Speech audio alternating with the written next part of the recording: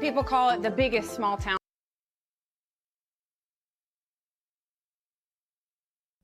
People call it the biggest small town. Hello, chat.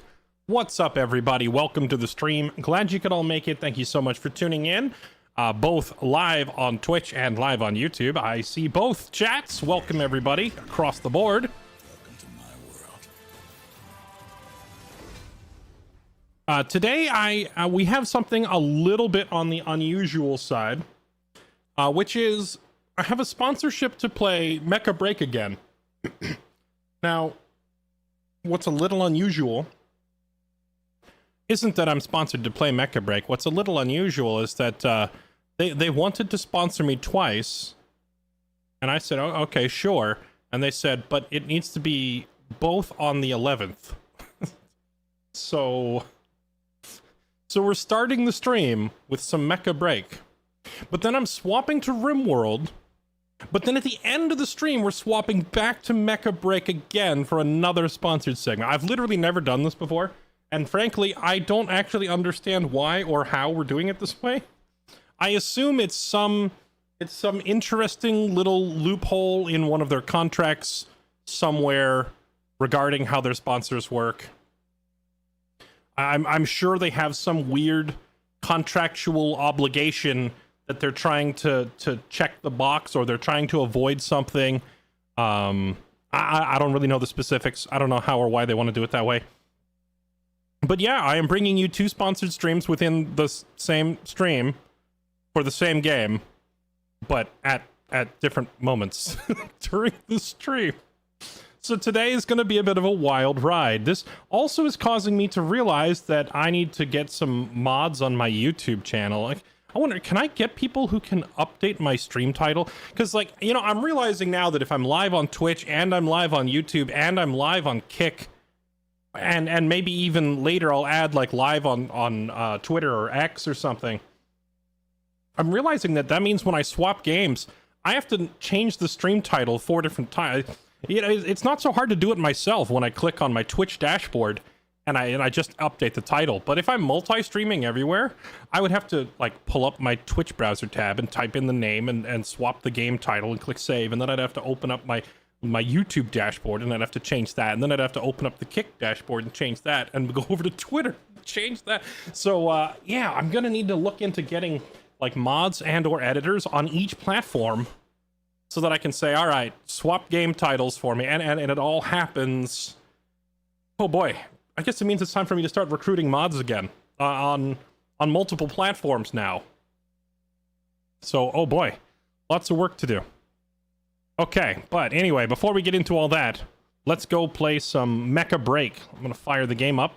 So we're gonna start with some Mecha BREAK, then we're gonna do a few hours of Rimworld, and then we'll be back on Mecha BREAK.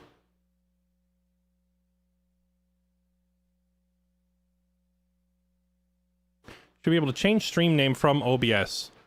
Is that like an add-on or something? I've never done it that way. I've always for like a whole decade, I've always just done it through my Twitch dashboard. So if there's an easier way to do it, by all means, let me know. I'll do the easier method through OBS if that's a thing.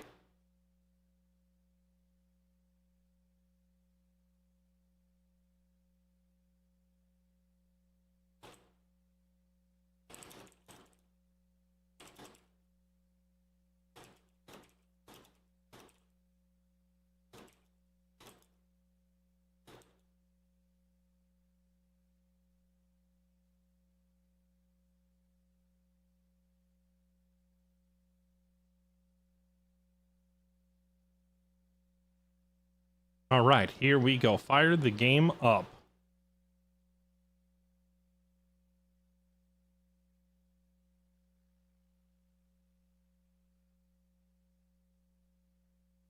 Any day now?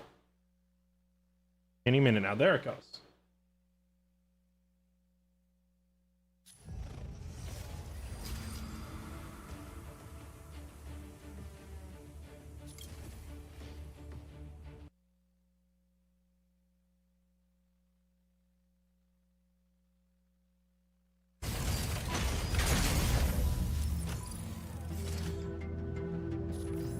So, you know, last time we played Mecha BREAK, I did a lot of the 6v6 mode, and we did a little bit of the 3v3 mode.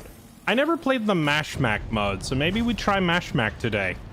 Try some of the stuff we haven't seen yet. But hey, before we get into it, let me just say a quick shout out to Amazing Seasun Games. Thank you for sponsoring the stream. Mecha BREAK is a third-person mech shooter featuring high-speed combat and dynamic battles with 12 different mechs that you can pick up for free right away as soon as you download the game, and a few more available after you unlock them with in-game progression. All right, chat. We now do the thing. If you're interested in checking out the game for yourself, you can click the image below the stream. Link will take you right to their Steam page, and you can download it absolutely free. All right, here we go.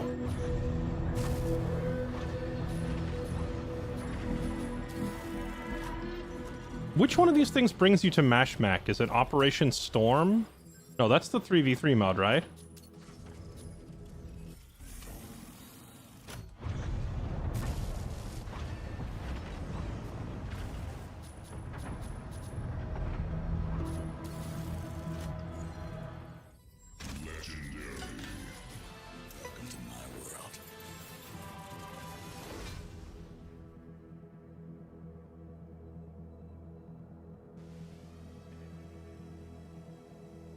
Halo Gam, thank you for the 99 months. Welcome back. Appreciate the resub. Yo, what is going on today? Harmon, are you insane? Is spamming out the YouTube subs again. You're insane. Venom Right, I am having a fantastic day.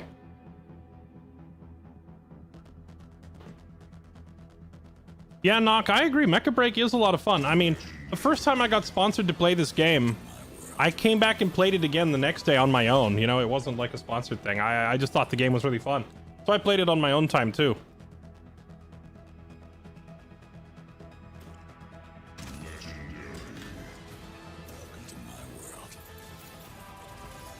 Mashmac. Okay, do I need to set up my airdrops before we do this? Add an airdrop.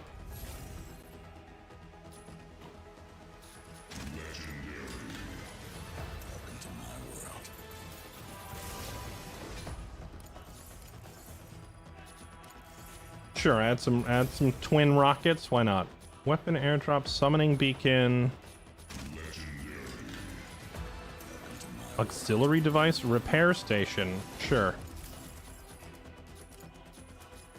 Cargo rocket. Oh man, I honestly don't remember how half of this stuff works. You're supposed to pick up loot, put it in the cargo beacon, and that'll take it home, right? That's how you bank your loot. And this is like a repair beacon. You call in more ammo. And this is like for resummoning your teammates if they die, right? Can be used to contact base for redeploying your striker. Perfect. All right. Let's give it a shot. This is gonna be ugly.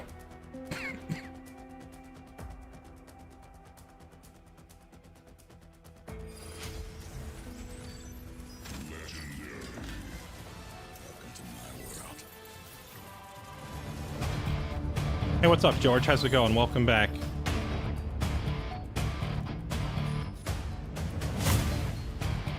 Welkin might be a little slow for this mode.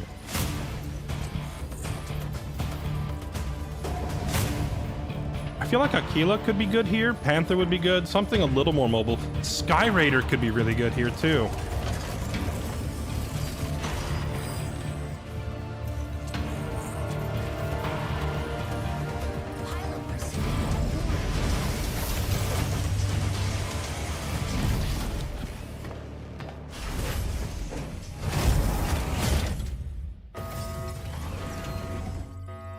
Harmon, you're insane. Thank you again.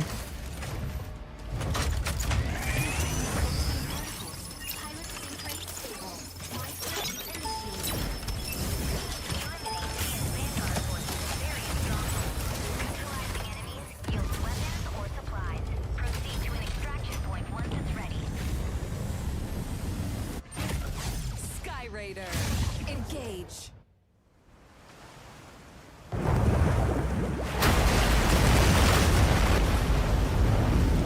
So wait, Mashmac is like 3-man teams, right? Or does it give me a team, or are we solo?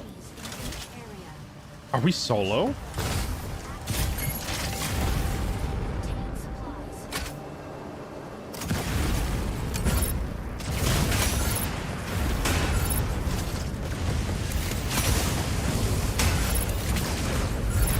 Capture the extraction point to evacuate. Okay. Oh, this little right-click missile from Sky Raider has got to be super busted in this mode, right?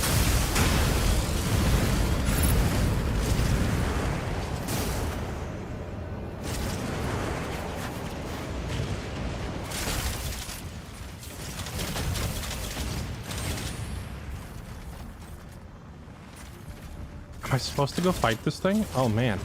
Chad, I remember I played this mode quite a bit during like their first playtest, but I haven't played it in so long, I don't remember how any of this works. You picked free-for-all. Okay, noted.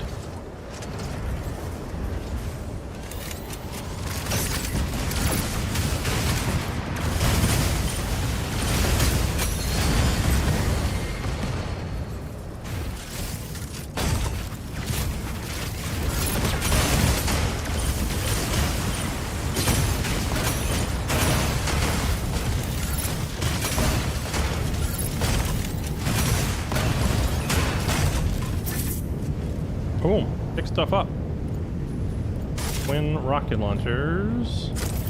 Mod box. Paint kit. Can I just click a little... We have a handy dandy little grab all button.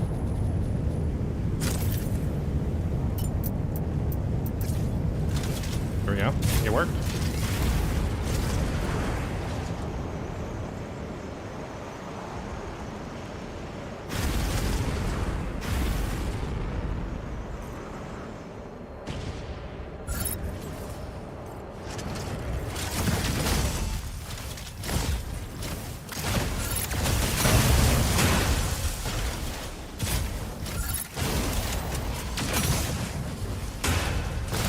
Stop shooting at me!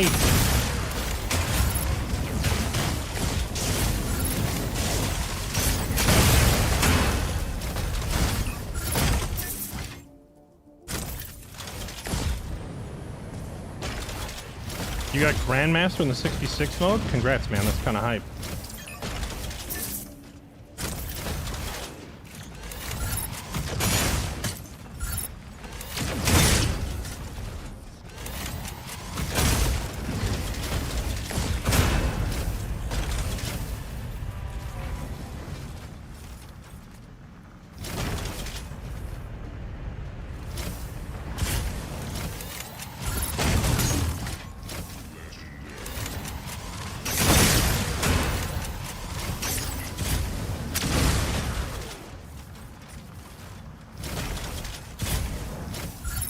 Harmon, you're single-handedly breaking my sub-tracker.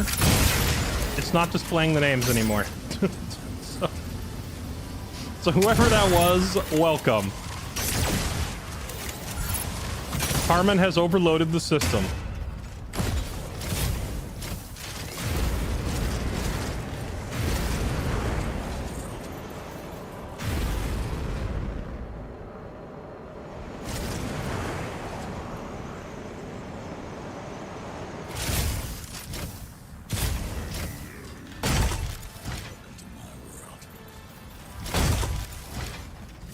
This game PvP or PvE? It is, well, it's both. Right now it says capture an extraction point to evacuate, but it doesn't show me where said extraction point is. I think I have to wait 5 minutes and 45 seconds. Am I reading that right? I'm not actually sure where I'm supposed to be going. I don't have like a visible...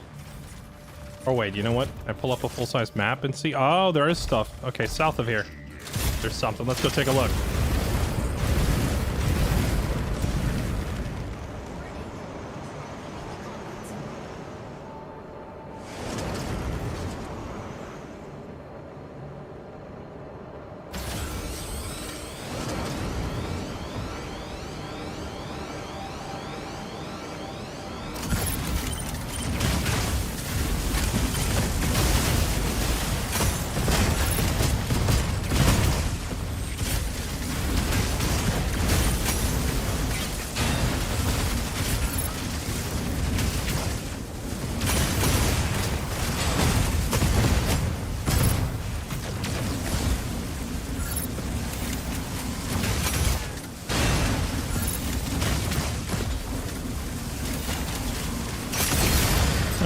kind of goodies you got for me? Done?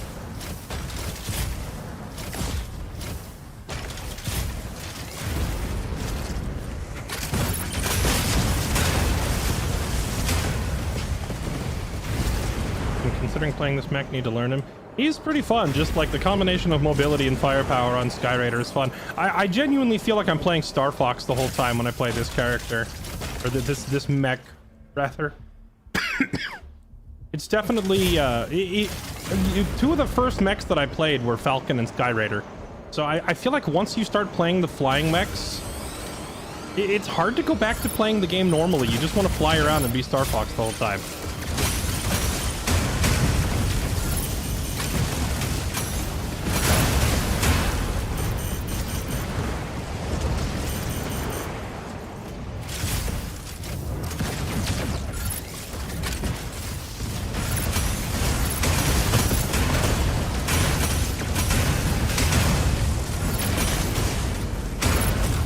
Falcon is fun too, but Sky Raider puts out just huge chunks of DPS. He hits a lot harder. So I think it's easier, especially with like clearing PvE mobs. He's a little easier to play.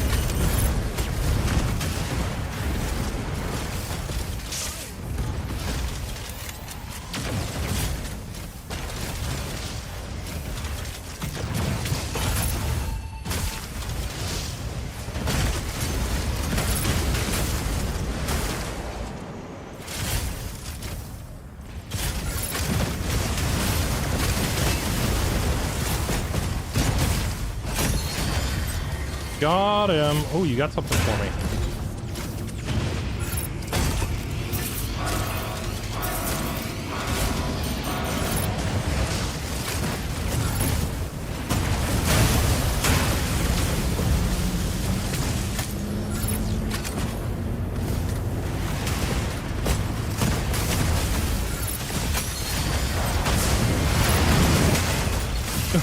I tried to stand on the roof of that ship and I just fell through it. I guess that doesn't work.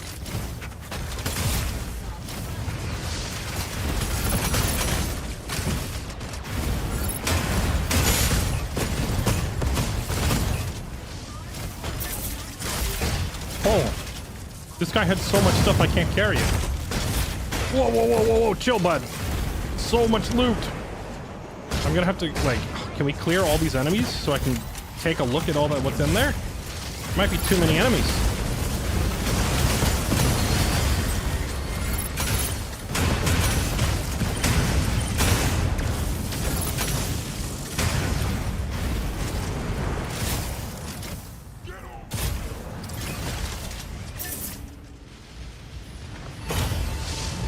How? Buzz off. I'm starting to think you can't clear this area. I think it's just going to keep teleporting more and more enemies in.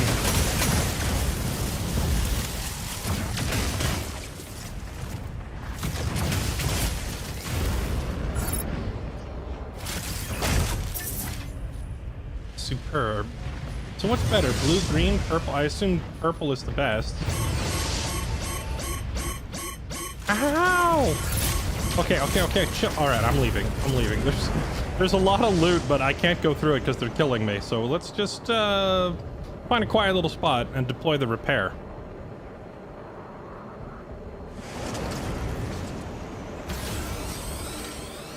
Oh, Harmon, I appreciate it, man. I did check on that. It appears to be about the same as Twitch.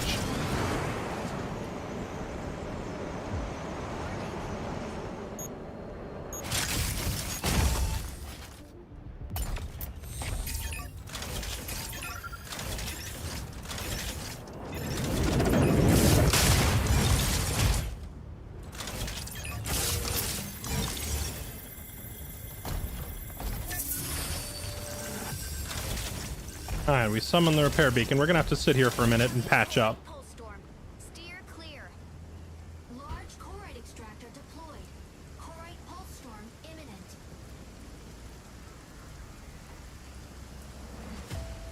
Harmon, thanks for the gift sub to Oblivious Ferret and to Mr. Ford. Dravanis, thank you for the 97 months. Iced Yoshi, thanks for the 49 months. Joda Pop, thanks for the 71. Welcome back, everybody. Oh, do I have to hit the button again? I think I do. Come on. Repair station 1. I assume I can get a higher quality repair station, right?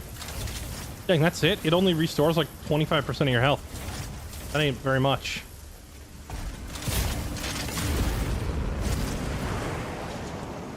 Well, that's right. I can deploy a ship and send stuff back, so I could have probably grabbed the rest of all that loot too. Let's send a postcard. Gotta find a spot to land. Go. Send cargo beacon.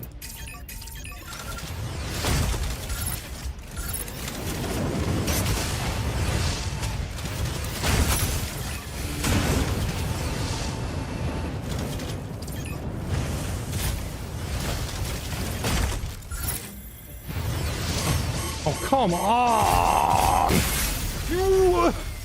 What are these buzzsaw thingies? Did it actually just kill us? Oh, wait, what the? Oh my goodness, I did not realize you could actually be a human. I've never seen this before.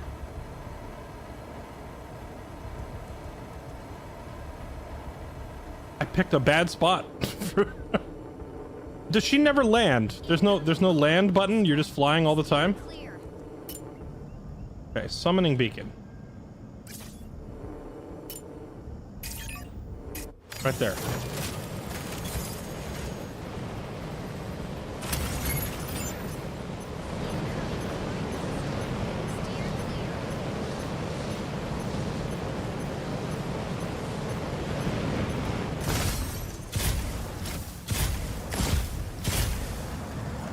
Okay, now where was my...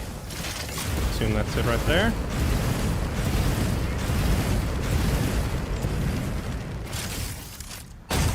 Now, please, no killer buzzsaws. Where's the other buzzsaw? There was 2 of them. There we go. Load my stuff up and send it home. Oh, you can only send 3 pieces. Wait, did I lose all my loot because we got blown up? I think I did.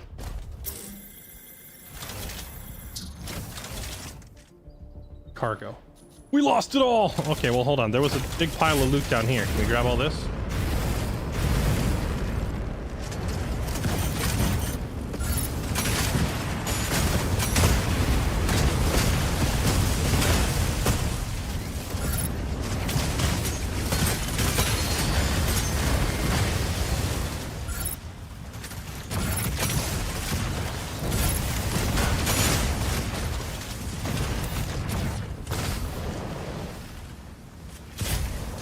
Oh wait, is that...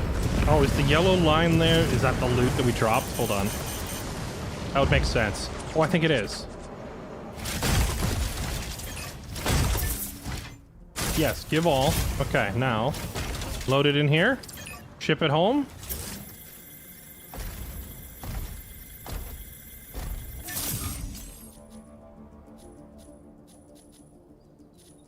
I have no idea what's actually valuable and what isn't.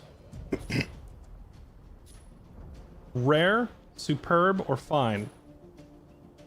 I'm going to assume that rare and superb are better than fine. Send those back. All right.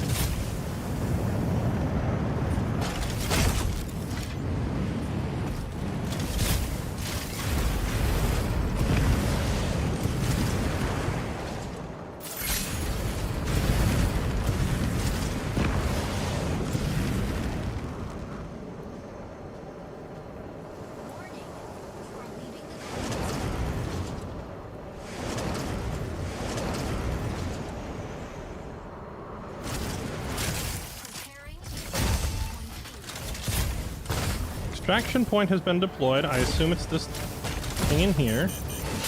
Oh god. Hello. Ow. Ow. Ow. Is this a player?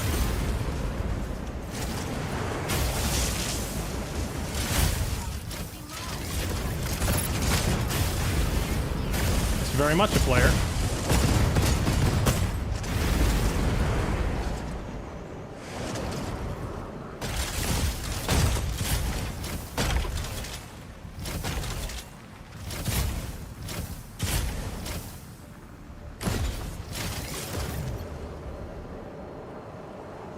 Where'd you go, buddy? Did you go in here? Probably right in here, right?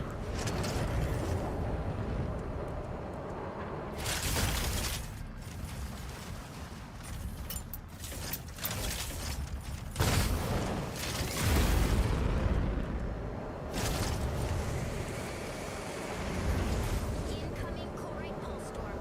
Steer.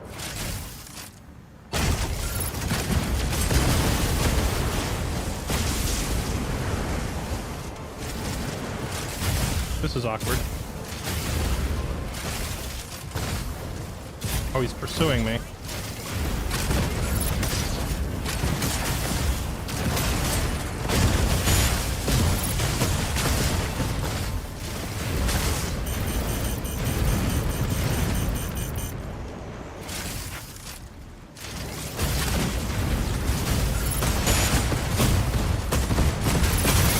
Dude, I don't think fighting me out in the wide open like this when I'm playing a fighter jet is the wisest choice. Airstrike him, baby. What do you got? Incoming Corite pulse storm. Steer clear. Premium ore, radiant ore. I'm gonna assume this stuff is important. Give me that. Heavy ballistic ammo, aerodynamic module. Yeah, give me all of that. Yeah, he saw how low HP I was and he got super greedy and tried to chase me, but the last place that a heavy, slow mech like that wants to fight is in a wide open area where I can just freely fly around and drop bombs on his head. However, we are badly banged up. Oh wait, can I just extract here now? Because we're super beat up and we're carrying a ton of loot. This seems like an ideal time to leave.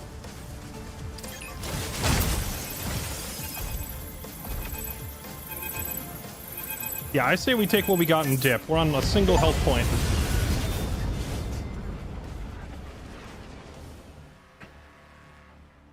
Yeah, if he had stayed in the room and I chased him into the room, he would have absolutely wrecked me. Would have completely dunked on us in a small enclosed space. But out in the open, the flying mechs and the sniper mechs reign supreme out in the open.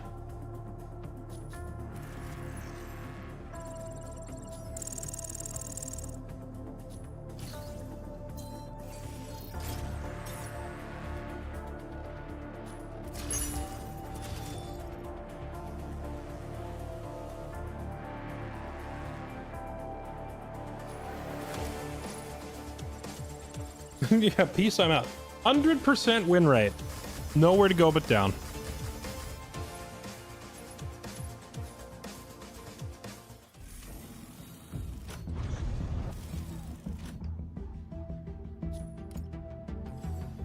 Oh, not bad. Let's do it again. I know there's a bunch of crafting stuff and all that. I'll mess with all that later. I feel like I still need to just do another match or two to get the hang of, like, learning what everything is and where it all is and how it all works.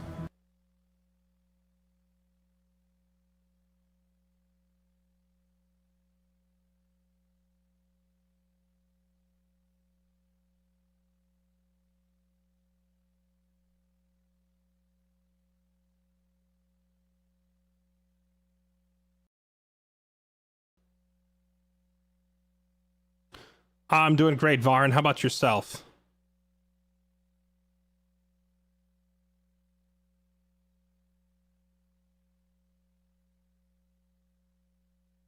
When I get a cam, you have to convince me to dress up as my Mecha BREAK character. I don't know that that's even physically possible. I don't know that I can match that particular shape. I also don't know that I would want to sit here and wear skin-tight black rubber or latex or whatever that is. I feel like that would get really, really moist very quickly. I would just be sweating to death.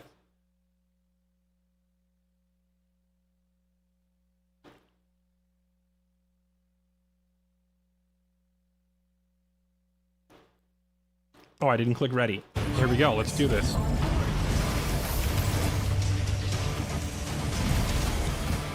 Yeah, you think I can pull off that outfit in that shape right there, chat? I don't know. That'd be a little tricky.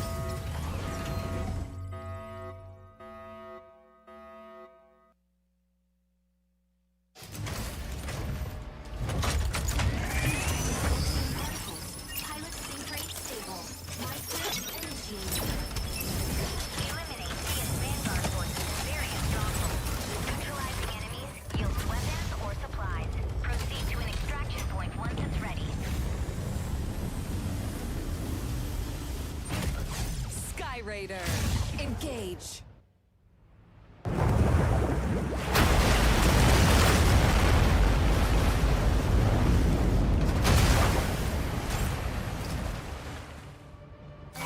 enemies in each area. Okay, so these boats and ships drop tons of loot, right? Okay, let's take this out.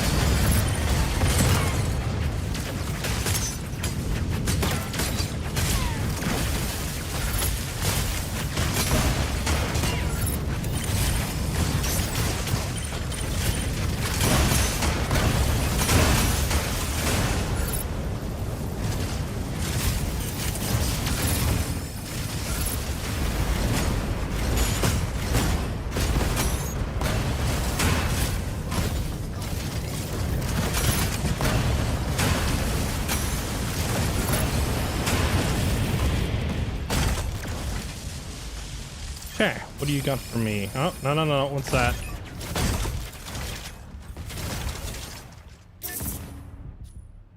Heavy sniper cannon, two-handed. Warhammer, two-handed. I don't think we want a Warhammer.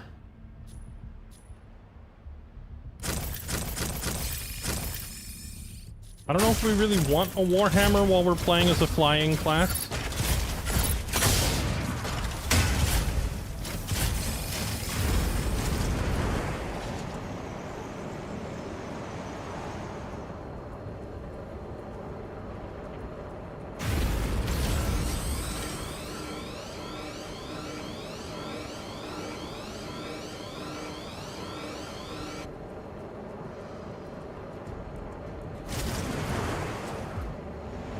Go to the nearest Air Force base. What if I go to the nearest Air Force base and tell them I would like to cosplay as an F-22 Raptor? You think they'd let me borrow a plane?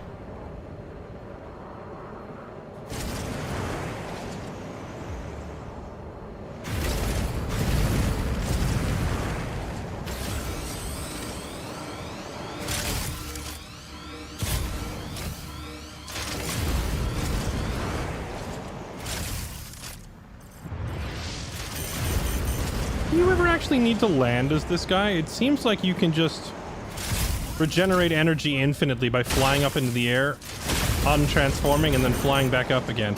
Also, I'm taking massive, colossal, holy WTF levels of damage.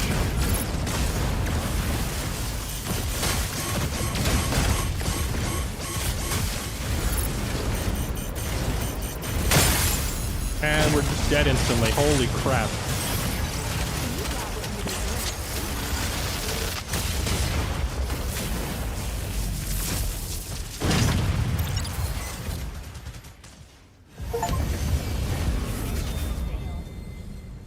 So if they execute you, I assume that means you don't get to fly around as a pilot and redeploy then, right? I was thinking of playing Aquila because that mech is so, just disgusting amounts of damage for zero effort. That's crazy that you're just flying around and then boop, boop, dead. Like, holy crap.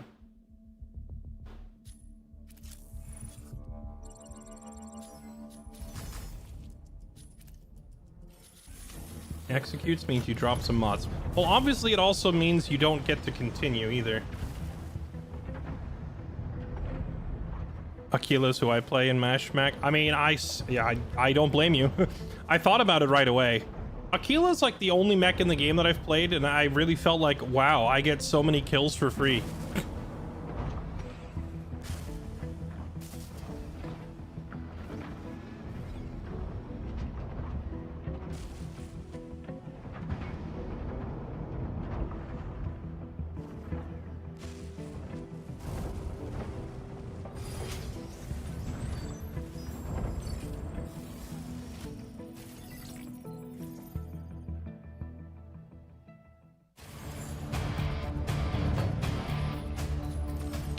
Sky Raider, ready to strike.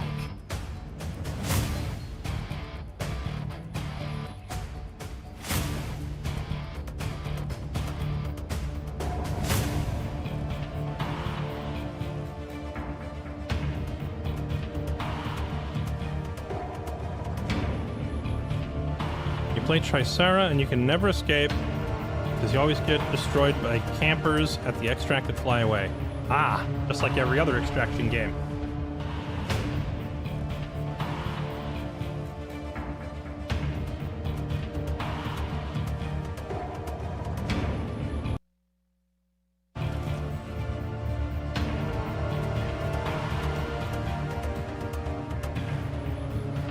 Pilot sitting on board.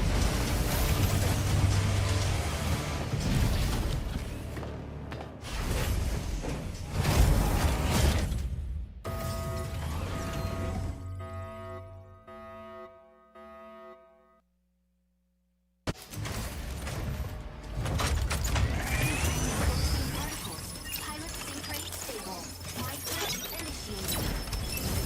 Eliminate these Vanguard forces in various strongholds. Neutralizing enemies yields weapons or supplies. Proceed to an extraction point once it's ready. All right, here we go again. Hopefully this time we don't get absolutely owned with a sniper. Sky Raider. Yeah, that's true. With a Tricera, shouldn't you be the one camping the exit? Although Welkin would be hilarious for it, right? Like imagine you're trying to leave the map, you go to the extract point, and there's just a Welkin inside, waiting to trap you in his little death box. Eliminate enemies in each area. Earn mission points. Activate extraction.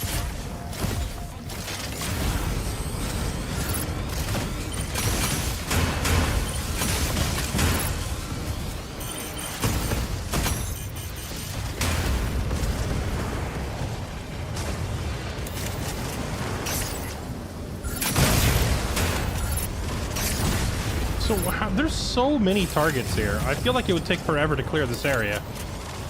Are you even supposed to like take everything out, or do you just hit the boss and try to grab the loot and run? I feel like actually trying to clear this place, we'd be here all day.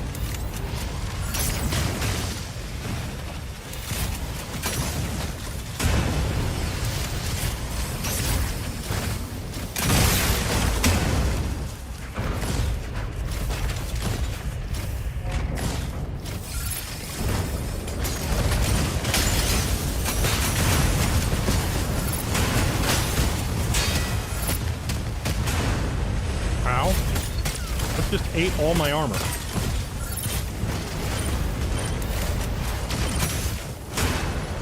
Is there a player back there? Something hit me real hard.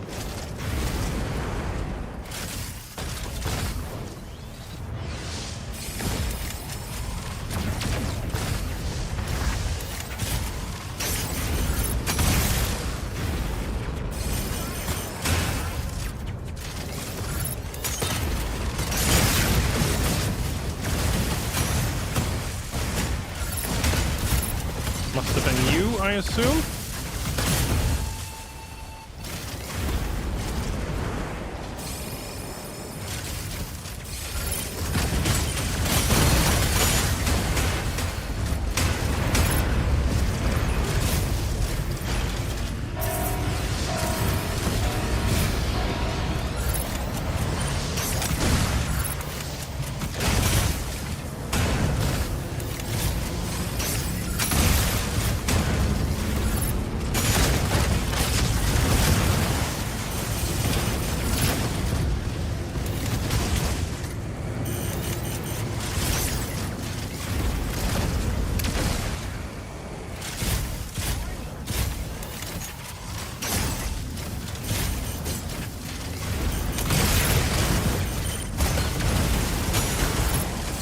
Okay, well, when you say take out the boss and then grab the loot, is the boss the guy who just chased me up here? Or is the boss the building itself? Because the building is the thing that's glowing with a giant objective marker. I'm assuming we need to get down there and blow the drill up.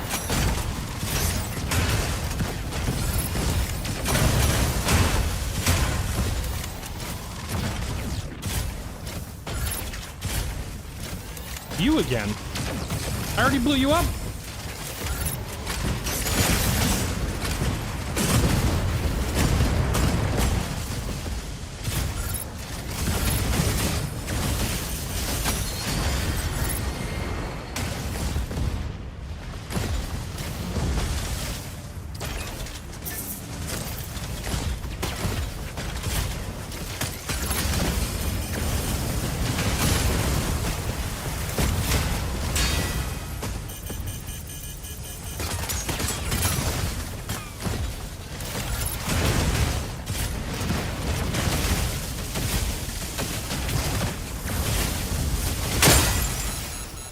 Oh, that's what it is. There's a big blue pulsing energy beam coming out of that core. That's what's doing all the damage to me.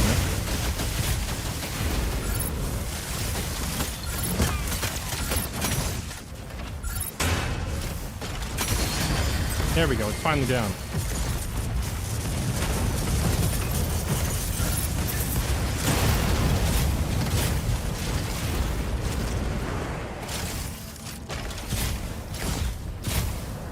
Okay, I think we got all the goodies. Let's get the heck out.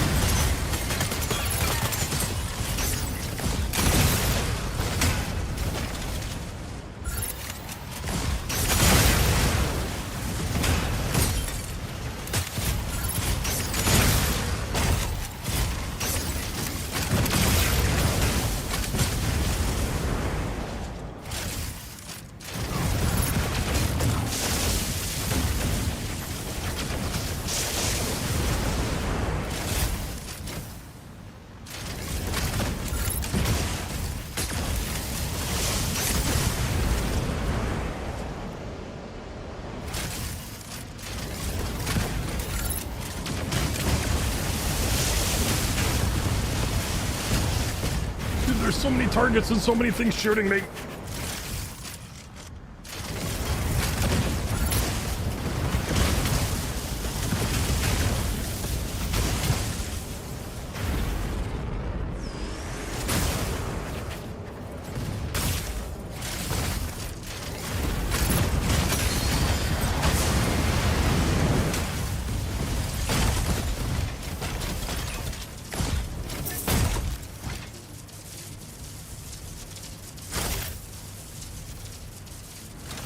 Okay, now we definitely need to go find a place to repair and send our stuff home, which is what I was coming out here to do anyway, but then we found this random enemy dropship thing.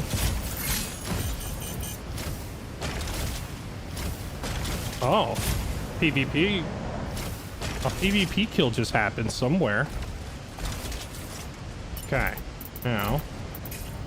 Wait, airdrop not equipped? Wait, hold on. Are the repair drops and stuff that I was using before, are they one-time use? You have to craft all your consumables? I think they are. I didn't realize they were consumables.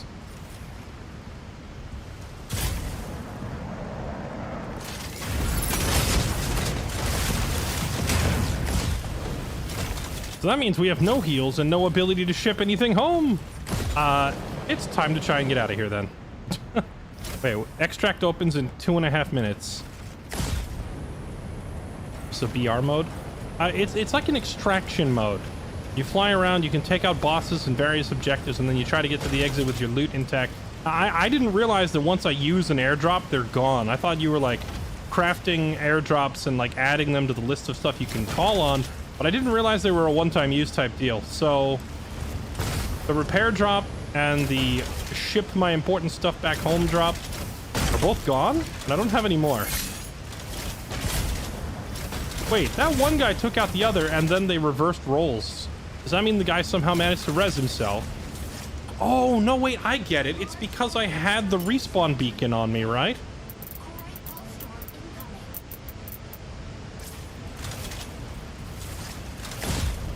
So if you're carrying a respawn beacon and your mech gets blown up, your pilot pops out and you go plant the respawn beacon somewhere.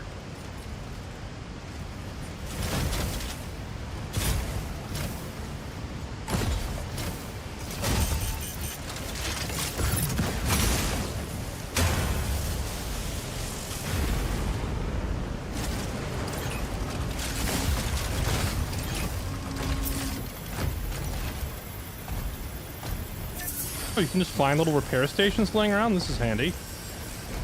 Wait, this little repair station is better than the thing that I brought in with me.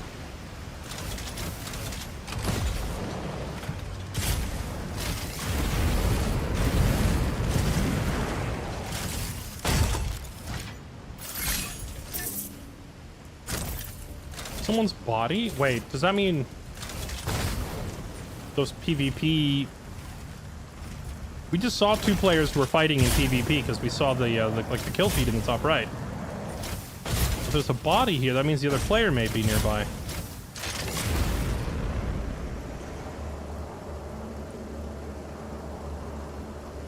Heads up. New Corite pulse storm detected.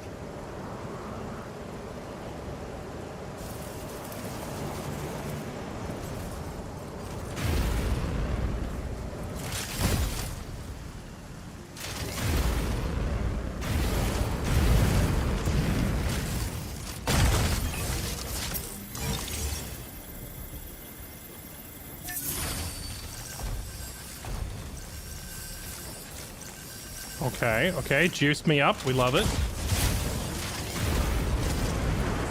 clear. Yeah, let's not go into that. Kind of stings.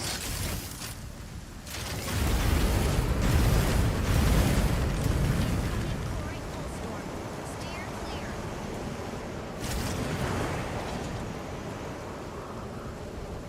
All right, 8 kilometers out. There's an extraction point. I think we just got to go use the extract, get out, and then try to refill on like deployables, like basic stuff like repair kits and better weapons and stuff like that. Oh, that's an enemy player right ahead of us.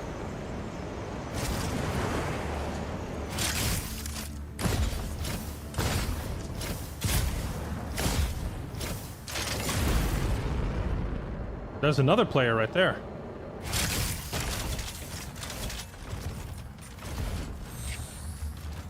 I'm more scared of the player who's right here under me, because that other player's a Tricera. That's a slow-moving, heavy mech that can't catch me, really, if I decide to fly away. But I saw an Elysinus down here who's a very agile mech. They go down in here? I gotta be careful. I'm a flyer going underground. If we get caught up in a fist fight down here with a Elysinus, we're dead. But I want to see where this area leads. Where'd that Elysinus go? Did it just go all the way through and out the other side?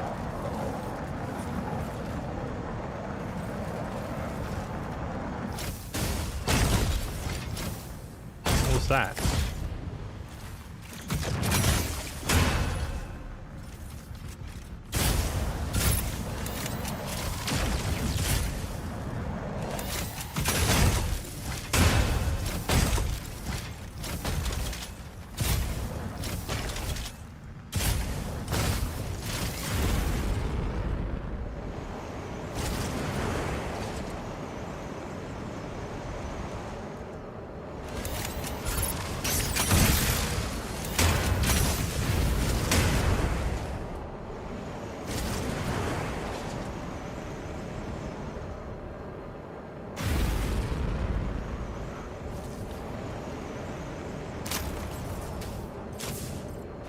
Oh, there's the other player.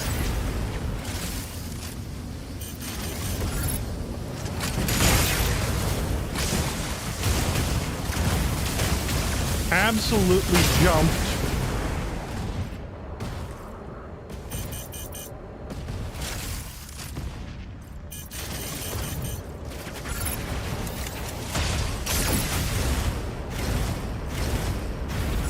Now, where'd they go? Elisna's, like, we depleted its health, but Elisna's has, like, a second chance type deal. Oh, there it is. Oh, there's two of them.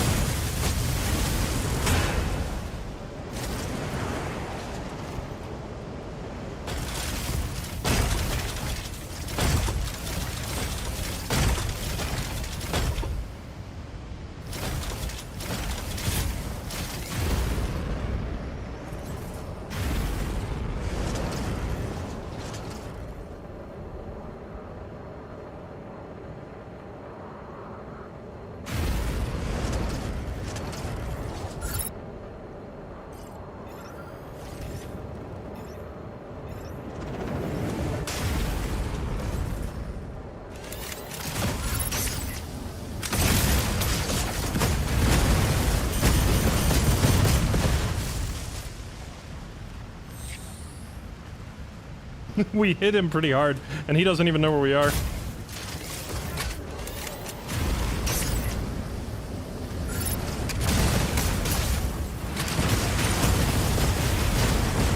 Oh, dang. That poor guy is getting torn up.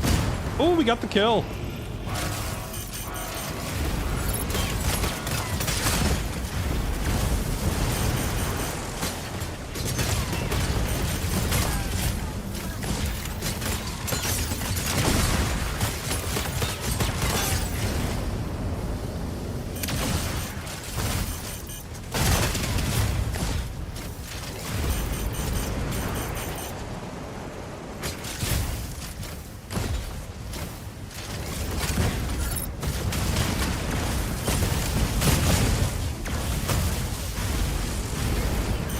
This is wild. There's like 5 players fighting here.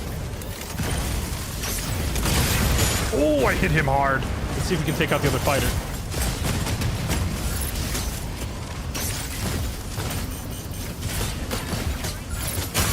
Got him. Go to sleep.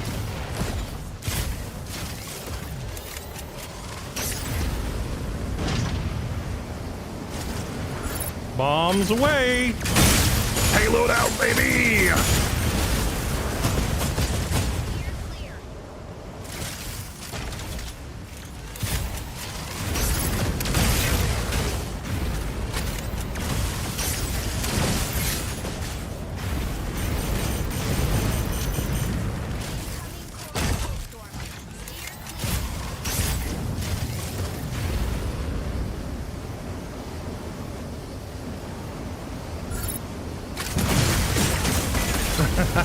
Very clever. He's backed himself into a little cave and set up shop because he knows I can't go in there and fight him.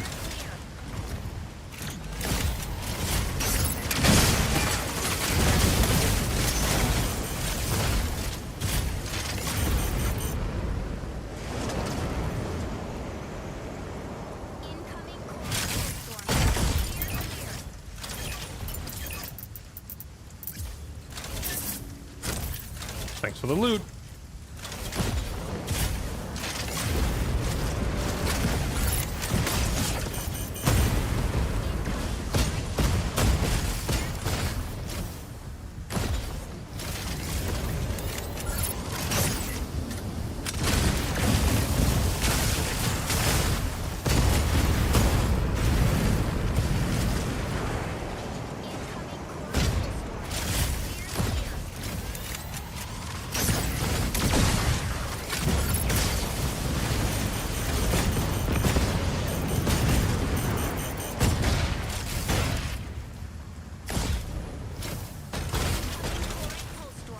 Where'd he go?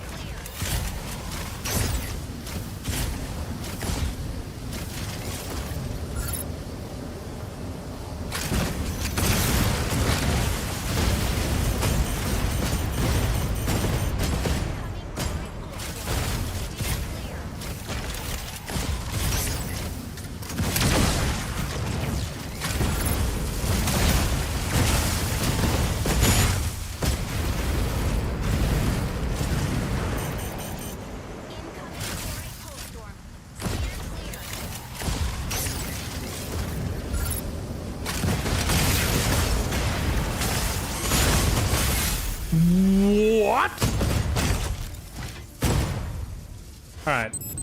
Well, I guess it serves me right for getting anywhere near the, like, in the same zip code as a Welkin. Wait, so where did this put me? I'm, like, really far away. Also, how come now it's allowing me to actually eject and redeploy?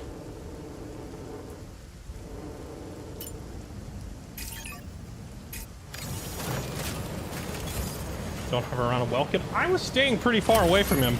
He just has crazy, crazy range on his lunge.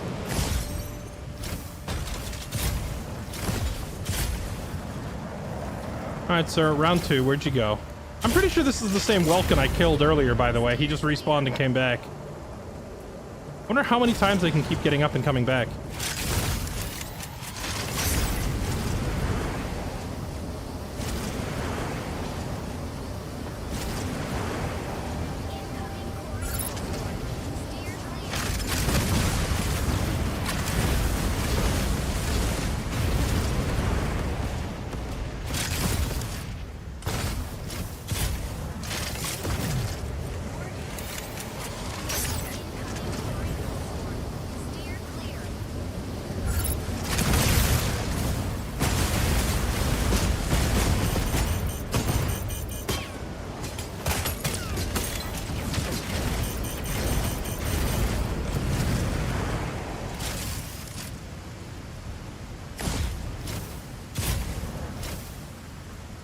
Actually, I'm just gonna regenerate my energy real quick.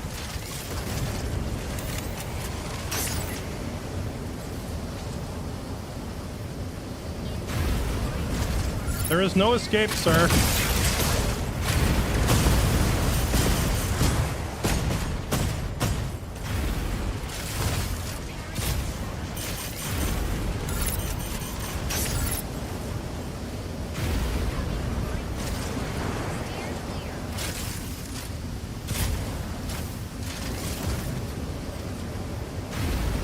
Where's he going?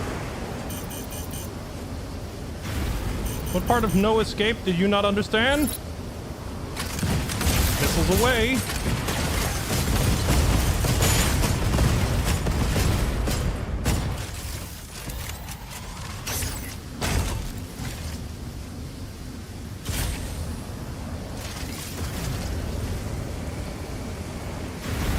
We're just slowly chiseling him down. He can't really do anything unless we get within, like, 200 meters of him.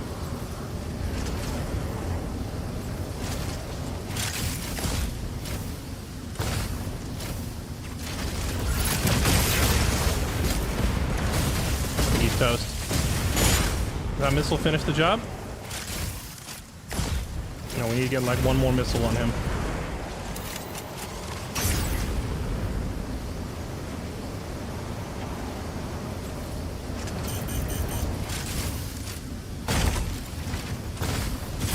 Go. Is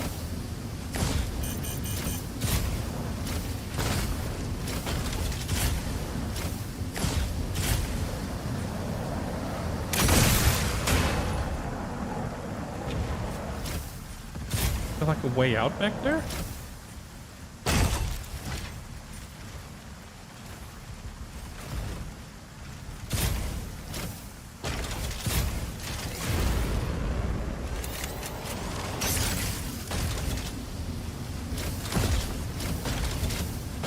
Where could he have gone? Maybe he, like, zipped down low in here and I didn't see him?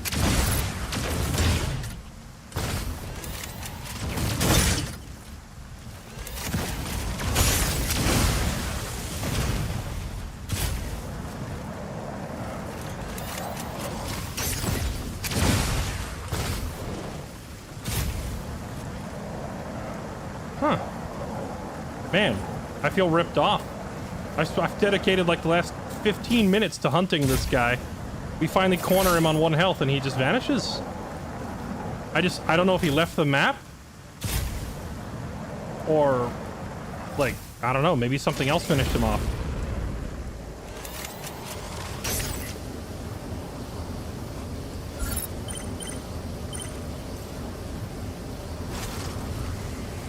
I think he dipped, but how did he dip? Like, I was watching. There weren't many places to go.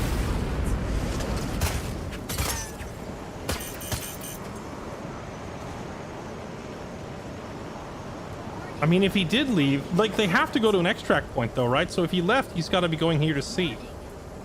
So maybe we can catch him here and repeat the process.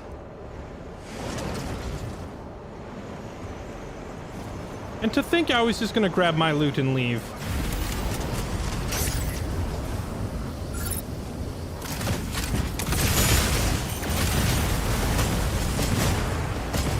Oh, there's an Aquila up here. We have to kill this guy first.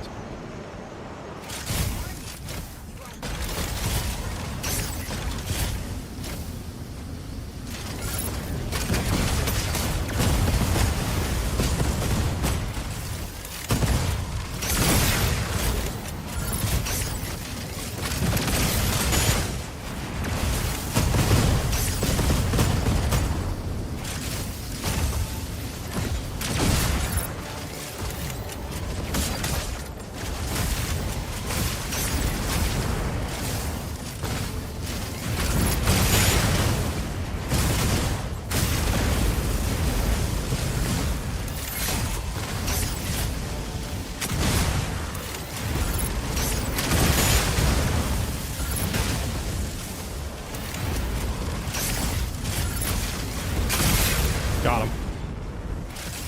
Okay. Aquila is just way, way more dangerous. Oh, and there's an Elizabeth. Oh, and another Skyray. Oh, dogfight time!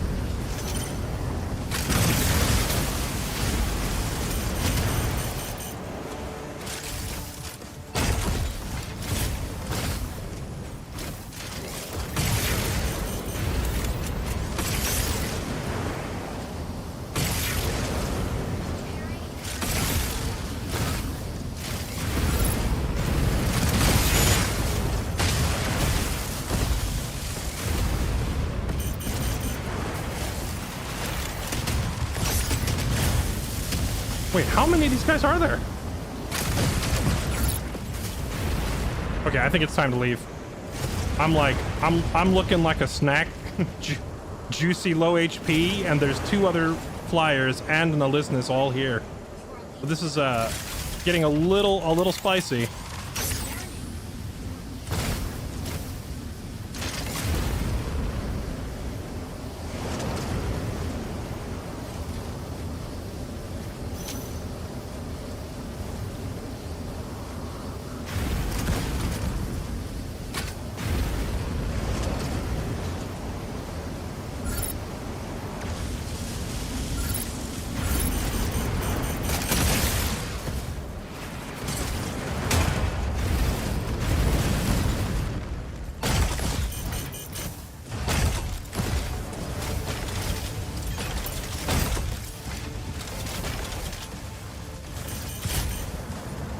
I wonder, are there more of those, like,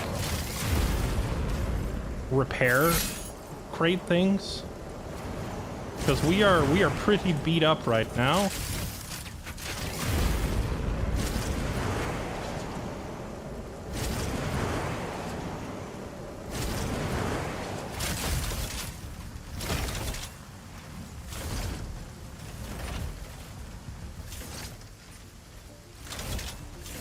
That's a player right there, isn't it?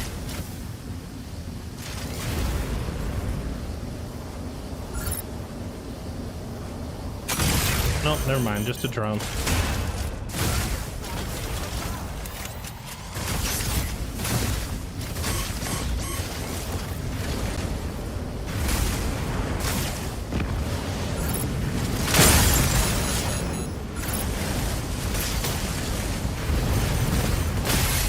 Dang. Dude, as soon as there's an Aquila, you just die. That mech is so ridiculous.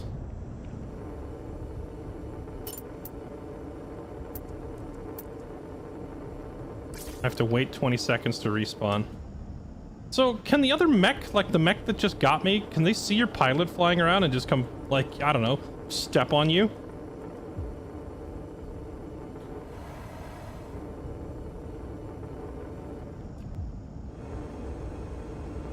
Oh, wait, the button to descend for a pilot is different than the descend button for the mech.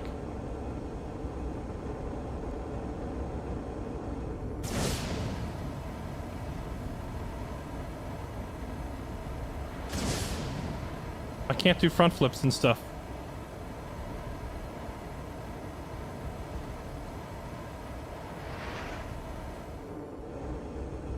Oh, but you still can't land. There's no walking. You're just hovering everywhere you go.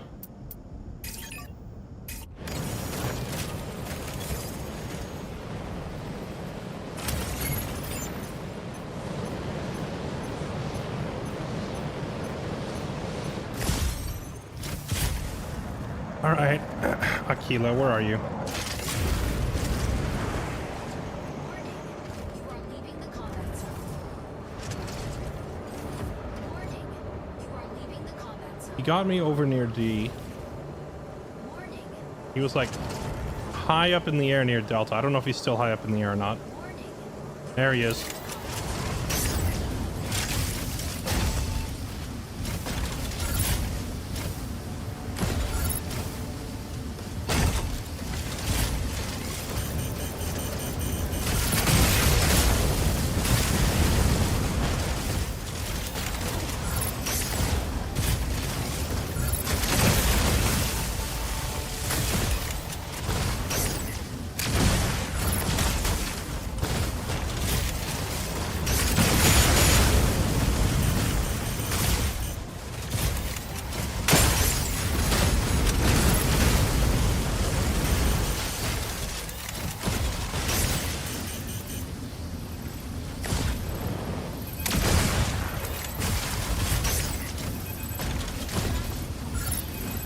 He just turned into this. Oh, he extracted.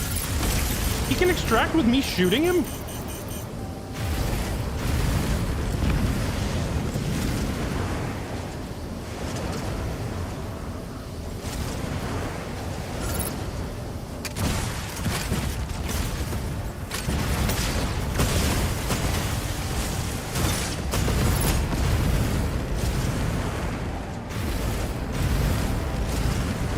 There's another full health Sky Raider back there that I don't want to fight.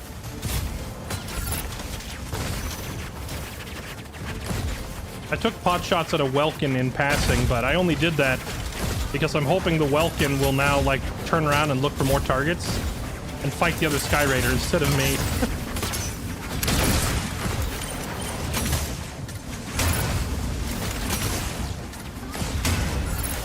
Dude, what is this? What is this? Helldivers too? Why are there so many of these mechs?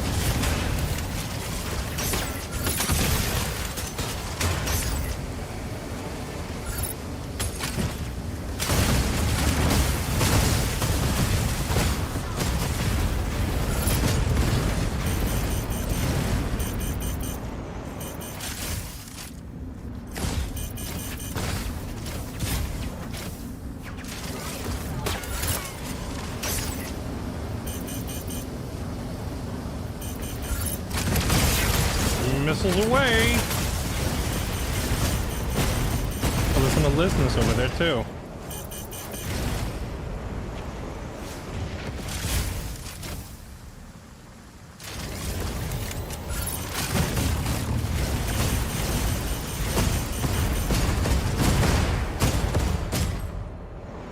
He's mad. I hear him firing off that howitzer cannon trying to hit me.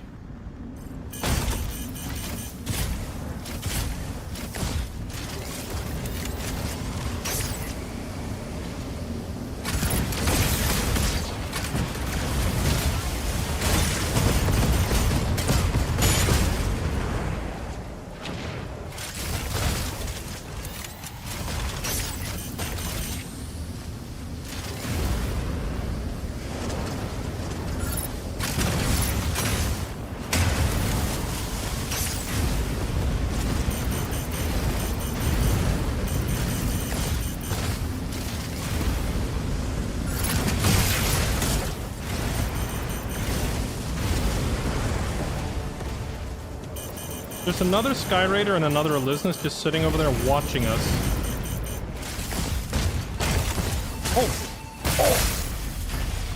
Oh, we're dead. Dude, Welkin feels insane to deal with. It's just absolutely, because he ignores your armor. He just hits you straight to your health and kills you in 2 hits. It's absolutely wild. All right, we have one more life left. We just gotta wait it out.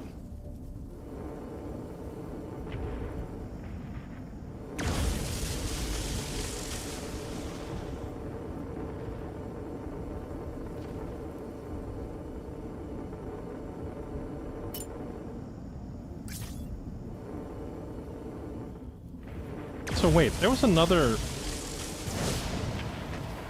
You move so much slower as a person. There was another Sky Raider and an Elisnus on this mountain over here, and I'm really curious what happens if I confront them as a pilot. I assume they just murk you instantly. Trick about Welkin is you can't fly right above him. That's the thing, though. I didn't. He came homing in on me from like 500 meters away. Like, he can dash to me at almost the same range that my missile locks onto him.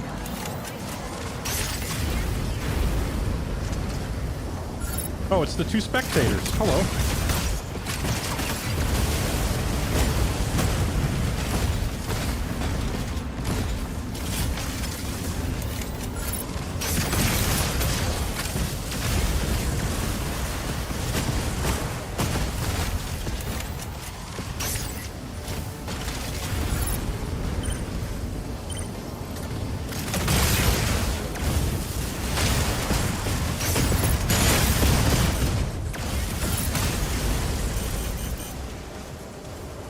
I think they destroyed the Welkin.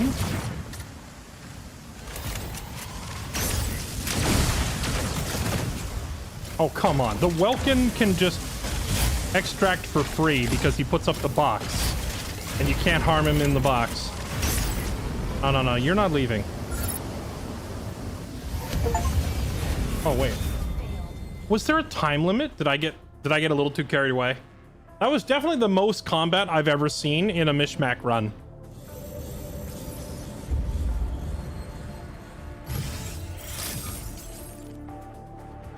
That was far and away the most combat I have seen in a Mishmack run. And we were just using default gear, so I assume if I get my hands on some better weaponry, we can actually, like, blow some of these other guys up.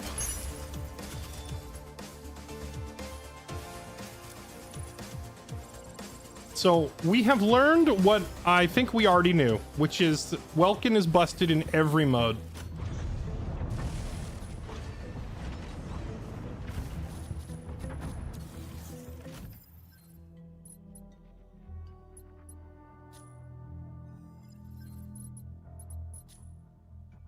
So what happens if I say use? What am I using? Oh, do I open it up and there's a thing inside?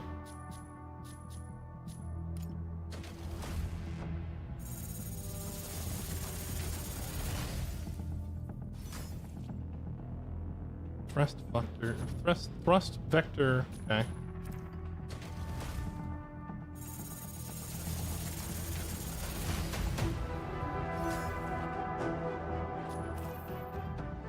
Vulcan surprisingly isn't the most OP. Who do you think is the most OP then? I don't think it's Welkin either. I just think Welkin is Welkin is a menace to deal with in certain circumstances.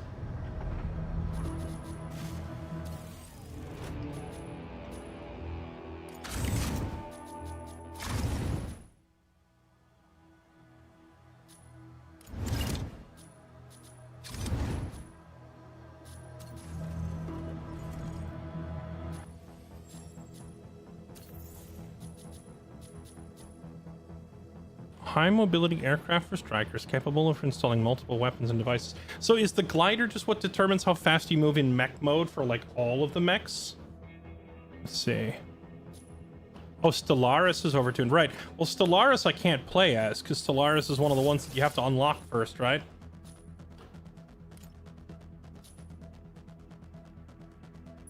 Oh, I can't make any more repair stations because I don't have this blue currency.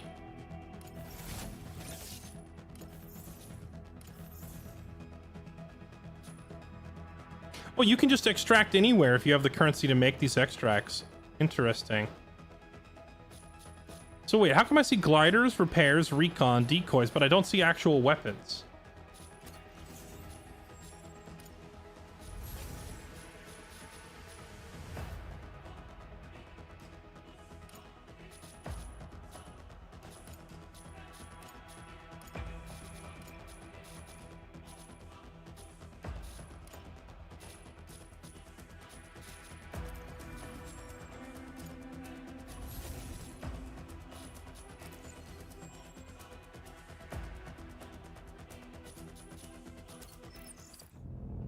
Do you not?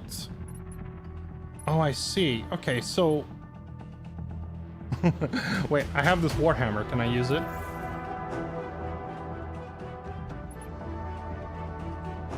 Just because I think it'd be funny to fly up to people with a warhammer.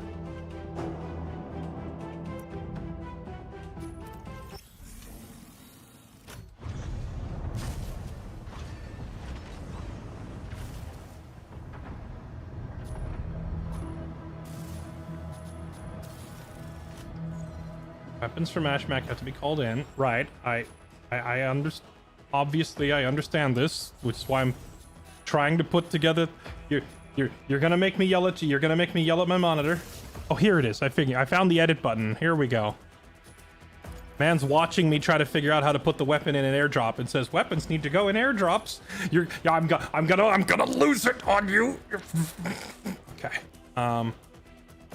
Let's see. Warhammer airdrop. Just for the memes, this has to be tried.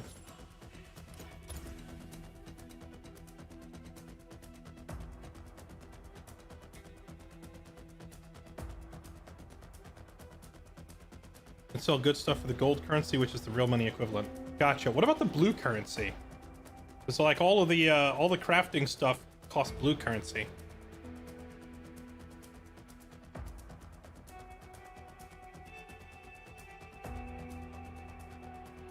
All right. Now, I don't know if this is the wisest idea I've ever come up with, but we're going to try it. We are going to attach a melee weapon to our flying mech.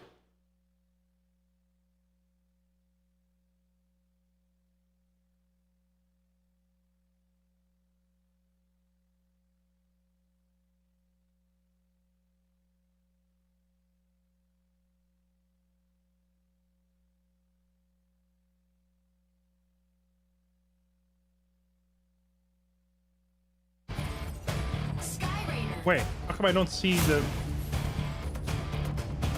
weapon airdrop?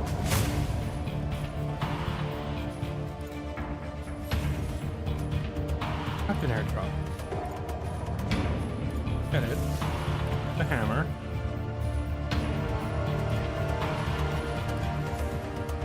Oh, I see. You have to fill both slots? Okay. Oh, is it in there now? Okay, it is. There it is. Okay, go. Sky Raider, ready to strike. Revving speed!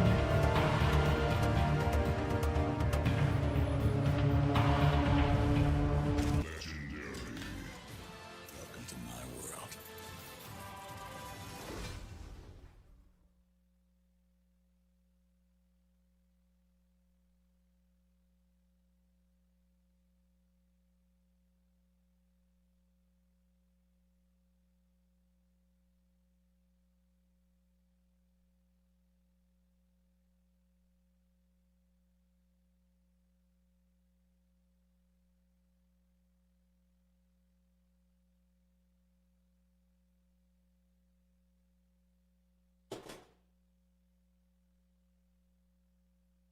Sound? Oh, there we go.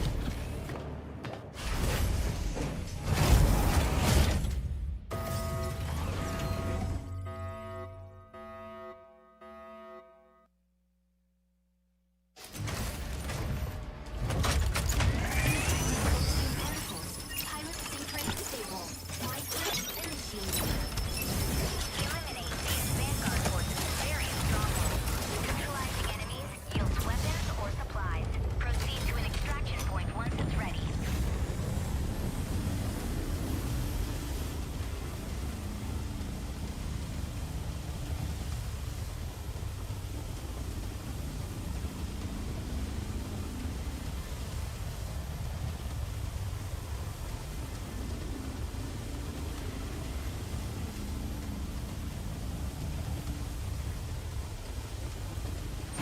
Okay, this was a long time to sit here staring down an empty tunnel. There we go.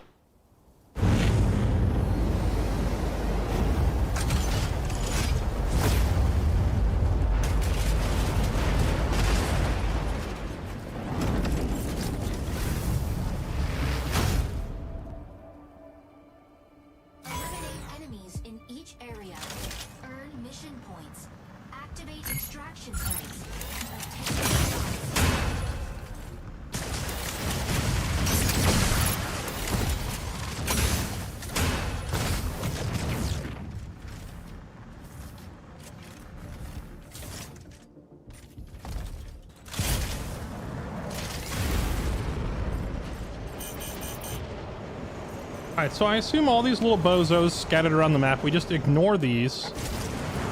We head straight to the objectives. We try to farm up some good drops. And then we go to the extracts, and we pray that there isn't a Welkins sitting at the extract. Right?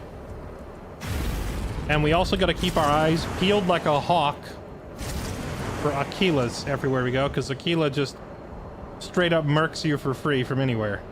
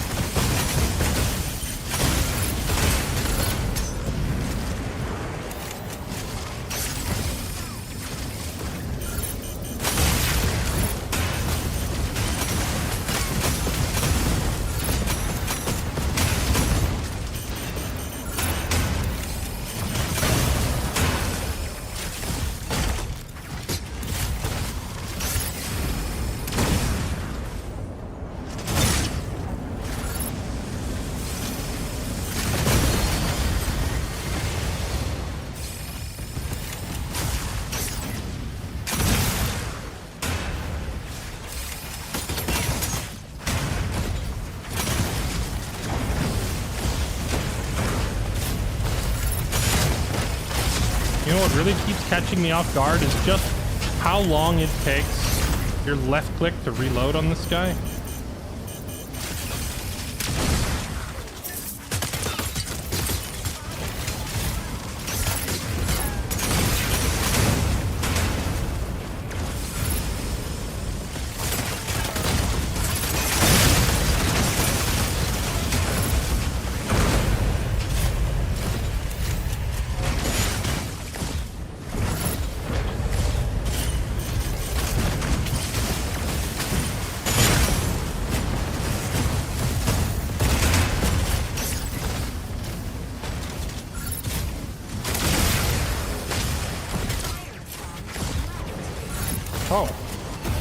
Oh, it's like an AI controlled Elisnus, I see. It's like you break the outer mech and then it opens up and the little mech comes out.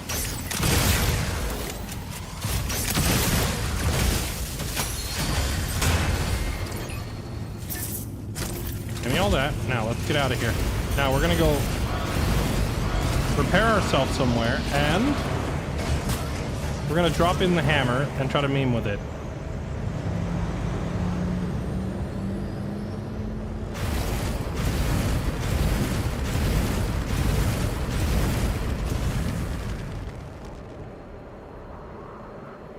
What's this? A little mountain fortress?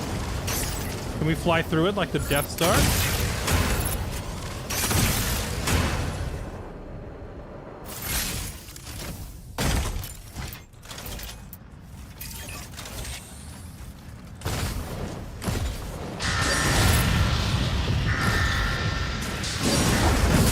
Okay, maybe not out there, maybe not out there. Back and plant it on this side.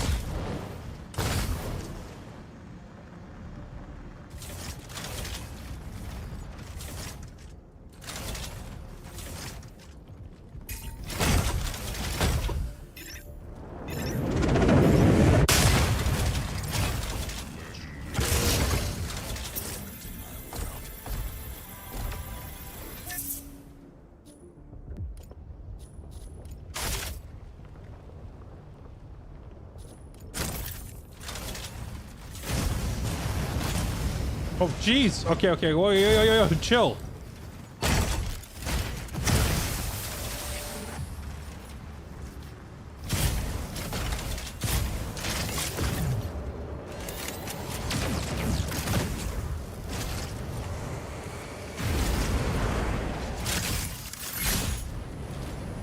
I don't understand why it made me equip a hammer and a... Oh, I see. I can toggle between them.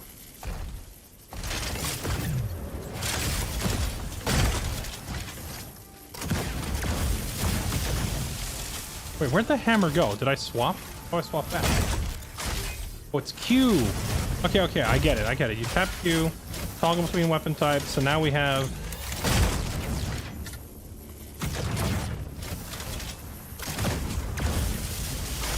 Missile launcher.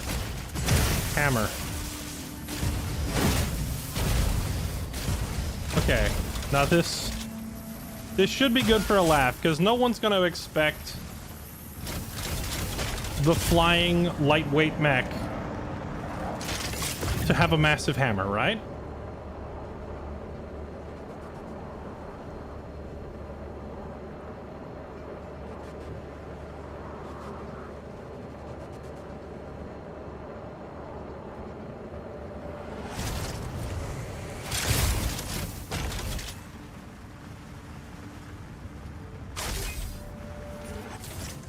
I just need to find a victim for bonking.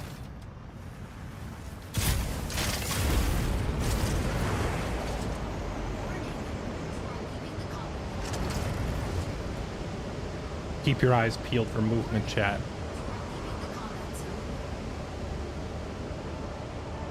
What's up, Higgs Bosun? The agenda? The agenda tonight is Mecha BREAK, and then, oh wait, hold that thought.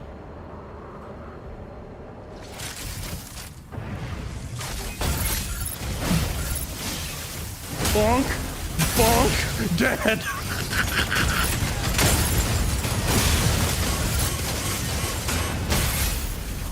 Okay, and then I instantly died to this other guy. But we bonked that other guy real good. Now, what did he hit me with that insta-killed me? I would like to know. That dude that we bonked, and then the guy that bonked us was like the same the same time to kill. Oh well. Easy come, easy go, I guess.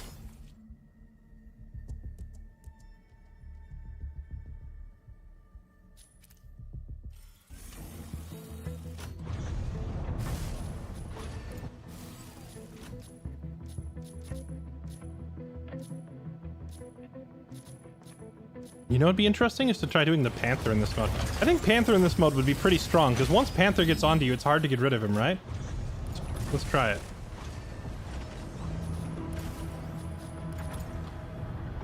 Dangerous for Life, thank you for the 59 months. War 1910, thank you for the 25. Appreciate the resubs, everybody. Welcome back.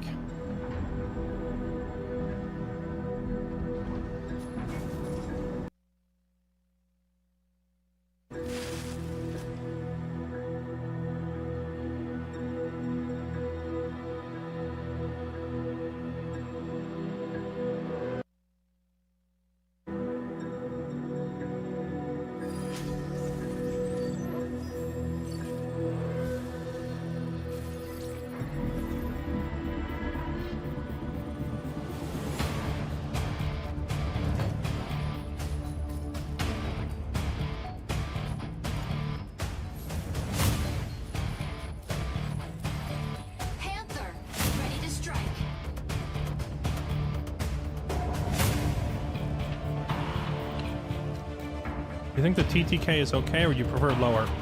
I think it's already fairly generous as it is.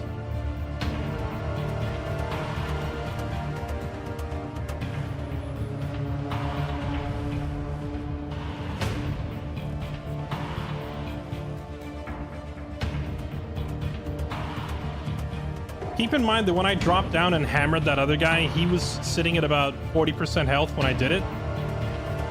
And then that other guy that assassinated me, I was also sitting there at like 35 to 40% health as well.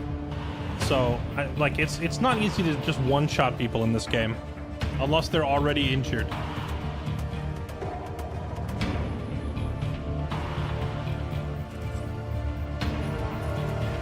Lower TTK or longer time between objectives? Really? I thought the time between objectives is too high, at least on Mashmac.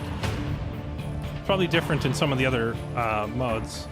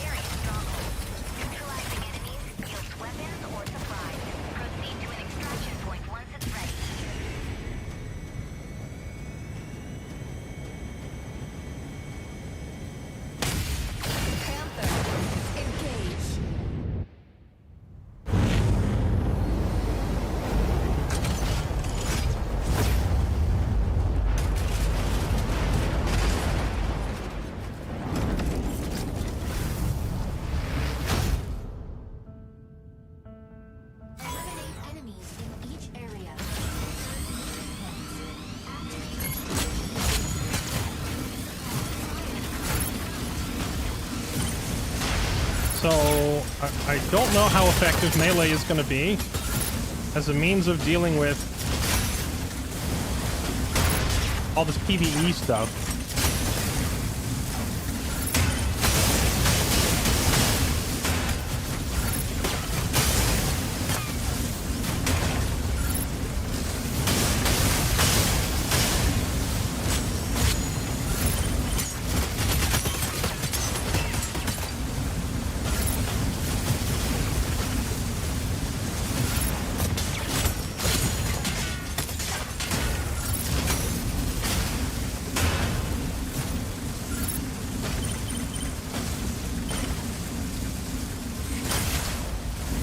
Panther doesn't have a gun, period, right?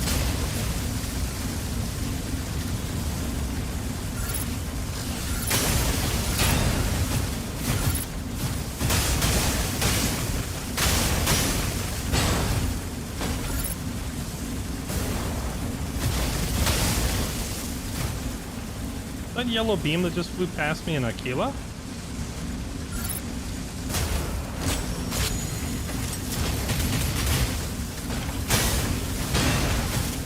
No, it's whatever that thing over there is.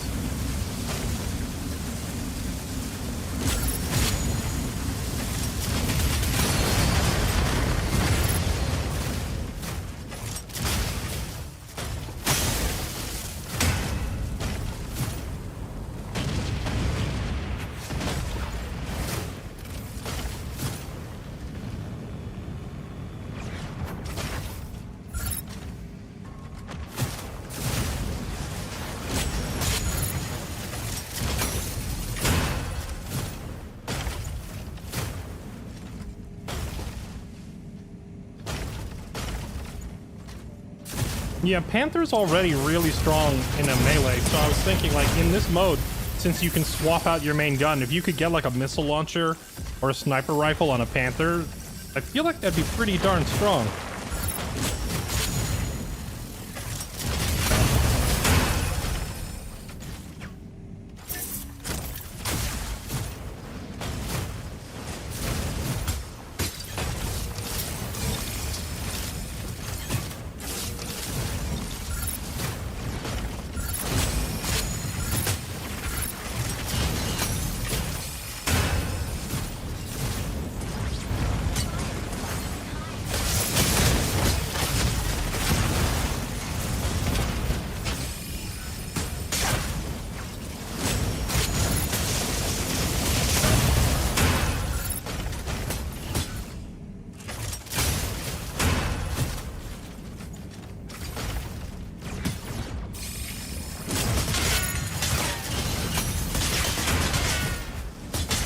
Yeah, I don't know that actually attacking any of this stuff helps at all, so let's just leave. Find something more productive to do. Yeah, see, like, the first objective doesn't open for 6 minutes, so what are you even supposed to do in the first 6 minutes? I guess you just go to one of these red icons and take out one of the bosses, because there's not much else to do, right?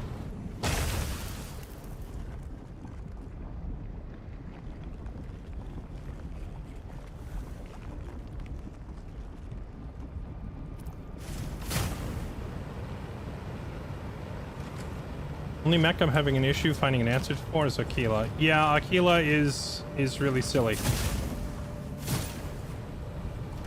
Aquila always becomes priority number one. Like, as soon as you see one, it's like, alright, focus that guy immediately. Like, you can't let him live.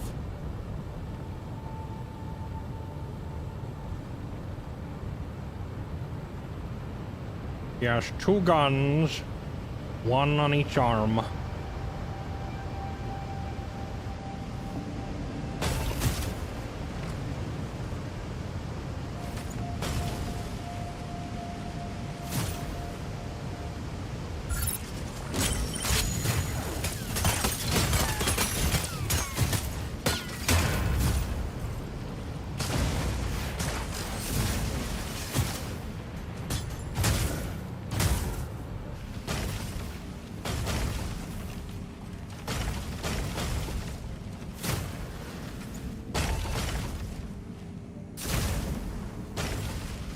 Wait, what do you mean by the stun needs 3 dodges to avoid?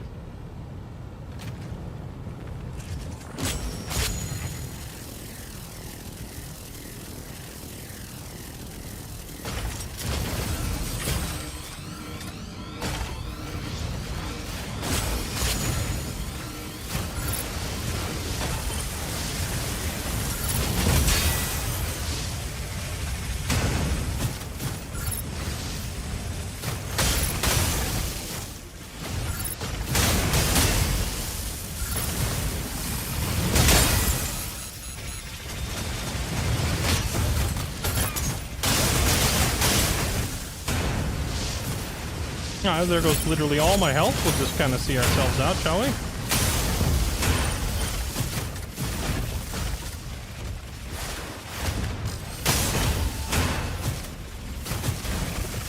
Dude, these stupid buzzsaw things.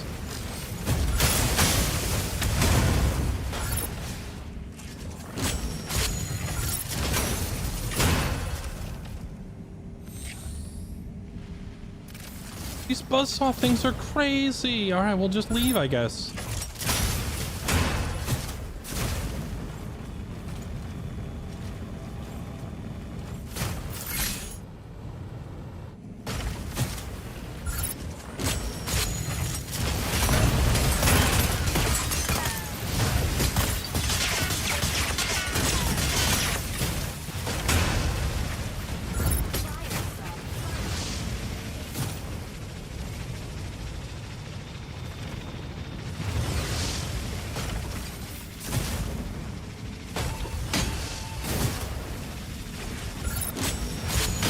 I'm being hunted to death by a buzzsaw. You've got to be... What am I supposed to do as a melee against this thing? And that if you touch it, it just... you explode.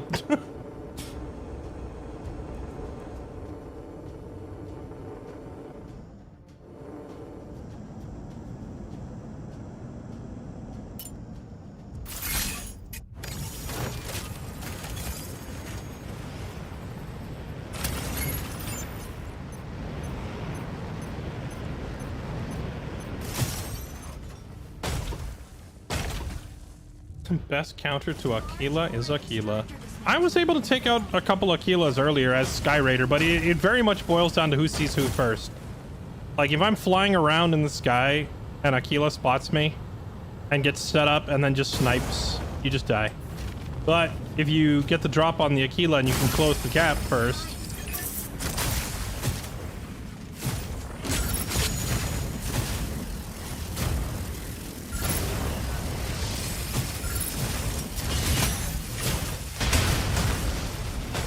Oh yeah, I'm just leaving. I'm just leaving. These buzzsaw things are like legit just not worth dealing with.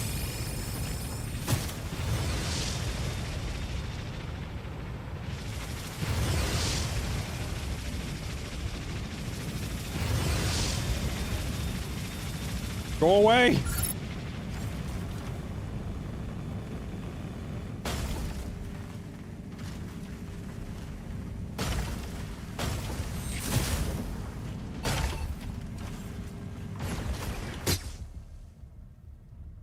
It says 1 minute till the extraction point opens up, but the extraction point's still not displayed on the map, so I guess it doesn't show up on the map till the last second, huh?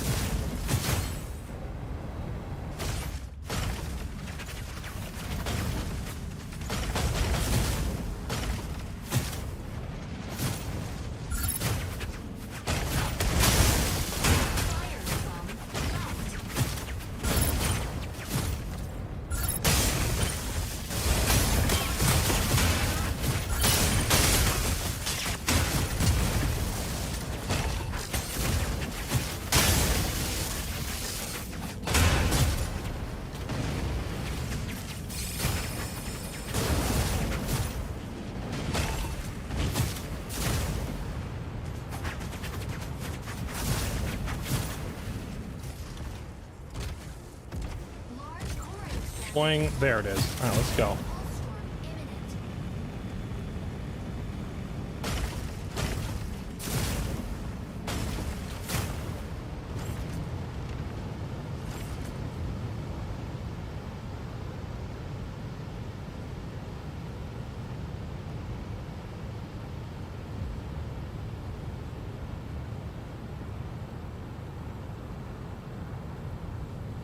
Oh look, a couple of buzzsaws. My favorite thing! Incoming Corite Pulse Storm. Steer clear. Incoming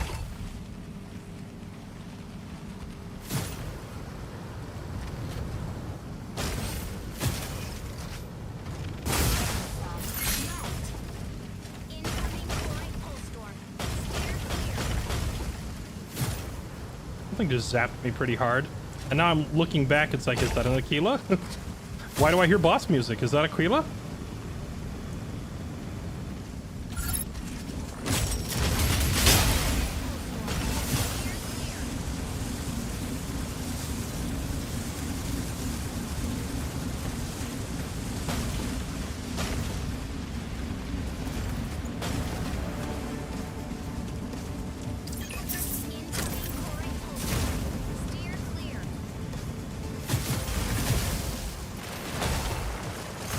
Person.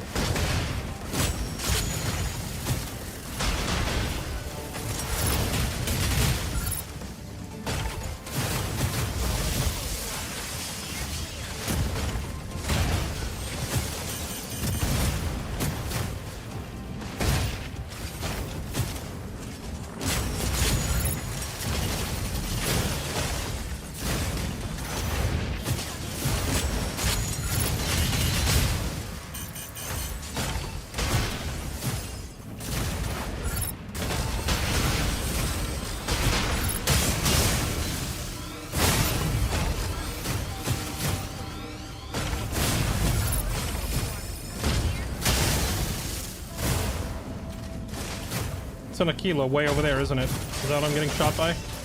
The Stego's not doing all this damage to me.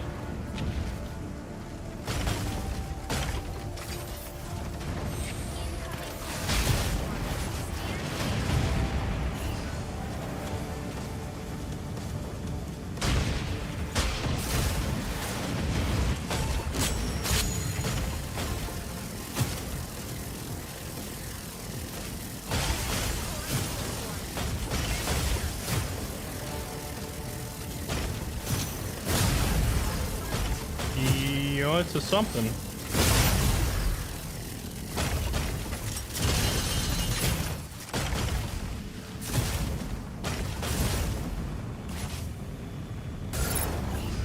Narukami.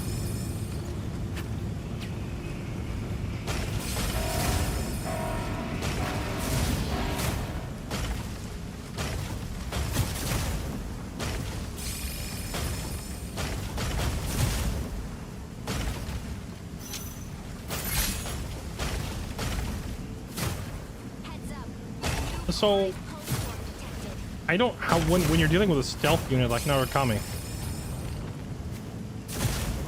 I don't know what the answer is to stealth. Is there a way to detect? Do I need to bring a recon kit?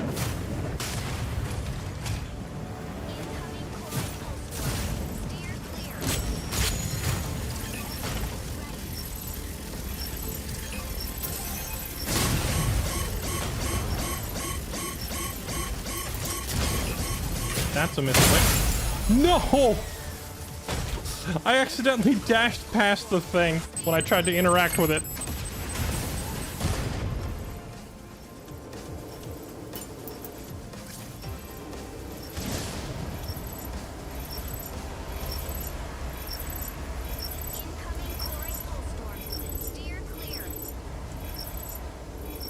Oh look, you can see the other mechs in this mode.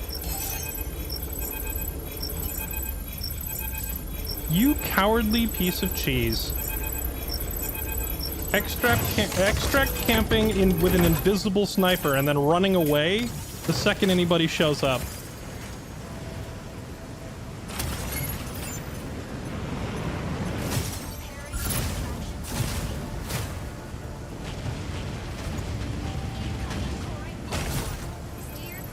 It really is just like Tarkov.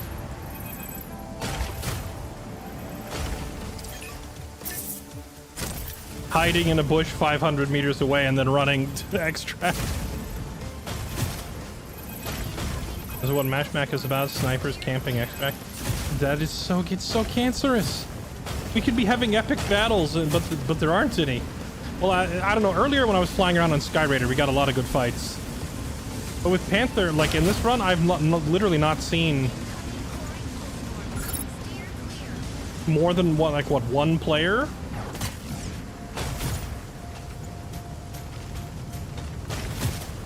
The worst part is that I knew exactly where they were, but I don't know how to break them out of their stealth, so I can't do anything about it. I guess you have to pack a recon kit to counter the stealthers, right? And if you don't have a recon kit, you just lose? Oh no, not this again. Why do I hear boss music? There we go.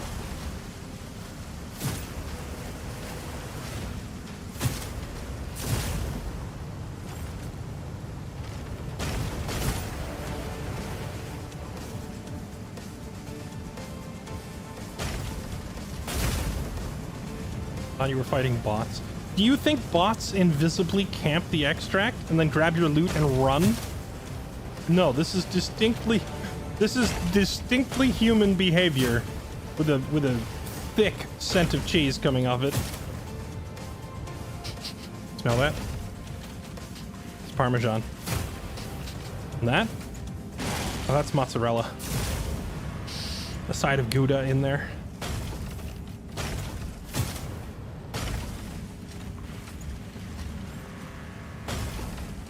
Is that a player or a drone? I think that's a drone.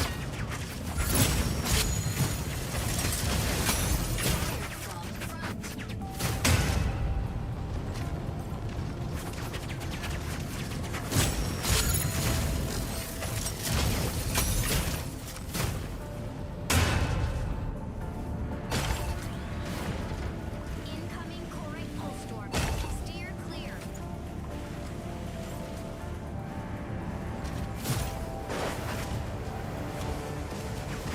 I thought I just saw somebody zipping off to the right, like they're going to be over here on this side.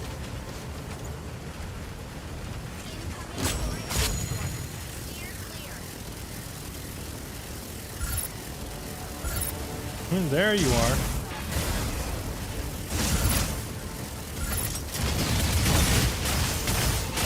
It's a Welkin! Oh no, it's a hurricane.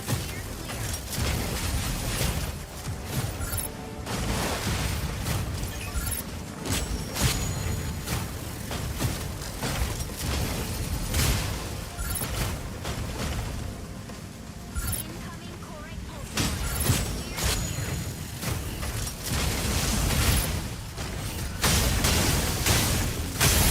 Got him just like that.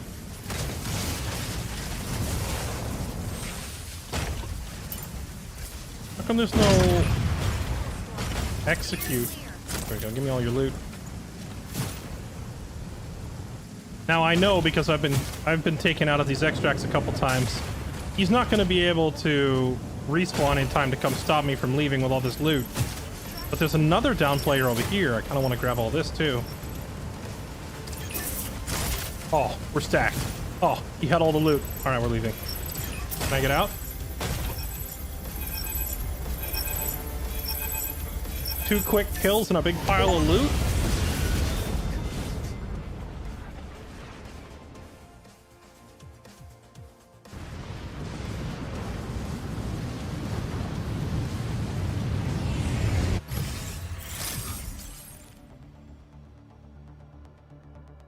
Yeah, buddy.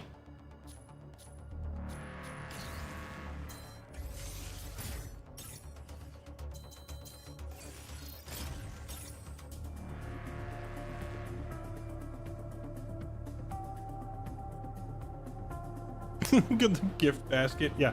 They didn't realize that they were a gift basket, but here we are. So what's this? I got another hammer, some rare mods, some superb mods. I don't see any of the blue coins. How do I get the blue coins?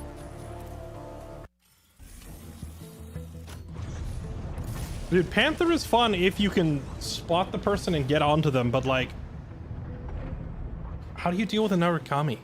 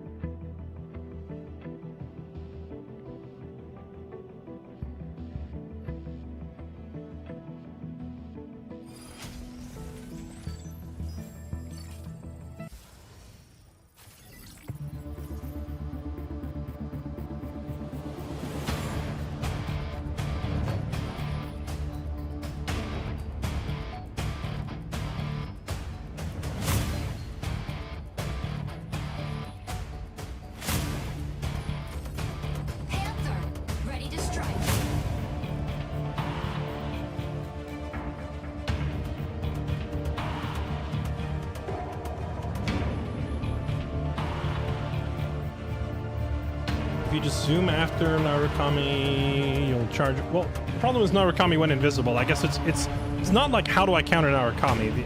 The real answer is like how do you deal with stealth? I'm not quite sure.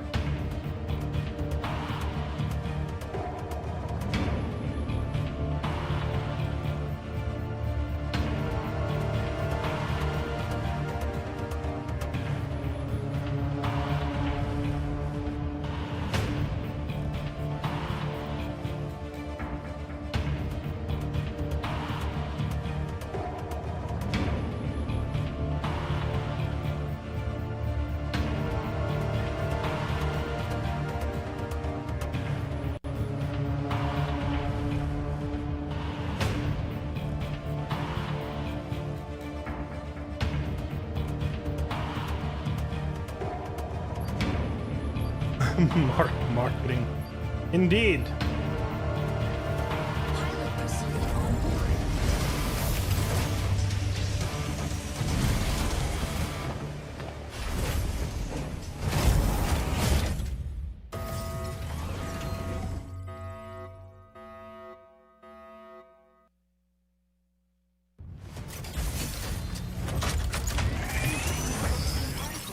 Pilot sync rate stable.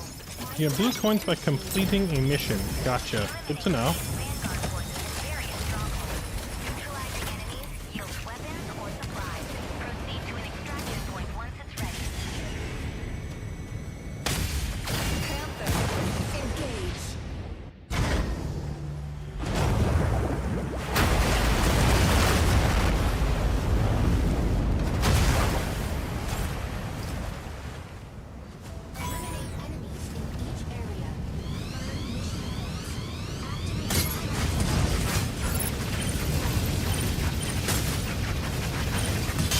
Activate That's a lot of missiles.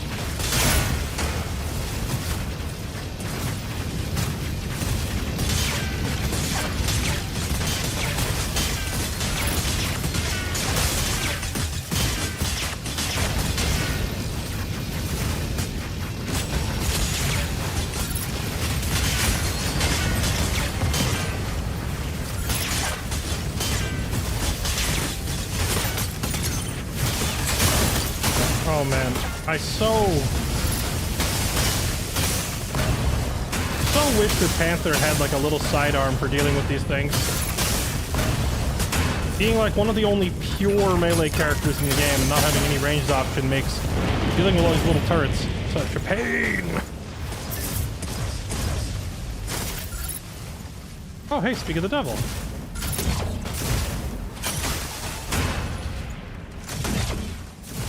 Wait, charged beam cannon. Is this the same thing as Sky Raider's main weapon?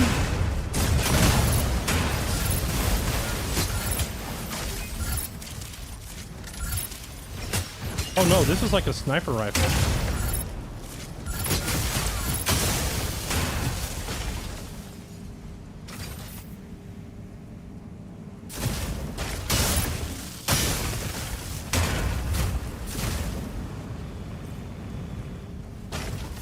warning. You are leaving the combat zone.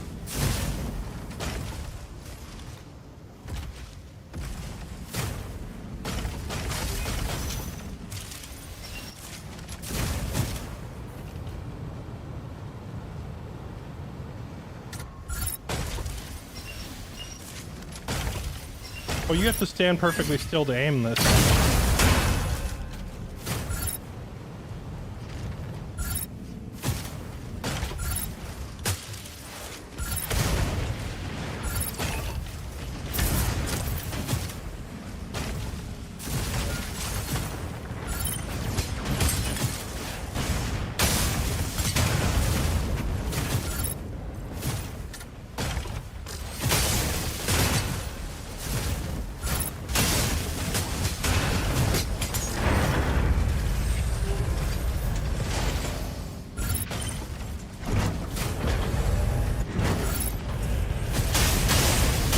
Hello?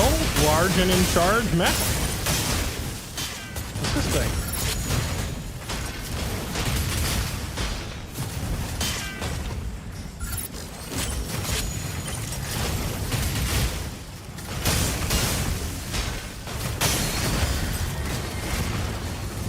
like an AI controlled Welkin, but it didn't use any of the Welkin abilities on me.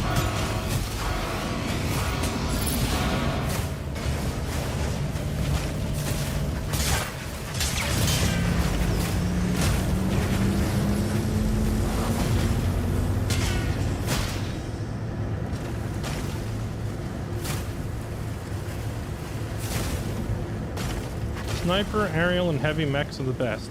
Isn't sniper, aerial, and heavy mechs like 70% of the mechs in the game? So what, you're basically just saying the melee ones are trash, right?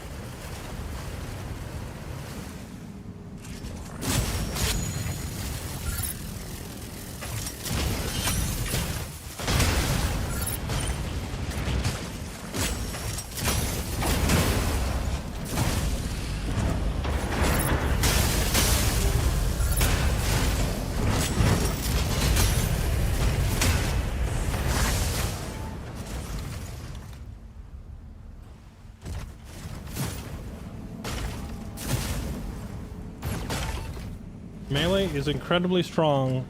FR. Wait, FR. What does FR stand for?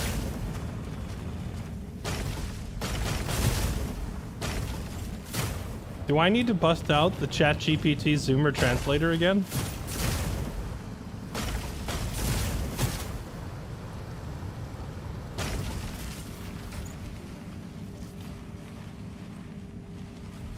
FR stands for real. Oh, we're on God, no cap.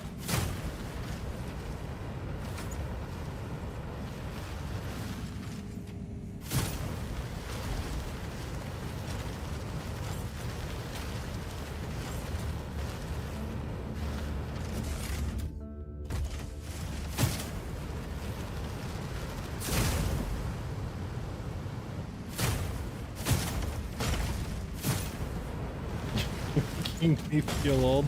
That's why I'm here, to make everyone feel old. I don't know, I might make some people feel very young when they realize how old I am. No, I'm just black, not a zoomer. Wow. Oh. Oh, that's great.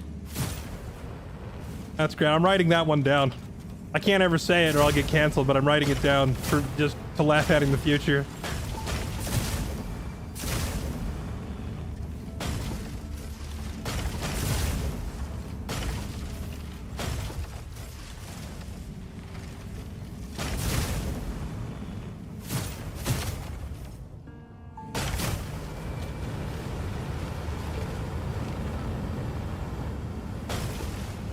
Okay, Zoomers, help me out. Why is it cooking is good, but being cooked is bad? I don't think you need much of an explanation for that one, man. If I said, hey, I'm about to put this cake in the oven, you'd think, oh, that's great, we're gonna have cake. And now if I said, help, I'm in the oven, you would probably understand that that's a bad thing, right? So like, why are you asking this question? You already know the answer. No one wants to be in the oven.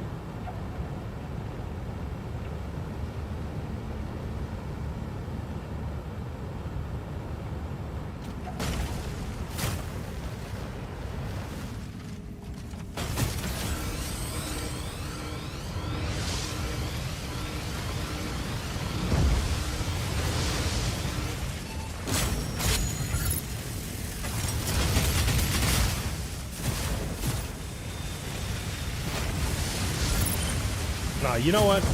Nah, this place is not even worth it. The buzzsaws, the energy blast, there's too much going on down there.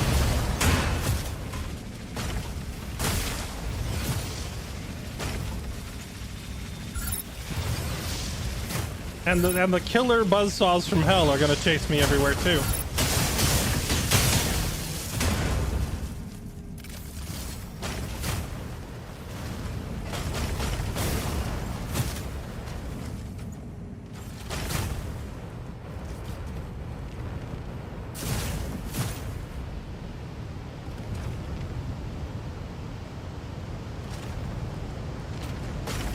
Oh, that's right. I forgot. You're right. I did pick up a rifle. We could deal with it from a distance.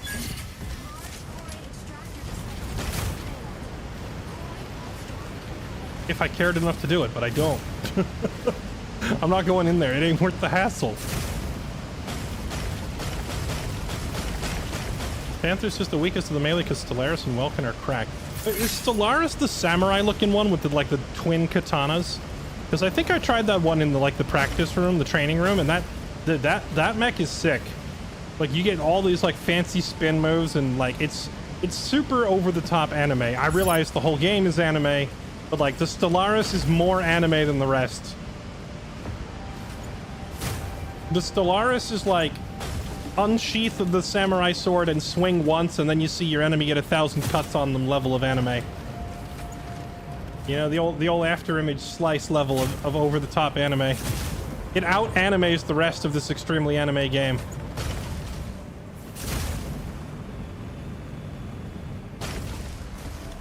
And Welkin is just Garen with a built-in Jarvan ult, so that's already gross.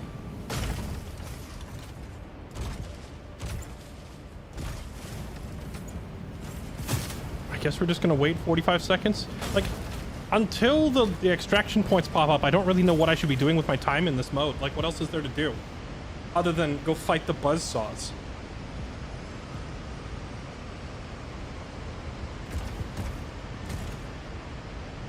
Stellaris the only mech with for real combos. Wait, is it like for real combos or is it for real combos? I'm sorry, I can't let that go.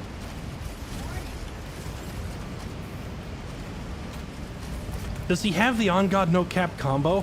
I have to try it. I gotta go back to practice mode. We gotta go to the training mode. We gotta bust out the Stellaris, head into the training lab, and try to hit him with the on God no cap combo. Okay, where's point A? It's back where we started. Okay, let's backtrack.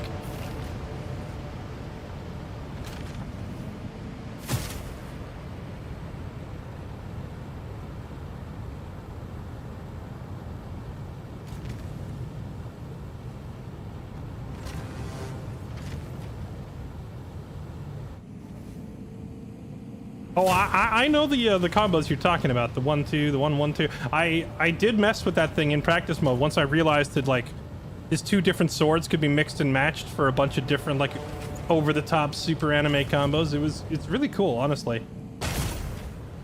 But I don't have that mech unlocked permanently yet. I'd have to grind more, earn more currency to unlock him. You know, I've never actually fought a Stellaris in the 6v6 or 3v3 modes, and I think here in Mashmak I've only encountered... Am I being... Buzz off.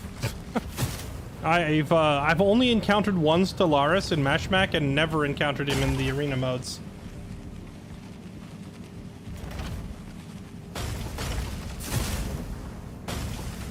But he's probably becoming more common now that the game's been out for a week or two, you know?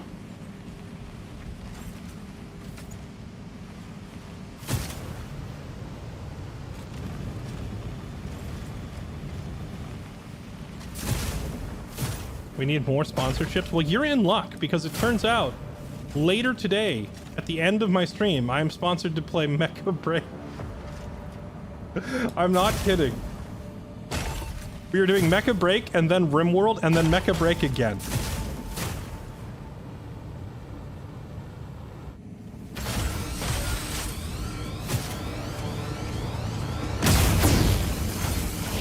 Oh, hello.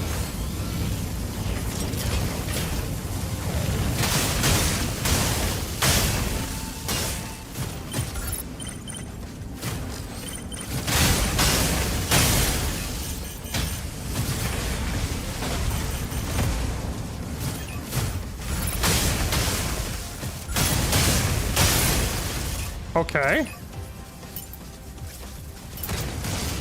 It ride. What is this? Oh, this is the glider? That's kind of sick. Can I steal his glider and leave with it? Give me all your stuff. Run his pockets. Okay, this thing makes me very slow.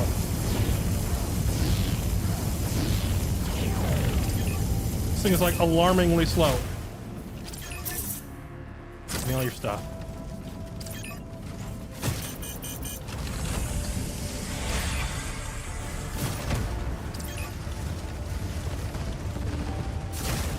There's somewhere I can hide in here to... Can I stand on this? Yes, here we go. Now we can be super, super cheesy. Like, remember, we're playing a melee specialist like assassin. Oh, he saw me.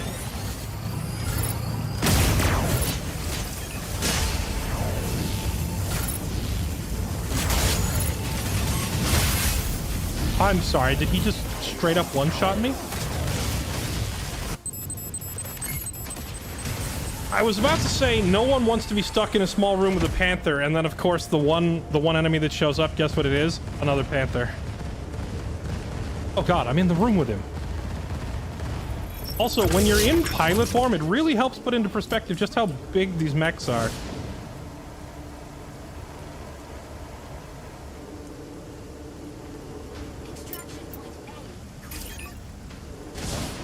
Oh, I can't even call in my mech in here. We have to fly to the outside. Incoming Corite pulse storm. Steer clear. I'd like to know how he turned around and blocked when I was charging him from behind. With some pretty quick reflexes on his part. He must be both a stream sniper and a hacker. And his older brother was playing.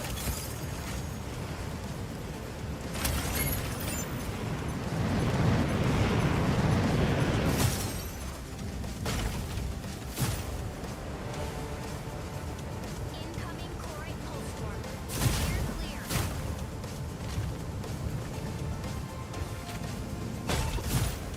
Preparing extraction point B. Oh, he didn't even take my stuff. He must have been in a real hurry to get out of here. Steer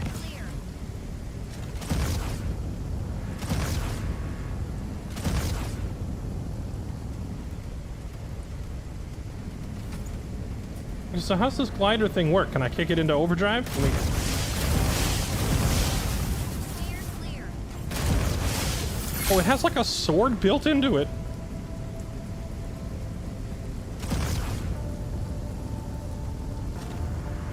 This thing doesn't really feel any faster than just flying on my own. Incoming But I guess it has its own separate energy meter, so we can stay airborne a lot longer. Oh, I see. It recharges in flight. That is pretty handy. Can I hop off it and will it stay put? Oh, it does. That's pretty cool.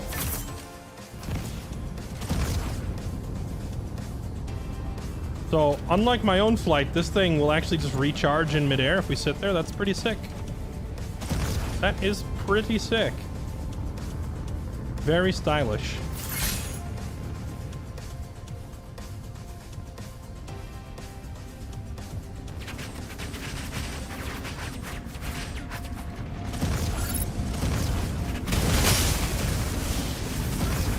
behind.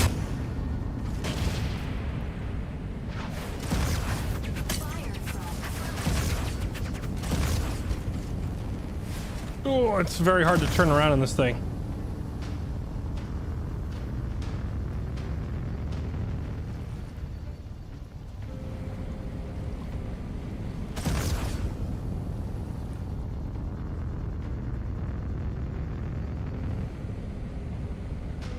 It looks like while you're flying this thing, though, you lose access to all your other abilities besides that, the little...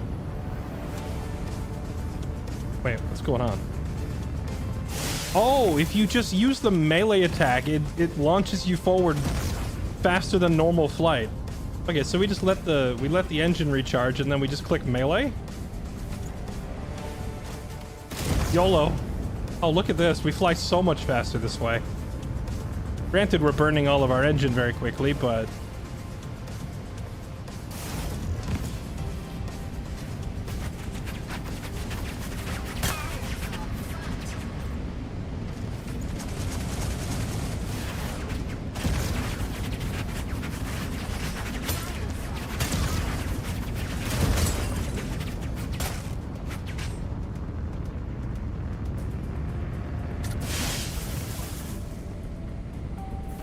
Hey, what's up? Yeah, I'm doing some mech jousting.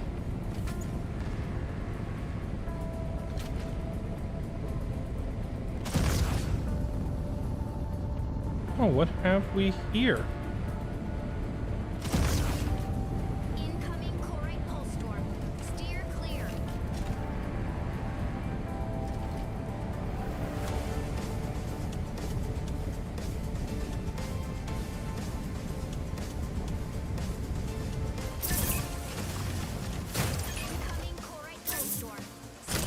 I'll take all your stuff.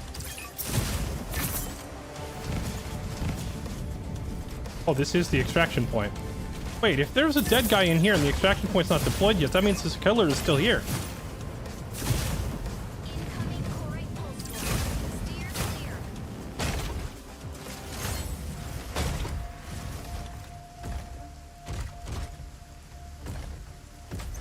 Extraction point B is ready. Incoming Corite pulse storm. Steer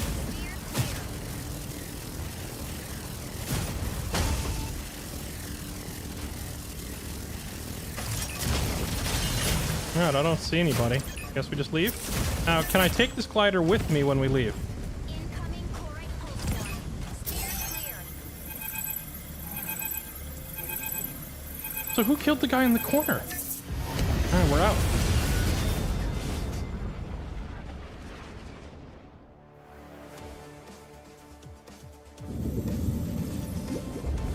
So not only did we yoink all their loot, we also got to yoink the glider.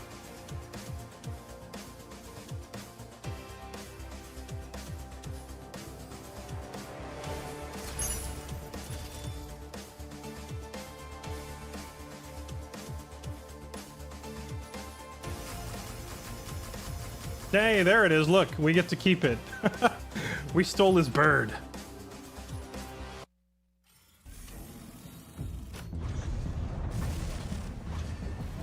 All right, that was pretty fun. That was pretty fun. This was my first time playing Mashmak since this game officially launched. I did play Mashmak, Mishmak? How do you pronounce it?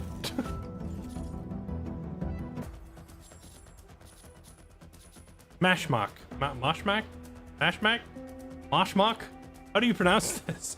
All right, well, I have no idea how you're supposed to pronounce it, but I did play this mode back in the game's first playtest, but I haven't played it since it released, so that was actually pretty fun. We got a couple of really good ones, including some where we got to do a whole lot of fighting, so that was a lot of fun. For those of you that are interested in trying out the game, Chad, you can go check it out on Steam. This is Mecha BREAK, and this section of the stream was sponsored by Amazing Sun Games, for whom we are eternally grateful for sponsoring the stream. We'll also be back on Mecha BREAK later on in the same stream for an unprecedented double sponsors in the same stream, which is not something I've ever done before, but you know, that's what they wanted, so that's what we're gonna do. However, it is Rimworld time. It is now Rimworld time, and we're gonna hop into some Rimworld Odyssey.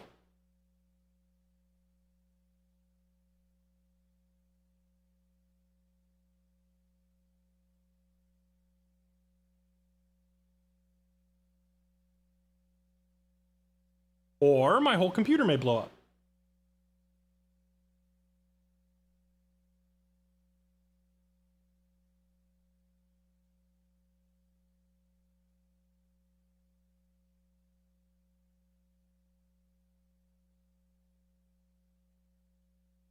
Hello?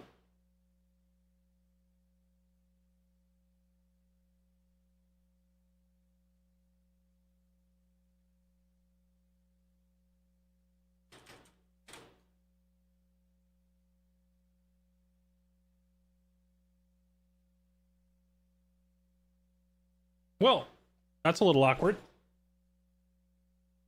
Time to power off my PC and see if it explodes.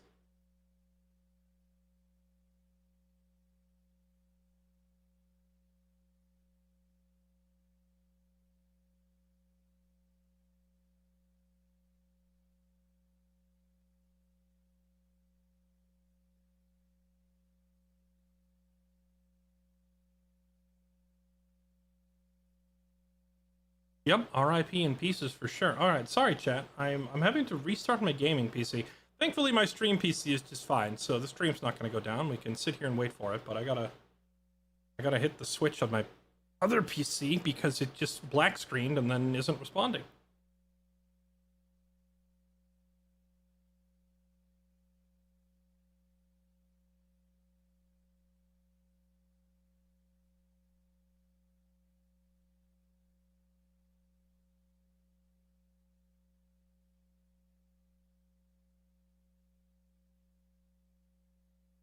No, not even a blue screen. Not even a blue screen. Straight to the empty black screen instead.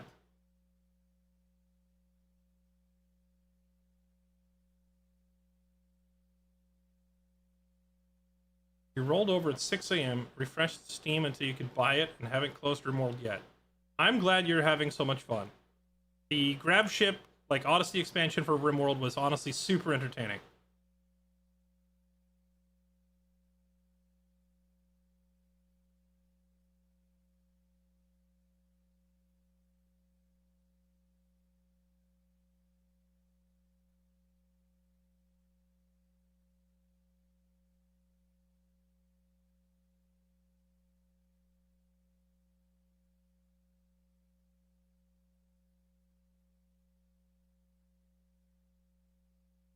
Updating your system. Love, just what I've always wanted. A Windows update when I'm already streaming. Windows, why are you like this?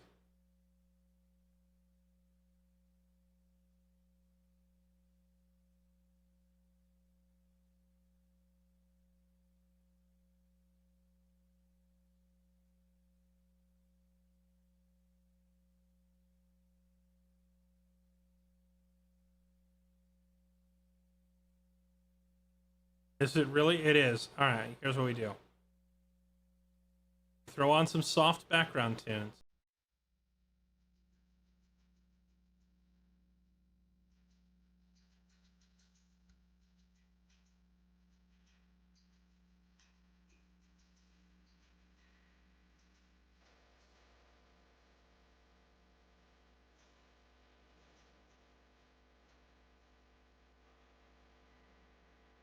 And we wait, because I don't have a choice. In the meantime, Dangerous for Life, thank you for the 59 months, and War1910, thank you for the 25 months. Appreciate the resubs, everybody.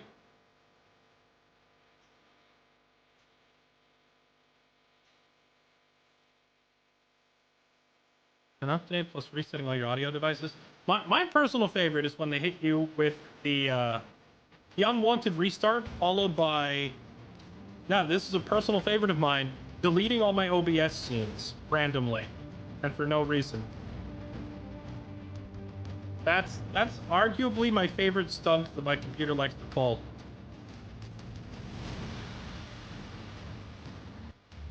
Because that's like a guaranteed, like, 10 minutes I have to sit there re-adding all of my sources to OBS.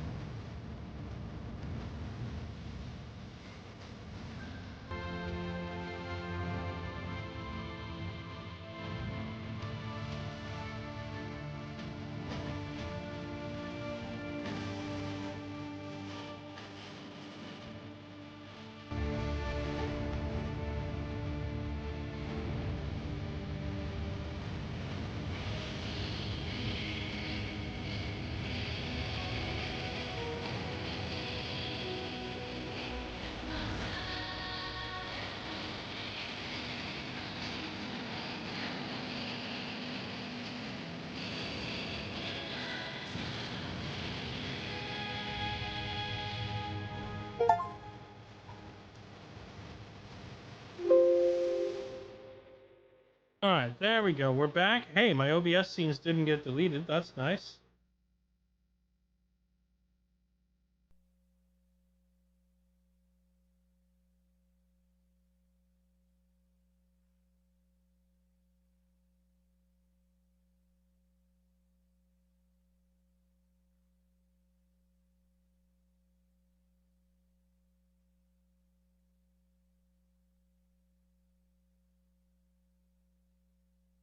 Alright, chat, since I'm stuck here making small talk for a minute anyway, how many of you went to go see the new Superman movie?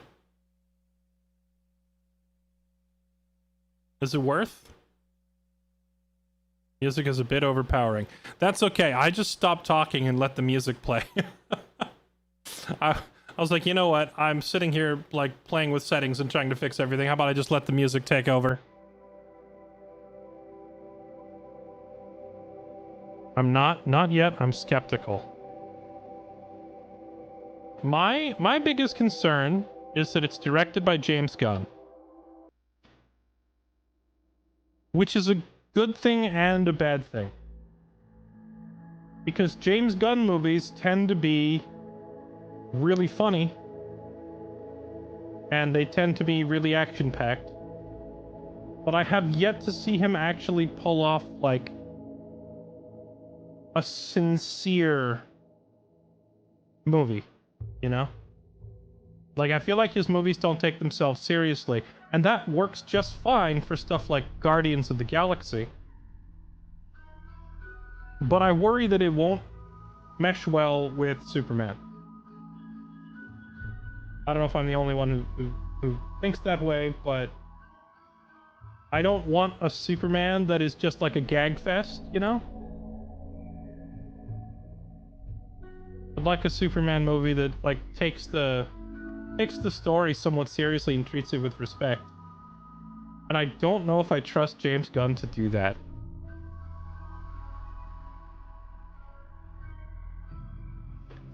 Superman is the most boring hero around, and even his rogues gallery is fairly boring. See, I don't agree. I don't agree. I look at Superman the way I look at someone playing a human fighter at a D&D table.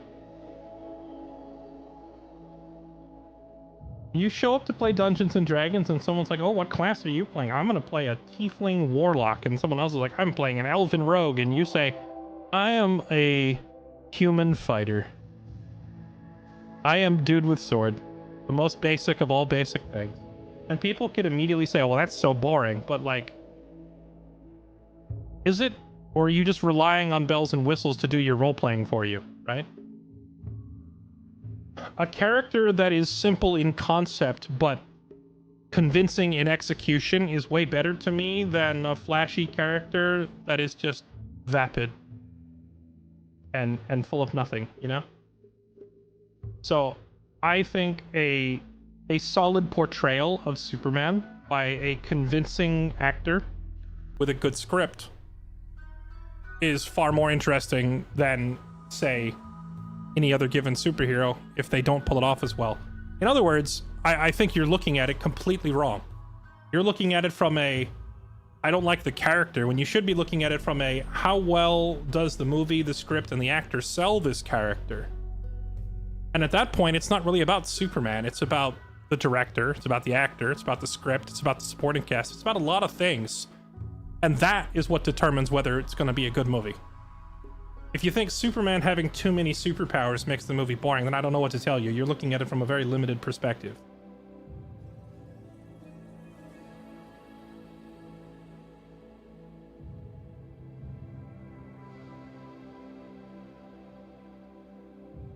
Superman is boring to me because he's overpowered. Any attempt to challenge him always seems full of plot holes. Well, you'll be glad to know then that all the reviews for this newest Superman movie say that he just gets the snot beat out of him for most of the movie. So if you're worried that he's too overpowered, apparently the bad guys in this new Superman movie just absolutely rip him a new one over and over and over again, so he's not overpowered at all.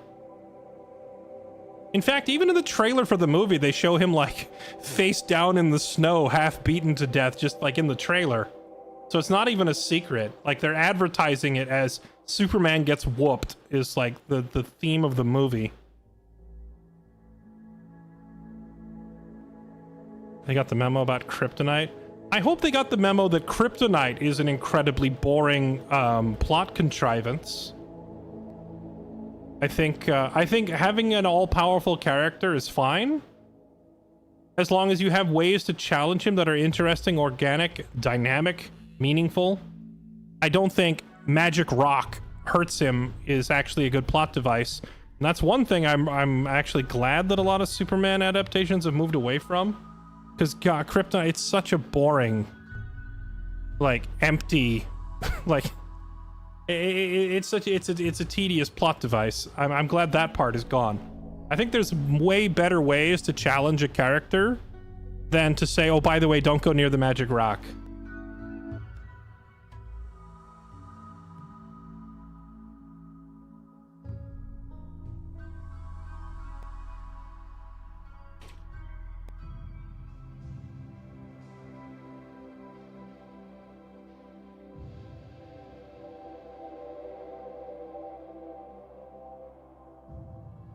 Now, personally, I hated the story of Injustice Gods Among Us. However, I didn't hate all of it. I just, in general, didn't like the story. But they did do a couple things right. Like, at the beginning of Injustice Gods Among Us, the video game, the Joker uses like a hallucinogen to trick Superman into killing Lois Lane. That's kind of like the major shocker that sets off that whole video game. Now, what do you think hurts Superman more, right? Magic rock or being tricked into killing his own lover? Right? There's an example of a way you can really, really screw with an all-powerful character. Right? That one's a gut punch.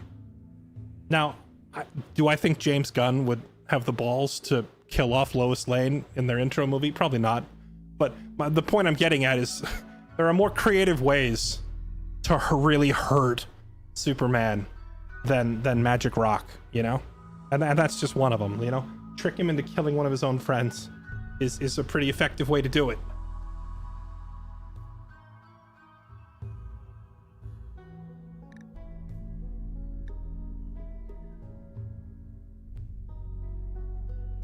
Okay, here we go. We're back. I think we're back. I've almost got everything set up. I'm checking to make sure. Did the YouTube stream stay up that whole time? Because I have the chat window and all that on my other computer. I've got it split between two computers. So my second PC going down, I wasn't sure if it was actually going to take the YouTube stream offline, but it looks like we're all still up. Oh, I need to change that game category off of Mecha BREAK, though.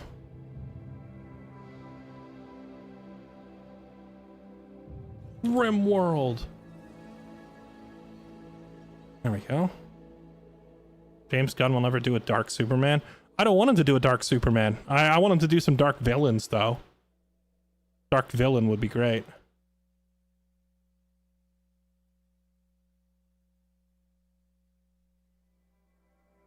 Didn't those events make Superman turn into a tyrant and take over the world?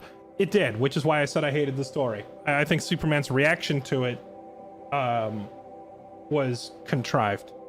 But at least the method of getting to him was good.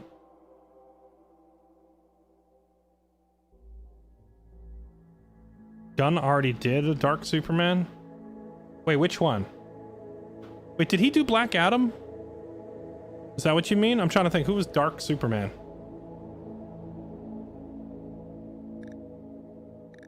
All right.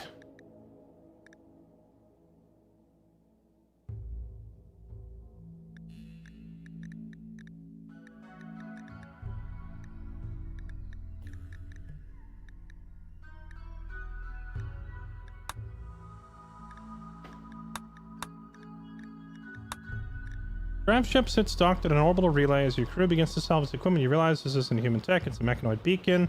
Relay crackles to life. So chat, if we did like a regular crash landed start, could we build our own grav ship and not get chased off all the time by the murder bots? Chat, should I do a playthrough where we are being pursued by the murder bots, or should I do a more relaxed run where we can take our time some more? What do you think?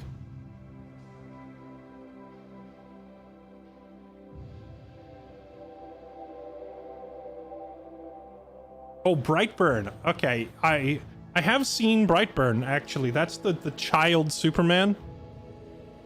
Right? That's like what if Superman were a kid, and what if he were not raised properly? What if he was like a tantrum throwing super kid, right? I did see that movie. That movie was very dark. Extremely so.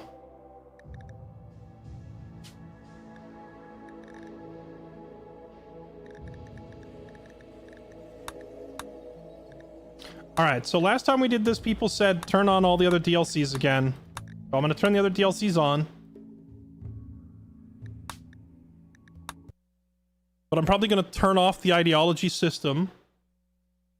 And turn off the... How do I set it so that the anomaly events don't, like, take over the whole game?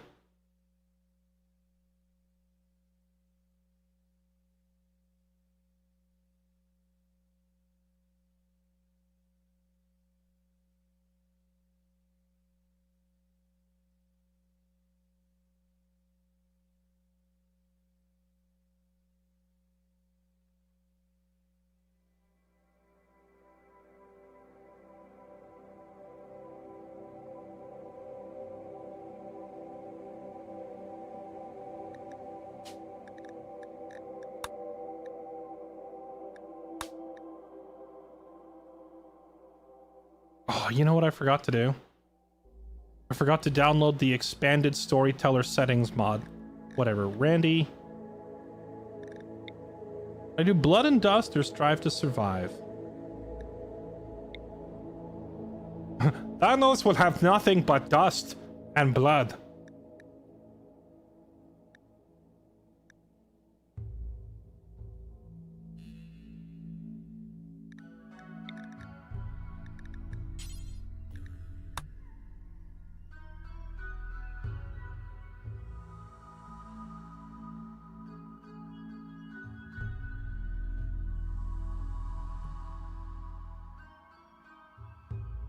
What did I change here last time?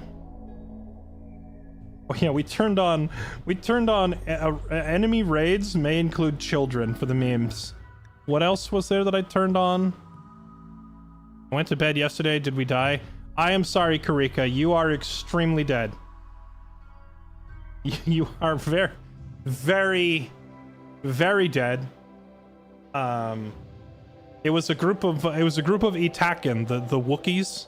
The Itaken raided us while my people were in an underground bunker instead of at the ship.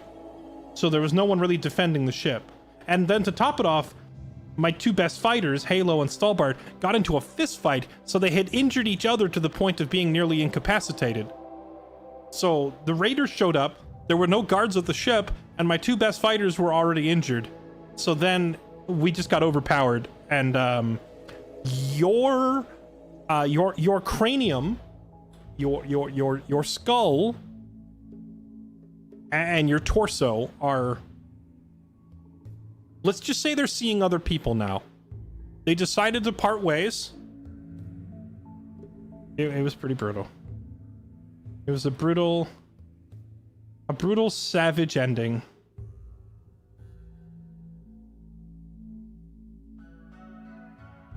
Oh, I turned off unwavering prisoners. That's what it was. Get that crap out of here.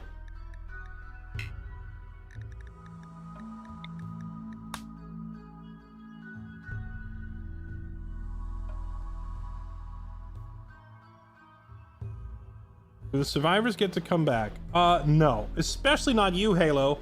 You started the fist fight that got everybody killed.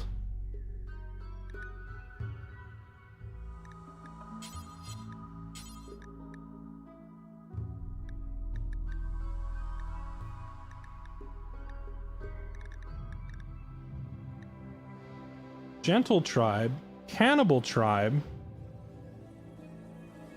Well, they've added so many different tribe types.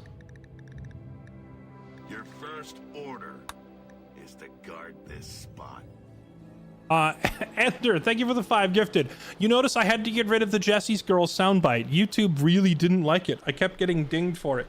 Little, you can't monetize your video. Bad. Copyright breaker. Bad. And I was like, oh, sorry. And they hit me over the head with a newspaper, and I had to get rid of it. So now, if there are gift subs that go out to, let's see, Foolhardy, JT246, No Name Roy, Retoik, and Cybersecurity Mommy?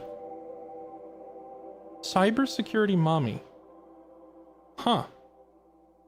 Are you single? Anyway, the sound effect, I had to change it. So now, whenever there's new gift subs, your first order is to guard this spot. You guard the stream. Neanderthals, savages, savage imps, pirate gang. Oh yeah, can I want to look at these new like Starjacks. There's like a new race of people called Starjacks.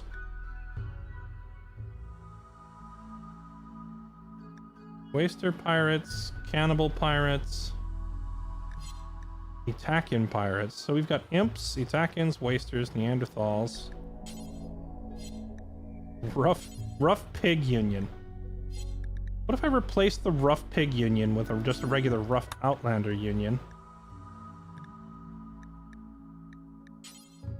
And another civil outlanders union. There we go. I'm adding a couple more factions than last time. Also, how about some straight up just normal human cannibals to add some, you know, make it interesting. Okay. Go.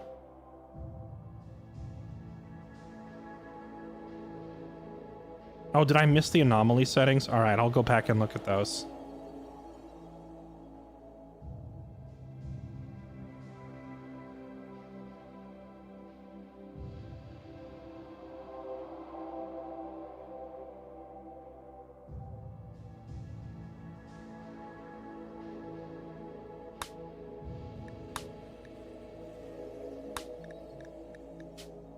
Anomaly settings. Choose how you'd like to integrate anomaly horror into your game.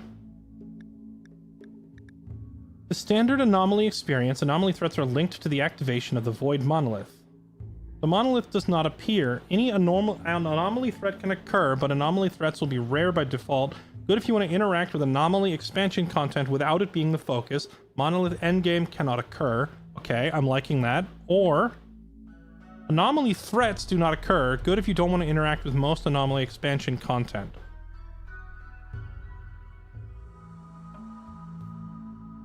I feel like I think I'm just going to disable it entirely. I think the anomaly stuff is cool, but there's no way that I'm going to be able to mess with all that while also trying to manage all the new DLC stuff. I think I'm just going to turn that off. Because trying to collect the specimens and build, like, that could honestly be the concept for a different playthrough. Like, you could have a whole playthrough where you're trying to build a mobile research facility where you collect one of, like, every different monster. But yeah, like, setting up a research room and monster storage and all that and fitting it on our grav ship is going to be, like, impossible. So I'm going to say nah.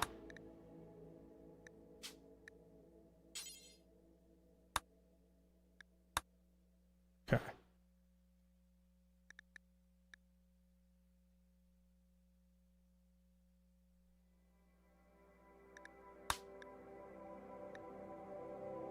And then it kept my faction changes. Good. Next.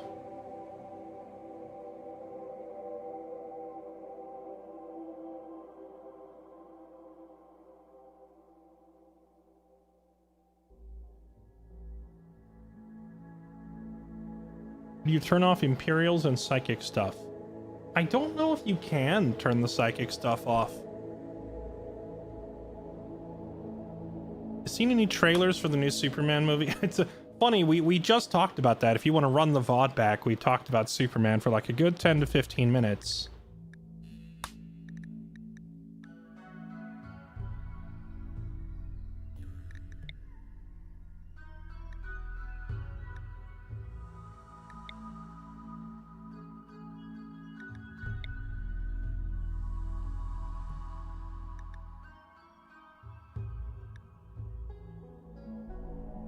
Okay. Vex, a corporate drone. A misandrist. A good shot, a miner, a crafter, and a researcher. She's actually pretty talented. She's maybe a little sexist, but like she'll go on the short list of maybes.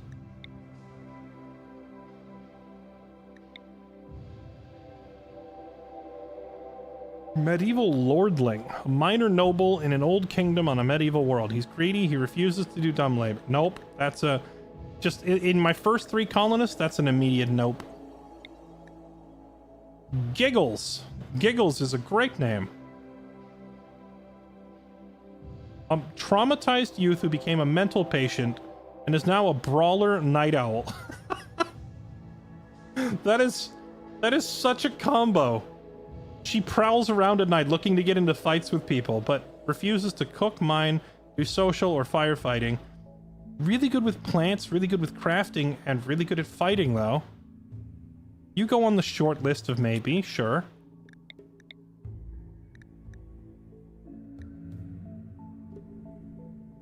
You have way too many skills you refuse to do. Erica, medieval sailor. Are these literally all women? There's like no dudes. Industrious. Incapable of skilled labor. That's a terrible combo.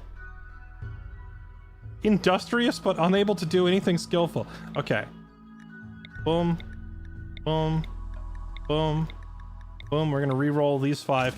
Also, I want to look at the Xenotype editor. And look at the Starjack, this new one. Okay, so Starjacks are resistant to heat and cold.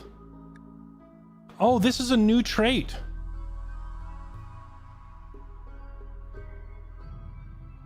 Carriers of a gene have a skin that releases a waxy substance when air pressure is low, preventing vacuum burns, allowing them to survive longer when exposed to the so they can survive like in the vacuum of space, at least for a little while?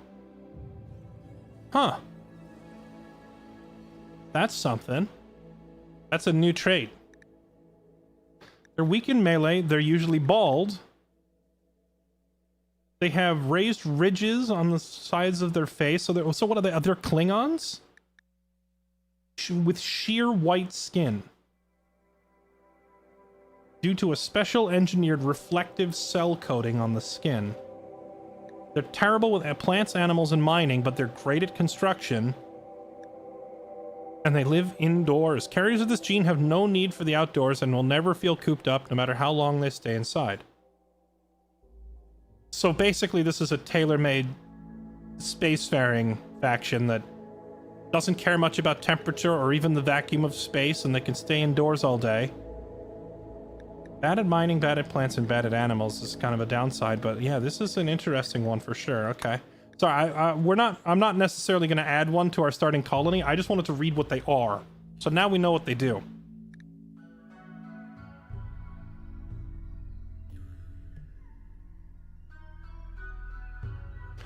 In another stream, we call people who are unwilling or too dumb to do important work Roombas because they run around and clean.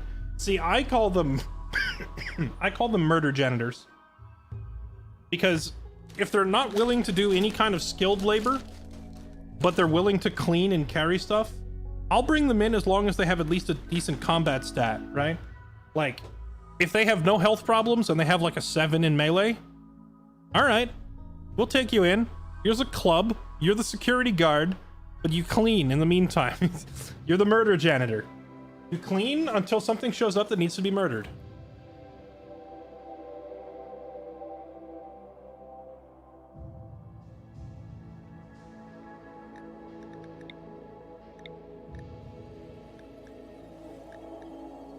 Okay, I guess we re-rolled this one too, because we only had these two. Okay, Victor. Another misandrist, except this is it's a male misandrist. Never trust a male misandrist. Next. Another what? What is the game trying to tell me? Why is it only offering me misandrists?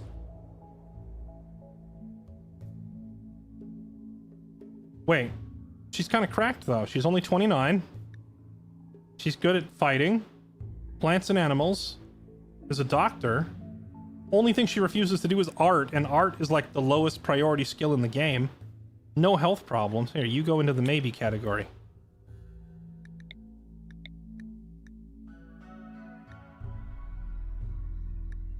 "22-year-old female, undergrounder, steadfast, miner, negotiator, okay-ish at melee, great traits."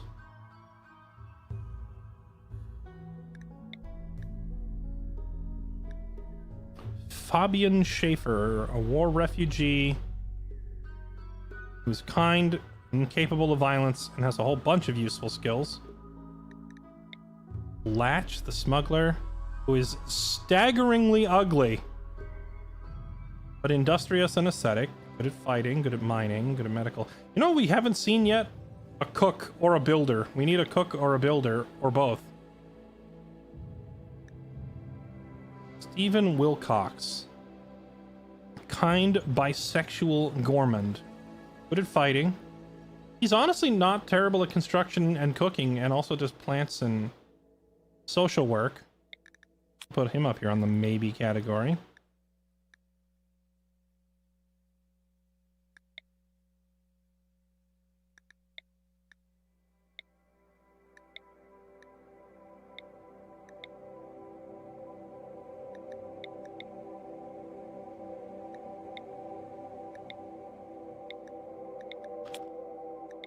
I think we're just gonna make a full man-hater colony.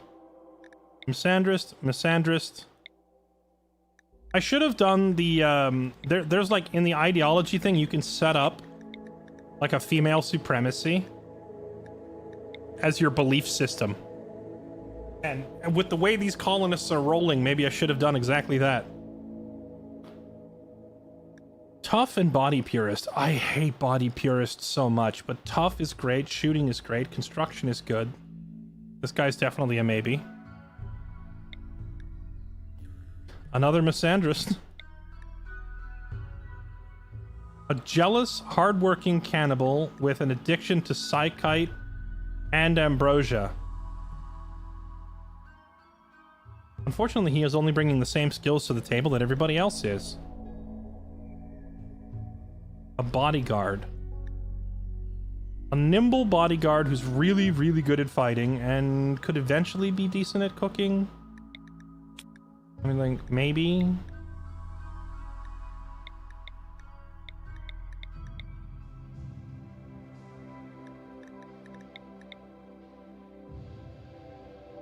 Greedy, body purist, and a misogynist.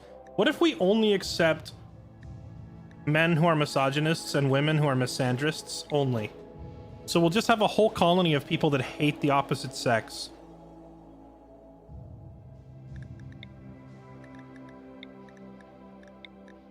Bum, bum, bum, bum, bum, bum.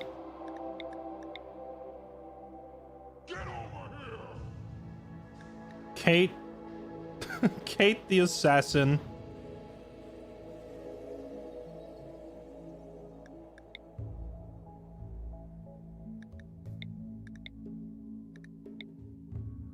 Sin the con artist. Tan the, what is it, the VR designer?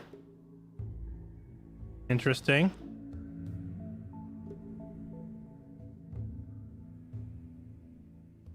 The tension would make for a good sitcom. Absolutely it would.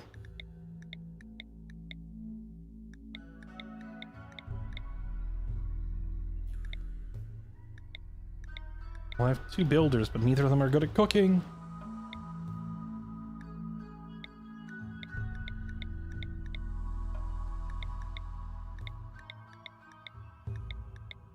Okay, well, you know what? Let's take along Bishop. Door. What if we swap in Tan instead of Bex?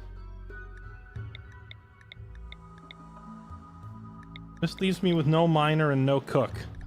We're getting there. We're getting there. We are we're trying to at least have all of our initial bases covered.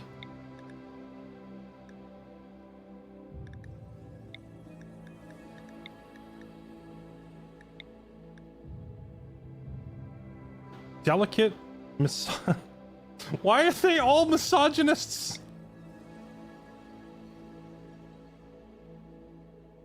Oh my goodness, it's a murder grandma. She has tough and bloodlust, but she's frail. Frail from old age. If only we could wind the clock back on her, that would be hilarious.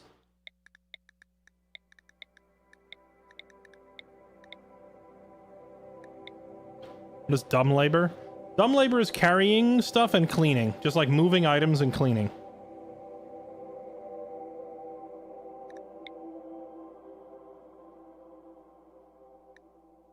A reclusive organ farm, huh? That's something. I have re-rolled like 30 times and I guess in the distant future, like in space, finding any half decent colonist who knows how to cook is apparently just the rarest thing. She's not terrible. She's got Jogger and Steadfast and Psychic Deafness. All of those are decent traits. She can build and do plants.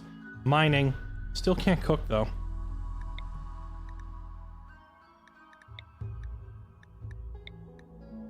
Oh my goodness, this is wild. Okay, finally, someone who can cook. Can't defend themselves.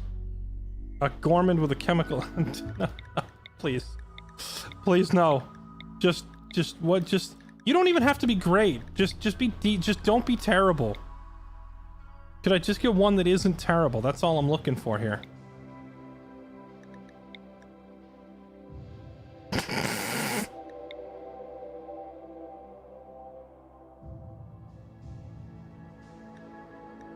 this guy's only 15. He has an ex-wife? He's 15! He's 15, married to a 40-year-old. Keck W.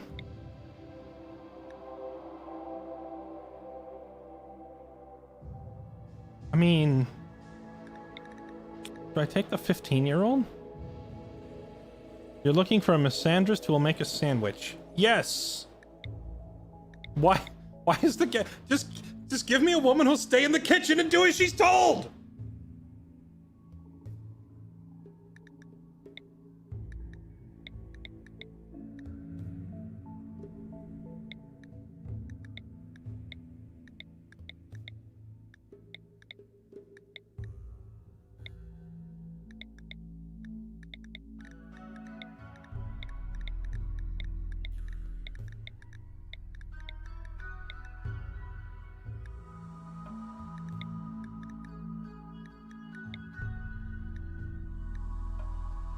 An undergrounder psychopath, Harry the Space Marine.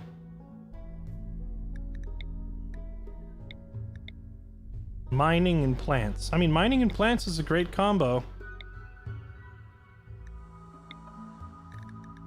He'll always have something to do, and he's very good at murder. I could actually probably tag him in instead of this bishop guy.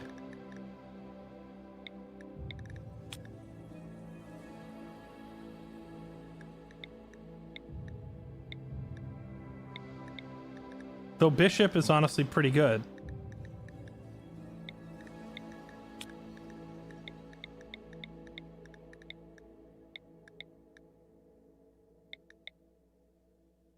Oh my god, why do they all...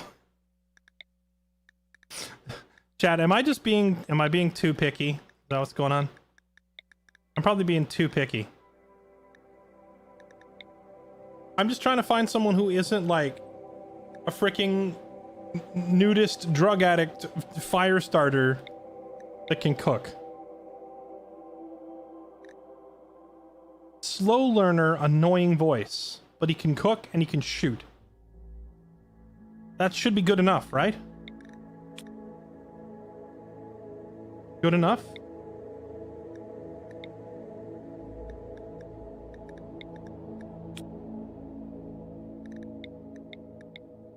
I like how I went from all women to like all men. Oh wait, no, this is a woman.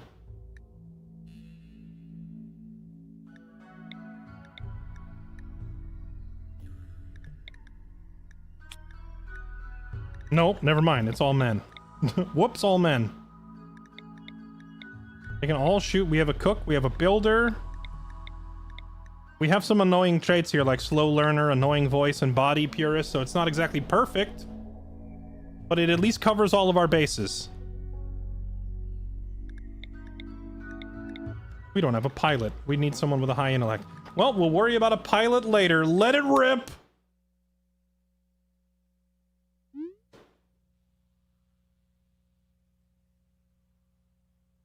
Wait. It didn't ask me about...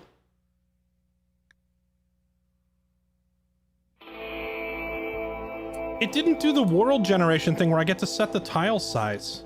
Did they put that to a different part of the character creator?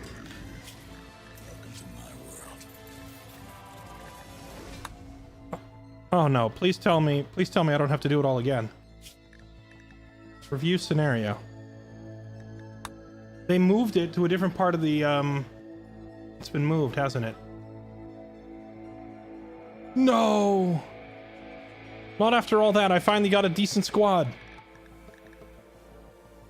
Is that world generation now? So now I have to redo it, right? F it, YOLO. We'll redo it.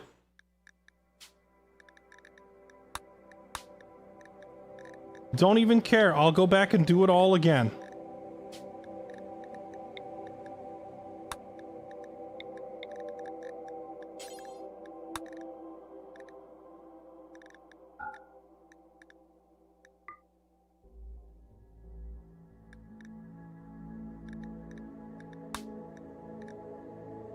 Oh, is it? Oh, here it is. It's hidden under advanced settings. Okay. That's what I was looking for.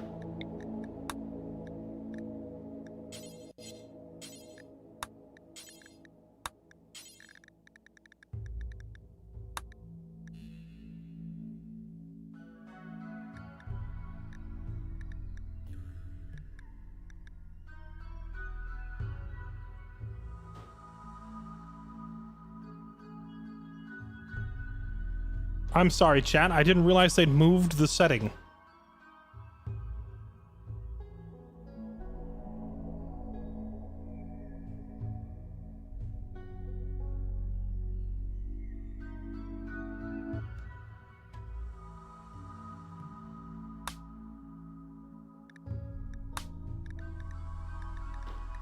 Now, here we go again. Farmer, negotiator, shooter. His right hand is a claw.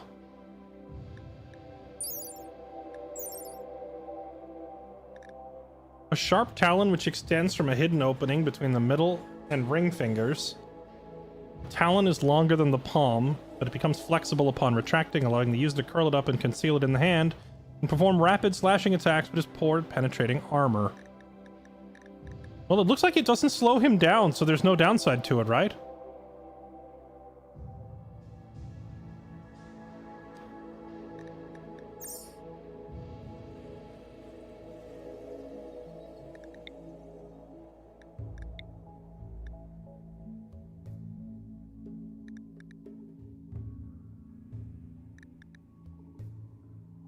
Crafting, social, intellectual.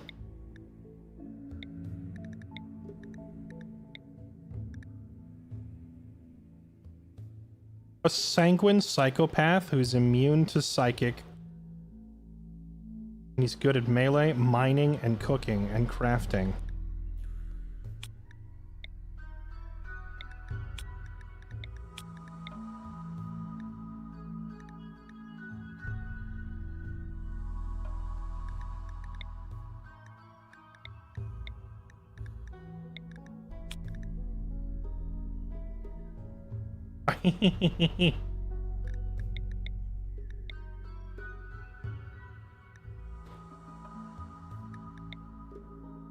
The heck is a Shadow Marine? After perfecting his skills as a Pathfinder, Shadow left his unit, put his skills to use on the planets he helped chart. Familiar with orbital trade routes, he was able to get onto and off any planet without being detected. He's petty, he's abrasive, he's extremely good at murder, and he's a pilot. Interesting. Well, I mean, honestly, this time around I got super lucky. We got 3 great colonists right off the bat.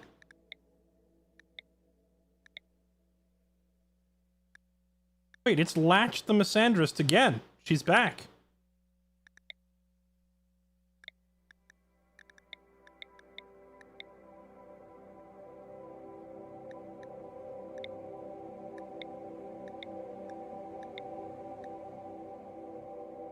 I just realized this person's a greedy, neurotic, chemical fascinated with addictions. Maybe Danny is not the best option. Maybe we could do better than Danny. Danny might be a bit of a handful. Because that person is just going to have mental break after mental break after mental break constantly.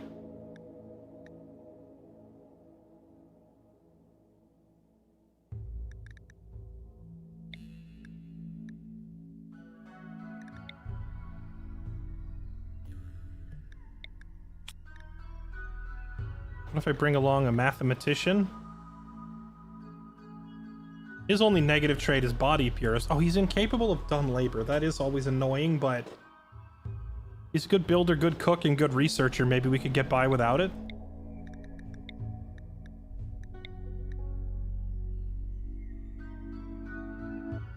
Jensen, a soldier. His only skills are murder and crafting. Honestly, this is the kind of person I would love to find later in the run, but not at the beginning when I need people who are good at a little bit of everything, you know? An artist.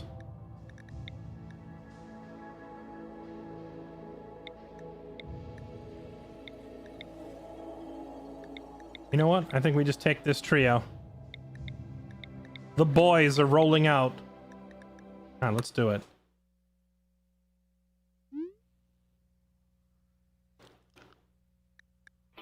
I never asked for this. You know, there's a mod that replaces the flavor text for having a cybernetic part. It replaces it with, I never asked for this. Okay, so I think last time we started the game, I didn't grab all of these grav panels. Because I thought that this whole thing was the grav ship, my first attempt. So I left behind the most valuable resource here, which is gravlight panels. So this time around, let's not goof up. Immediately grab those panels and all the steel. Go, boys, go. We gotta grab everything and get out of here. Wait, did I just grab 3 generations of the same bloodline? Oh my goodness, you're right. I did. Well, no, wait, no, they're not. Hold on, it's... Wait, who's the oldest?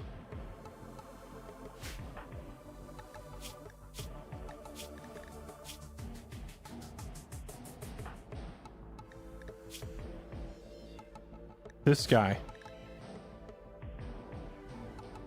Oh my goodness, you're right. I grabbed Grandpa and his son and his son. But totally by accident. I was not reading their family relations tab at all. I just grabbed the 3 dudes with the best skills. And I accidentally grabbed a whole bloodline.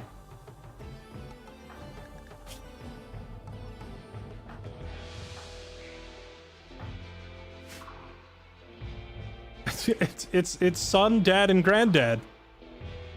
All right. Well, wait. What's their last name? They all have different last names. Somehow. It's probably all the misandrists forcing them to take on the woman's last name instead. They don't believe in preserving the man's bloodline.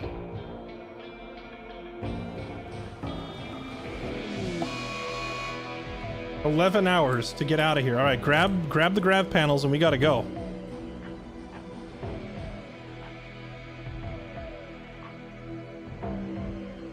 Go with granddads. I was thinking of naming this colony the Torettos because it's all about family.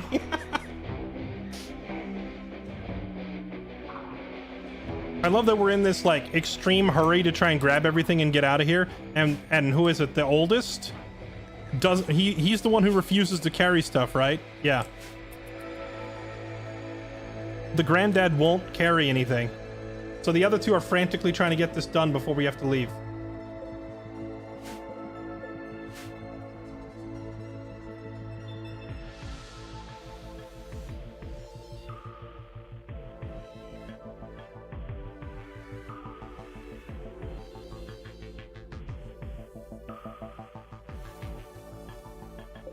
But yeah, there's a little silver here. Well, unironically, though, the gravlight is worth more than silver. I need to grab all of these. I left a bunch of this stuff last time because I didn't know... I thought that when we left, this entire platform was going to fly away. Now we know a little better what we're doing. Okay, grab the silver, grab the steel. We get everything this time? Okay, perfect. Yeah, I screwed that up last time, and it made the game so much harder. All right, now we got to get out of here before the murder bots catch us. Time to go.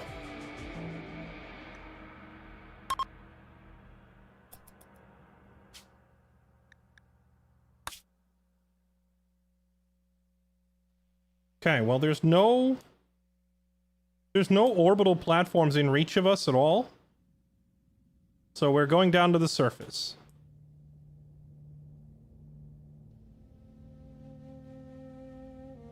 Let's go here where there's... Oh, we can't quite reach it. You can't land on the edge, huh? What happens if you try to... Oh yeah, it doesn't let you. Okay. I would have liked to go there because there would have been forests and river.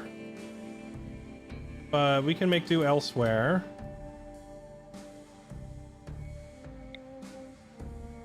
What are Scarlands? Is this new? Ruins of an ancient city destroyed by weapons of mass destruction.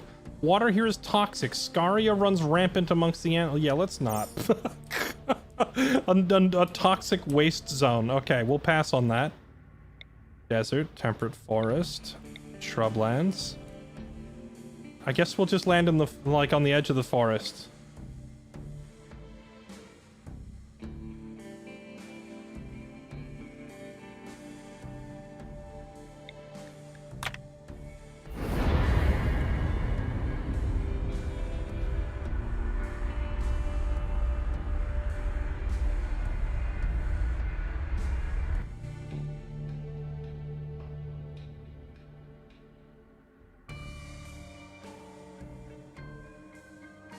What is this? I just noticed there's a purple tile over here.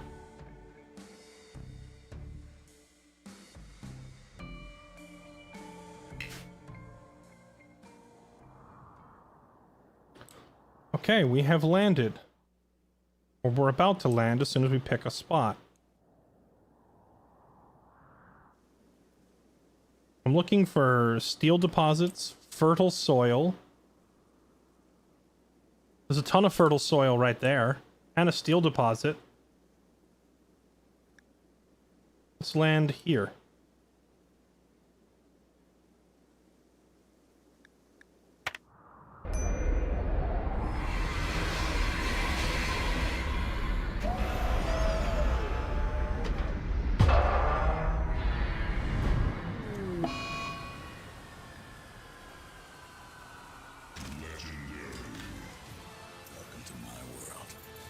Okay, minor damage to the ship, so they're just gonna have to repair some structures. That's fine. Okay, so now I have the chance to start over from scratch on how to design the ship. How do you think I should design the ship, Chad? Should I do like small sections that lead out to whole new rooms, or should I just make the whole thing one giant platform? Just like one, should I just make one giant circular? I could make like a Martian UFO type thing, just like a straight circle.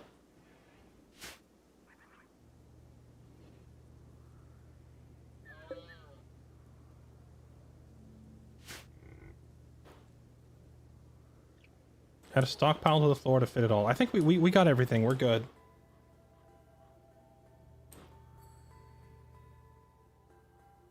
I could also do like, I don't know, the living wing. I feel like the design of the ship I was doing last time worked pretty well.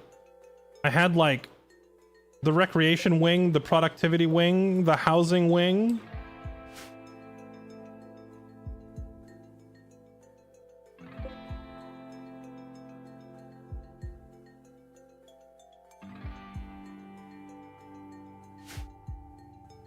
Okay, let's get to work. Let's get to work. Let's, first of all, this time around, let's remember to grow some cotton right away. Okay. And then let's also get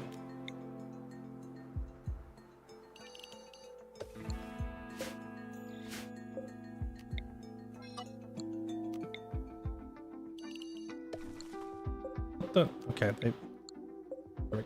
Some cotton right away. And then this time, let's also grow some medicine right away. Heal root. Oh, I don't... My gardener doesn't have an 8, does he?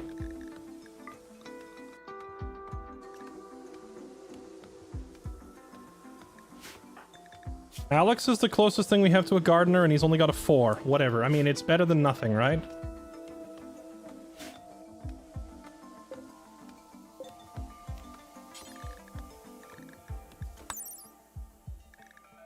What skill do I need for planting cotton?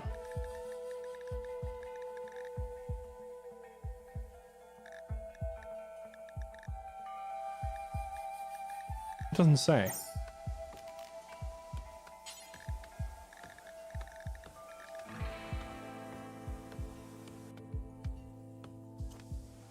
Oh, maybe cotton doesn't have a minimum. That would make sense.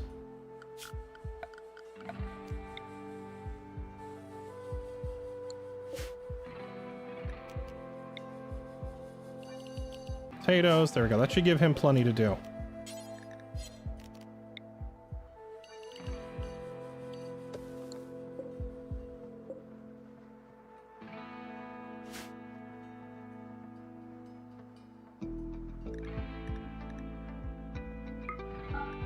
Is there an overlay I can use here for fertile soil? Oh, there we go. Okay, so the whole thing is fertile. I wasn't sure if there was like some mud mixed in there or not. There we go.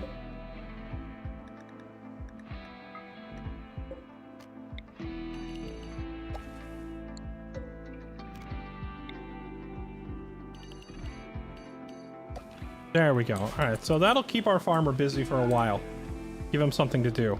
Now, who's my builder? I have Jenny as the builder. Okay.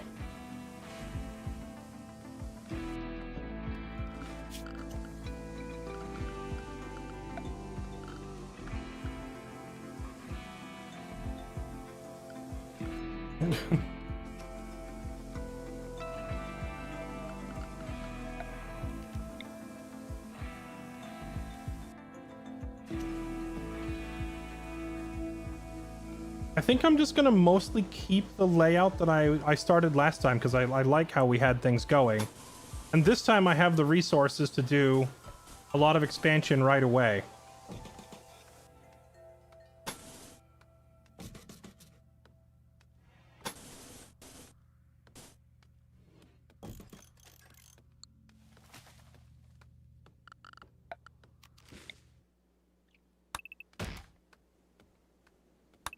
Let's gather a bunch of lumber as well. Okay, everybody get to work.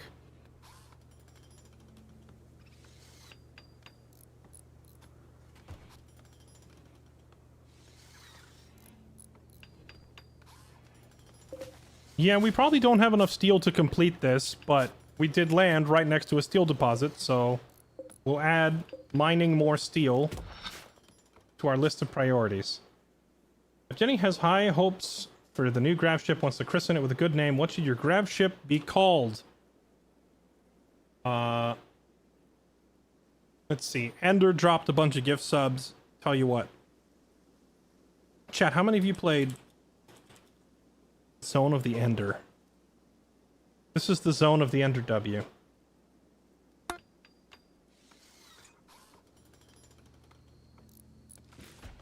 Jake Winnie, thank you for the 106 months. Heroic Winter, thank you for the 15 months. Tweakster, thanks for the 5 months. Welcome back. Appreciate the resub. Draconius, happy 5 years. Appreciate the 60 months.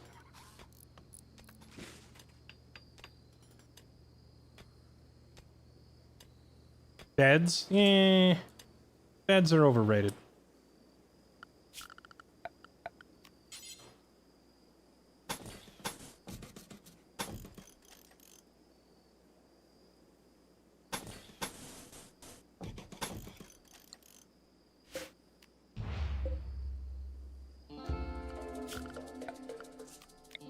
We'll just claim this structure and move in for now.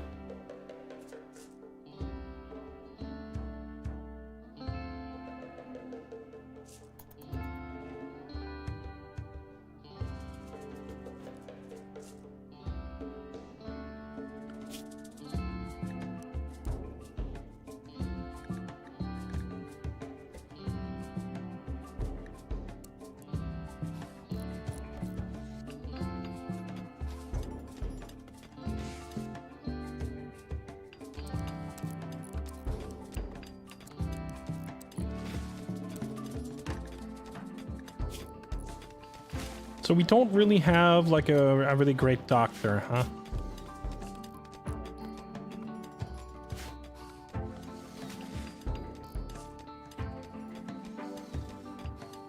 Oh right, this isn't a wall. There we go.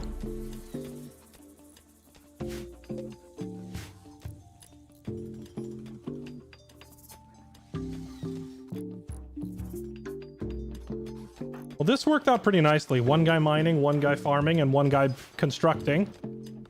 So everybody's being productive right off the bat. Hey, at least it's not like last time with Karika having to do literally all of the work.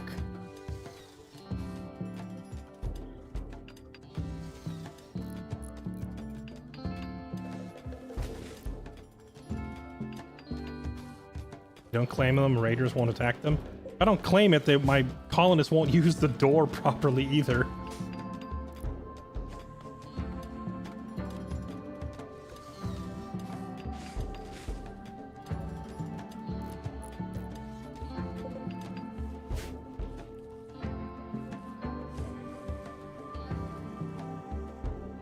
If Jenny, how about you focus the bedroom so we don't sleep outside again, yeah? No, build. Oi! Work! Get up!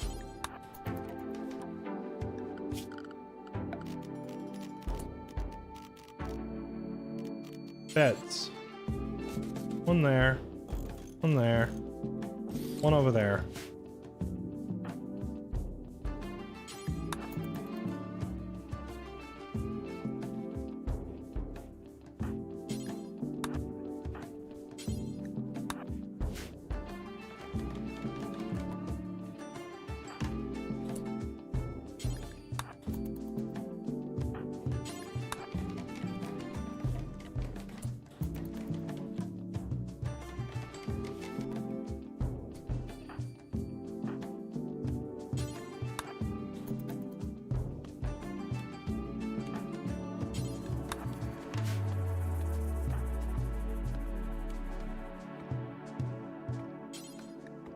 Leaving more grandpa to cut this tree down. Poor guy, he's he's struggling. He's not a farmer. There you go. Build, you fool.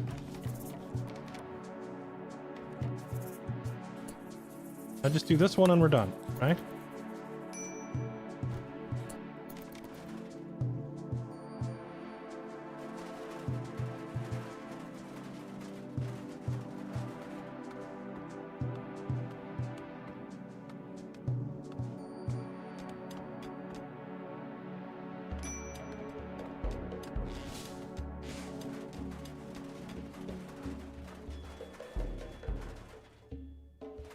Okay, well, it's not amazing or perfect.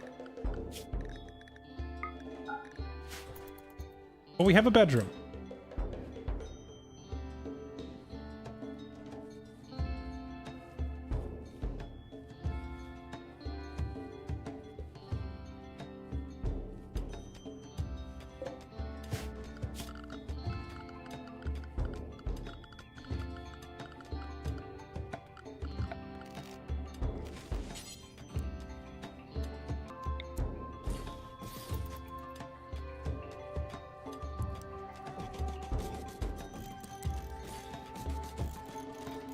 As you can tell, I ascribe to the go big or go home school of construction. And we're just making a gigantic storage facility right off the bat.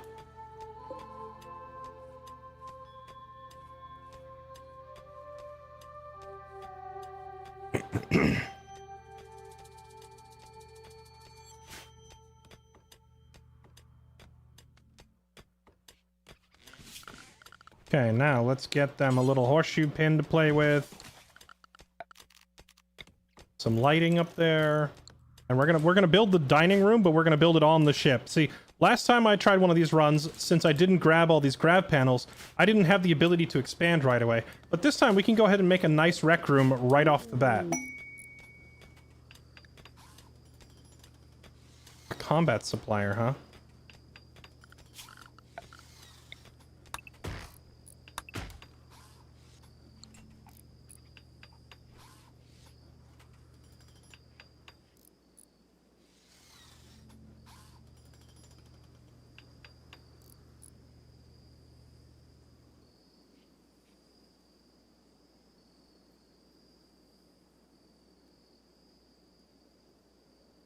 I also like the music.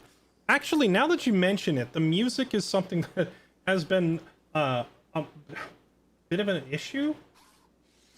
I've never had this problem before, but I've been getting dinged by Twitch, and it's muting my VODs because of a song called, and I've never heard of it. Maybe some of you might know where this is coming from.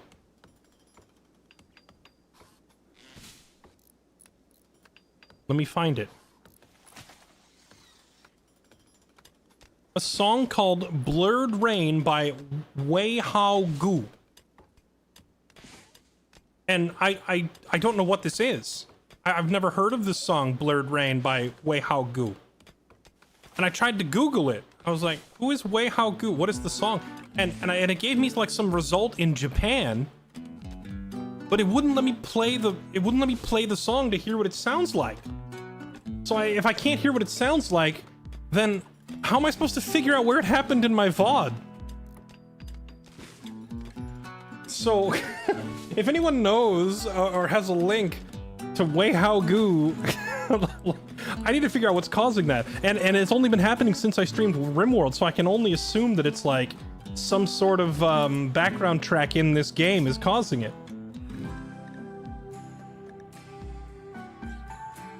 Alex, can you talk to this guy? See what they have for sale. Oh my goodness, they have a bolt-action rifle? This would save me a lot of time. Normally, like, a good hunting rifle is huge early game. What can I sell him that I don't need? Oh, here, we have these two crappy pistols. Will you take these? Yeah, we can just barely trade the rifle and most of our silver for these two crappy pistols. Actually, I realize I should keep one. I'm 2 silver shy. Okay. Well, here, take one of my boxes of medicine. Deal. So we basically traded all of our money in a crappy pistol and 1 box of meds for a hunting rifle.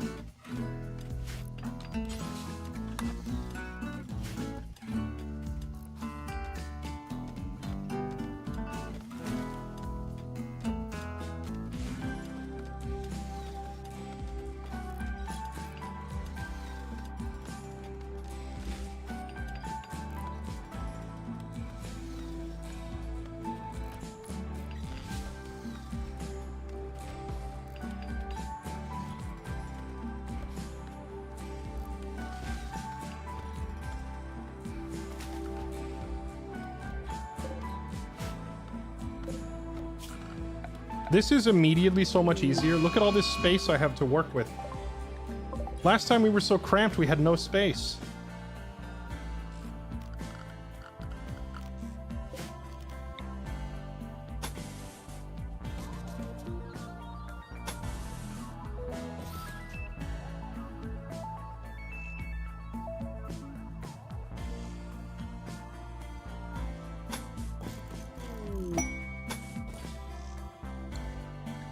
Cargo pods have landed nearby with patch leather. I mean, I guess we'll sell it.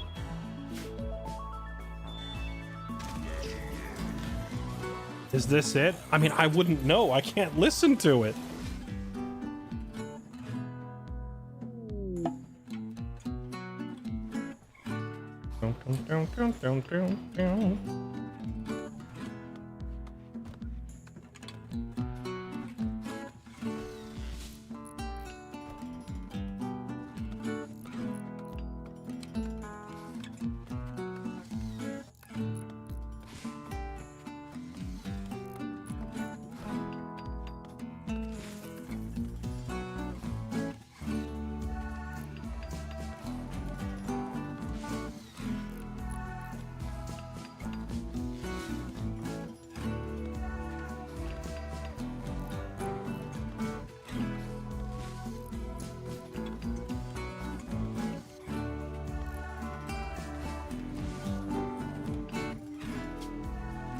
Seems like you'll be here a while. Rubber thinks you should give your faction a name. What should your faction be called? Ironically, Rubber clearly wasn't using a rubber because of all these kids we have running around, but whatever. Yeah, we are the Torettos. Welcome to Toretto Quest.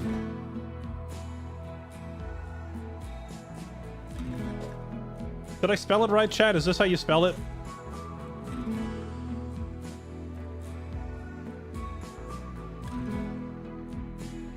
Oh, I didn't hear the jingle for the transport pod. I think this is how you spell it, right? Whatever. We're our own Torettos. We don't care if he likes the spelling or not. How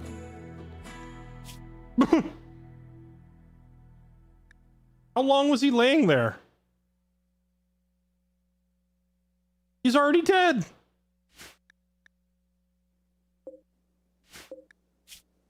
I mean, it wouldn't have mattered, though. He's from this other faction, so if we rescued him, he would have just gone home to the other faction, right? It's a shame. We did need a doctor, but like, since he's already like, he has a home, I don't think it would have mattered.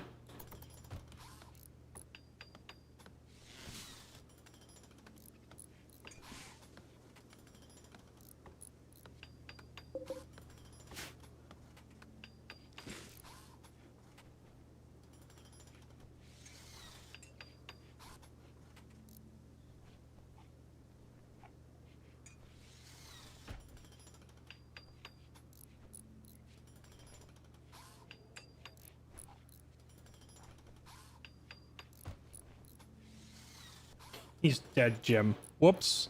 A good couple of minutes. Well, crap.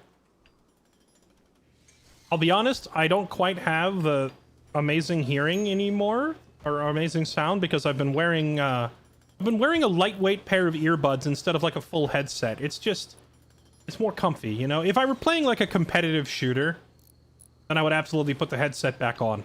But you know, it's summer heat and all that. I've just been wearing a nice little set of earbuds instead, but it also means that I don't pick up on all the sounds quite as quickly as I was before. So I just totally didn't hear that guy landing.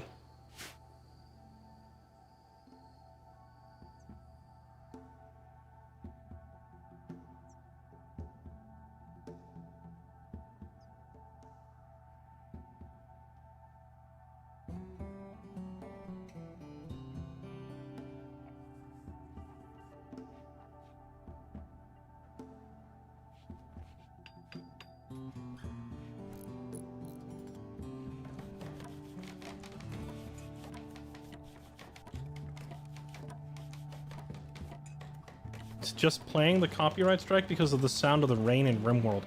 Oh man, maybe that means... Do I need to hit up Tynan Sylvester and ask him, hey man, did you mix your own rain sound for Rimworld? Or did you steal it from a Japanese soundtrack?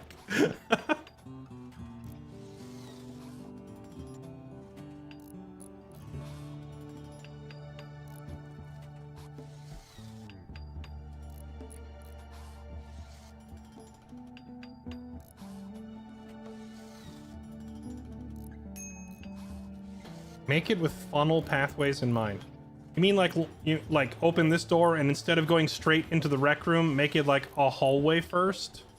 I could do that, but I feel like that adds a lot of unwanted travel time.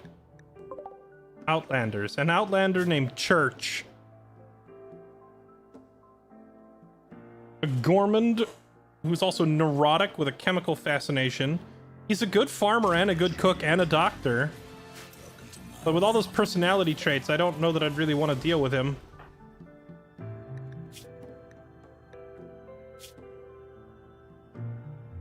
Recreation starved? Oh, we never got this pin built. Or the horseshoe pin, did we? Okay, who's the best shot of the three of you? The youngest. Alex. Go grab that gun. And then who's the best melee? Also Alex. I guess it makes sense because he's the youngest, but Rubber's also not half bad. So you grab the axe. And then Grandpa, since apparently you don't aim as well as your younger generation, you grab the machine pistol. Where is it? I know we have a machine pistol. There we go. And we will fend off this invader whenever he gets up here. We'll take him to church.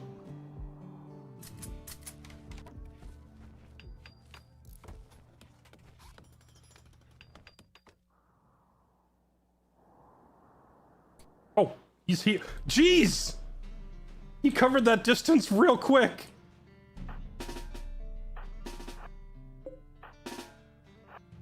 I went looking down there to see how close he was. He's already here. He almost took me to church. Hey, are you Molotoving my shelves?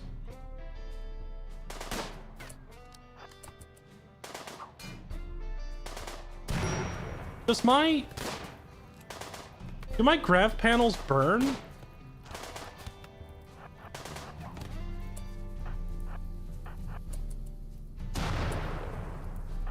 Okay, put the fire out.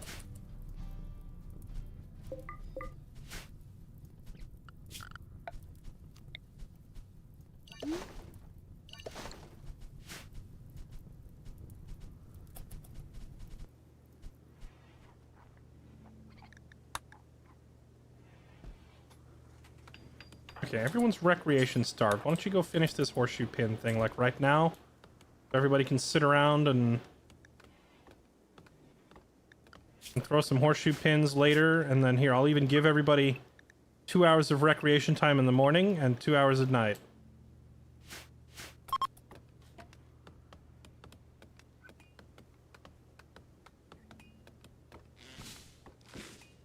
Well, the grav ship substructure doesn't have a health meter, so I don't know if it does burn or not.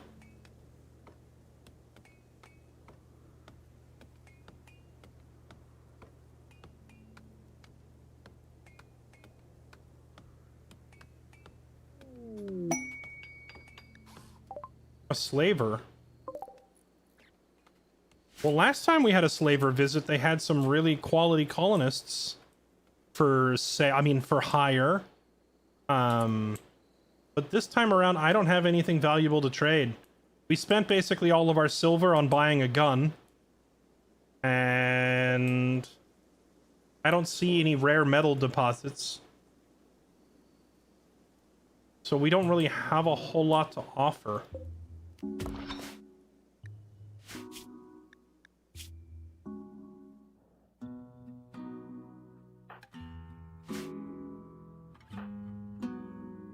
Talk to them and see what they have.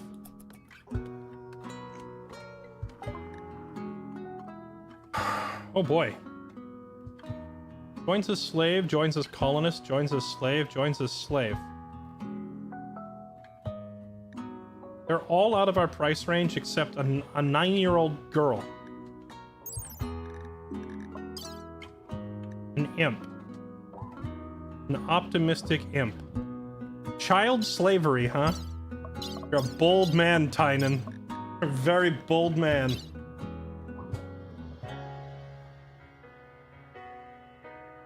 Now, I mean, she's off to a good start. She's already got one good trait. The downside to this would be she's already 9 years old.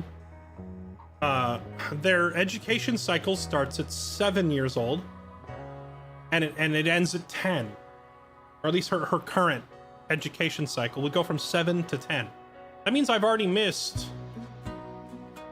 like, her 7... Is it 3 years or 4 years? Is it 7, 8, 9, and 10? Or is it just 8, 9, and 10? I think it's 4 years. It's 7, 8, 9, and 10, right?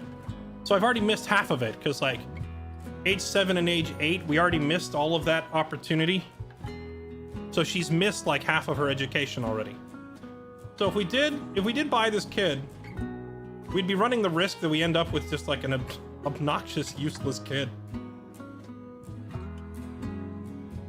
You missed one threshold? Yeah, when she turned 7, but like presumably that's where she picked up the trait Optimist. So she already rolled well. She rolled well hitting age 7.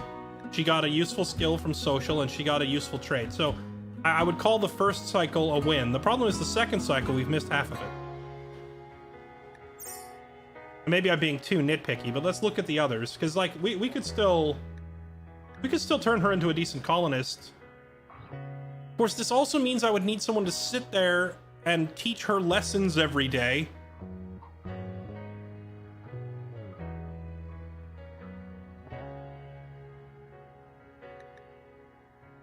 Sharp the Outlaw. He's a waster. He's tough. He's a very good fighter, and he's a builder.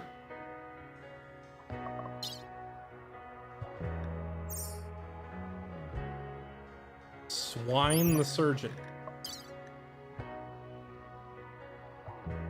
He's a creepy, or she is a creepy night owl.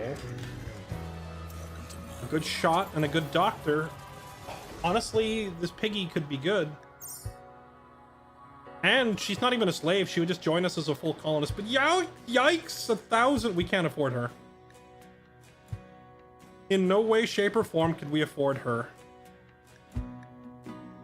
And then there's April the Sheriff. Kind but trigger happy. Shooter, miner, teacher. 89 years old. And yet no health problems. That's impressive. Okay, the only one we could feasibly afford here is the child, and even then, to get her, we would have to sell... We could sell some of our medicines. if I sold 22 boxes of medicine, or I could sell components. I could sell 13 components.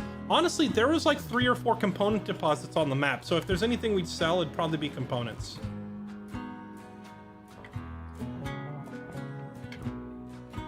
I think we'll take the kid. Actually, no, I think we'll pass.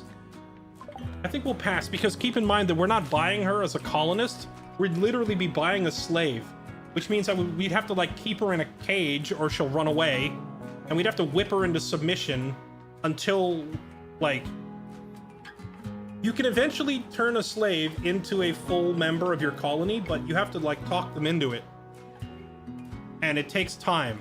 And until we talk her into joining, I don't think she would attend school. Like, do slaves even get an education? I don't know. But what I do know is that our 3 dudes are very, very busy right now trying to establish a new colony, and I really don't have time to dedicate one of them as a full-time school teacher while also trying to keep a slave from running away. It's too much work. It's too much work. We need to wait till we have 5 or 6 guys. And then when we have like an extra colonist around who can act as a school teacher, then we can look at getting a kid. Whether we have our own kid within the colony, which we'll probably need a woman for at some point, since all 3 of these are dudes, or we could adopt or buy somebody, like whatever. We'll get a kid later, one way or the other. But that'll be a priority later on.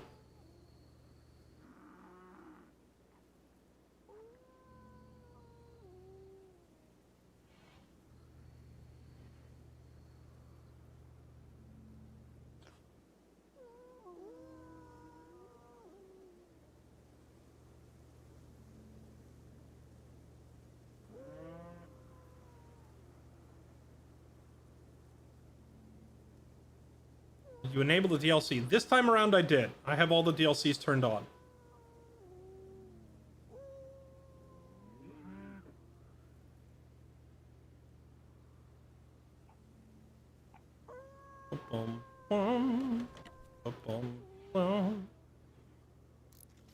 Enough wood can buy anything. True, I suppose if I gathered thousands of wood, we could trade it for whatever we wanted.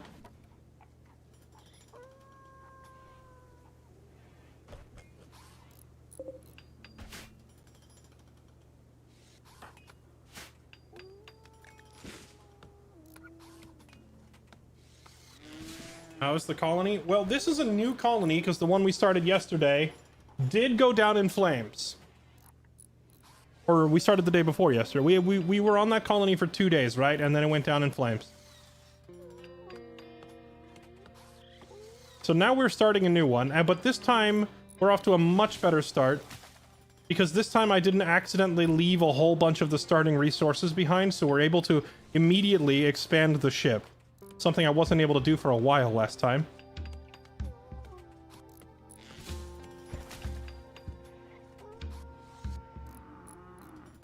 Like literally in flames? Well, okay, not literally in flames. I guess the previous colony went down in severed arms, legs, and heads. Since it was a Wookiee raid that killed us. They showed up with swords and clubs and just beat my colonists to death and tore their arms off. It was pretty brutal.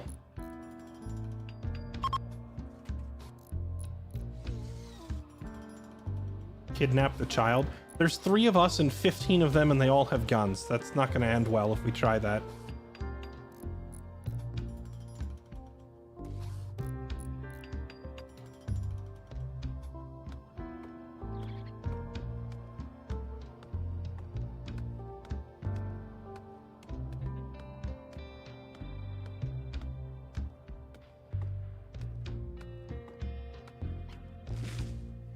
How's the core looking? It's ready to take off again.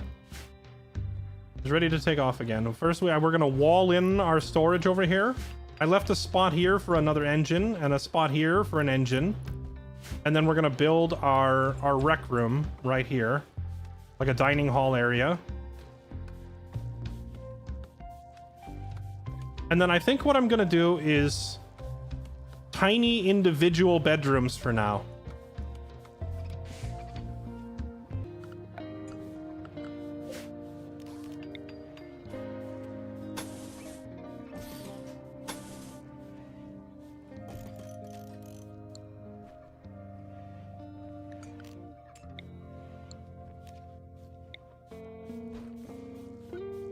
$180 steel. 4, yeah, we have that. One there, one there.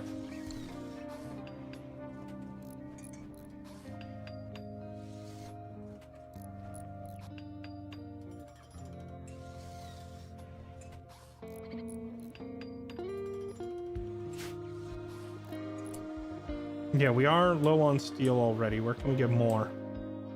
I saw there was a couple steel deposits on the map.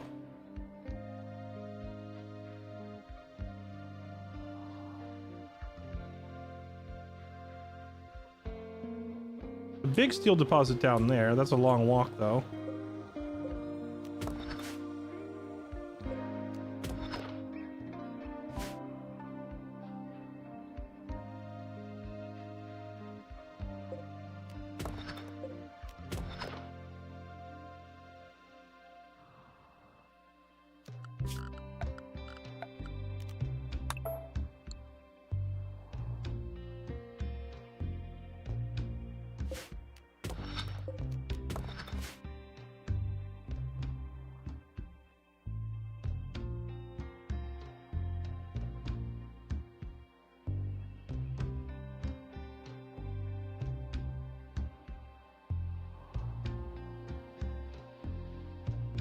Okay. Yeah, I am trying to think of how I want to do ship defenses this time. Because not having walls and turrets is ultimately how we died last time. I just don't know how I'm going to do walls and turrets on a ship. I guess I need to get those extensions sooner rather than later. And put, like, gun turrets on the exterior of the ship?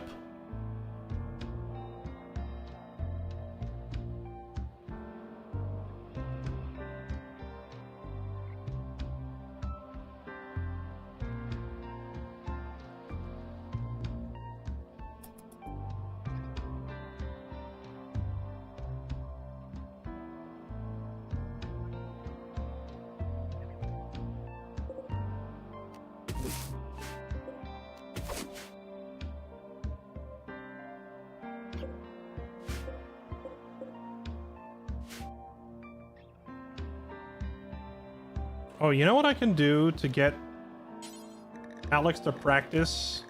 Let's do this. Let's have him change this to strawberries. Have him plant a bunch of strawberries. What's his plant score? It's 5. So we'll have him do strawberries, and then we'll change it to like cotton, then back to strawberries. And every time I change it, he'll tear up the old plants and plant new ones. And we can get him to do that to like practice his farming skill.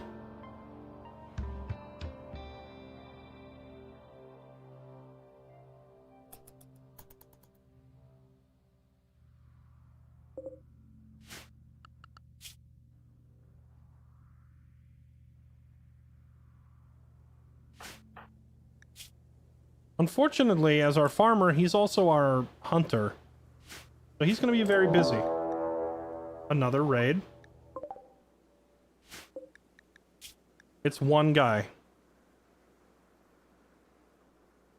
What up? It's your boy, Silver. I'm here to show you guys today how to do a one-man raid on a grav ship. Alright, first off, what you're going to need is a steel axe. Okay, you're gonna grab a steel axe and you're gonna enter the map, and you want to start as far away from the grab ship as possible.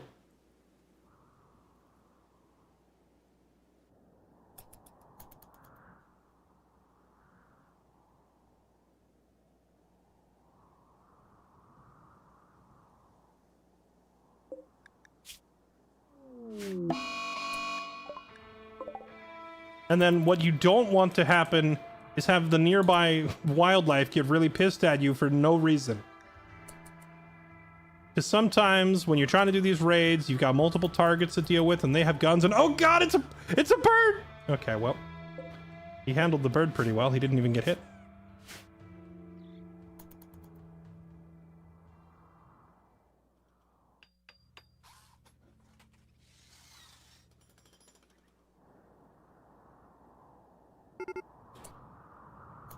Here they come. And here we come. Stand here and murder.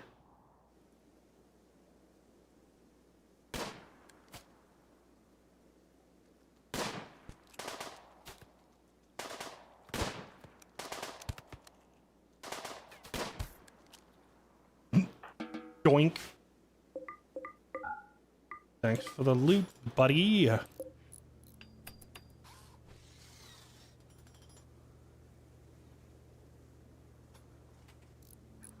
Oh. You may go.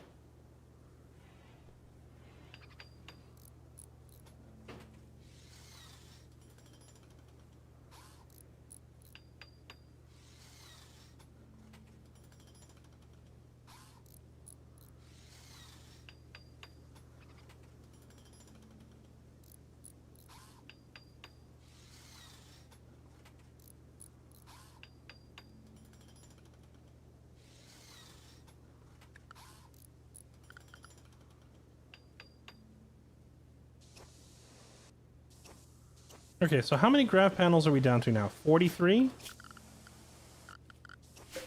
And if I wanted to fill in this area, that would be 54. So we're kind of having to slow down now. We don't have enough to fill this in. So what we need now... What if you build your walls out of wood, do they just break when you go into space?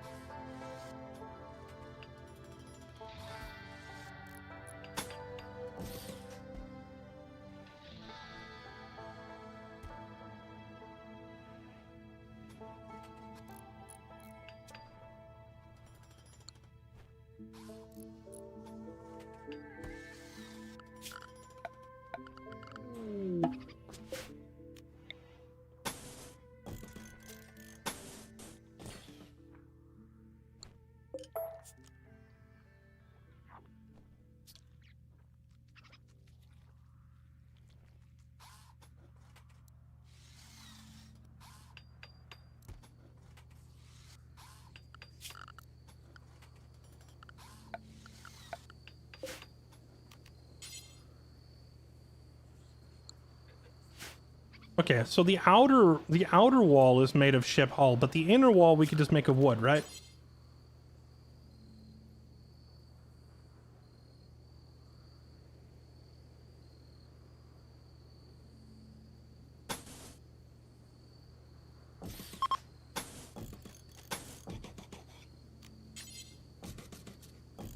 There we go. 2 little bedrooms.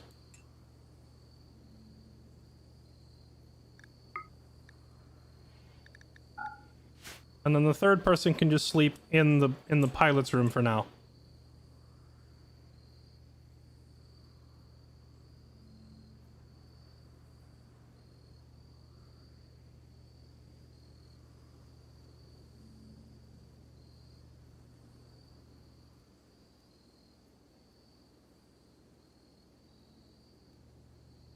No, the counter right here only counts the gray foundation. It does not count the ship hull.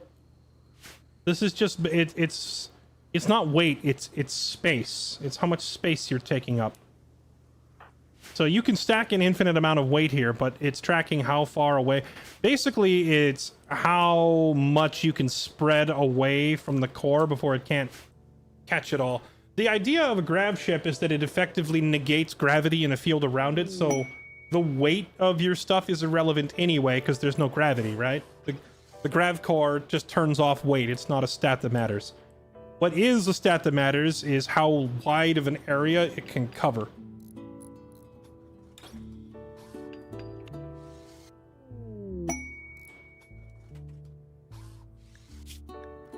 Detected nearby grav core.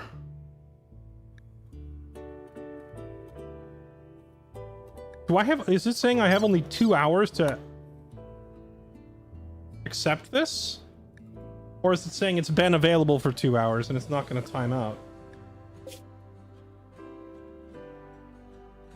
That's not too far away from us. We could go for it. It's in the middle of the desert though, so this time around, if we're going to go do something like that, we learned our lesson last time. We got to bring a ton of food with us. The other one says, the ambushed knight. The knight of the refugee empire is calling from nearby. His guards were killed in an ambush and he's being followed by a rat. He wants you to keep him safe at the grav ship landing site for a few hours until his shuttle comes for him. He'll bestow 8 honor on whoever accepts the quest. Enough honor to receive the title of novice. All the benefits that come with it, including psychic power. You know what? Who is it? Our grandpa refuses to, like, do dumb labor anyway, so what if we gave him a royal title? Royal titles and psychic powers can really save the day when you get cornered. I think we'll say yes.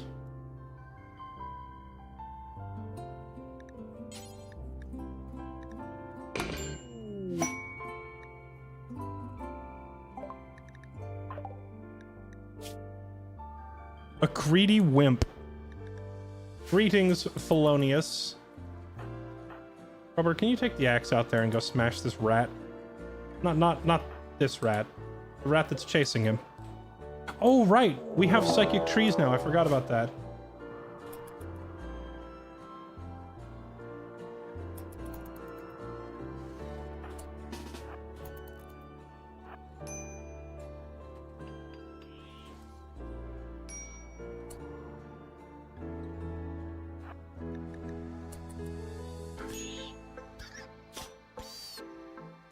Immediately clawed in the eyeball.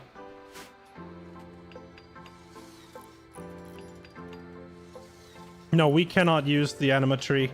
Actually, I don't know how effective an anima tree is even going to be in this playthrough, because we can't sit in one place long enough to use one. Well, actually, later on, though, when we can place a grav anchor, the grav anchor would let us have a temporary home, right, that we could return to. So once we can get a grav anchor, we could put one down near an anima tree, and then we could, like, you know, we could actually sit there and try to grow an anima tree to the point where we can learn some psychic power. Alright, your ride's here. Get off my planet.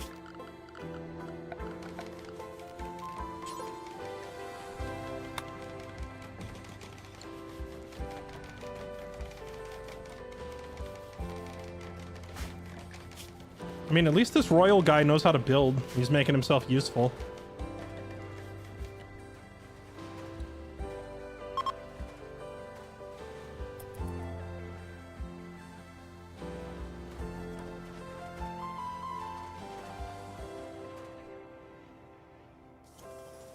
Might be able to get to 20 if you get enough people meditating. I feel like that would be very hard to do, considering that all of my starting colonists are not able to do that.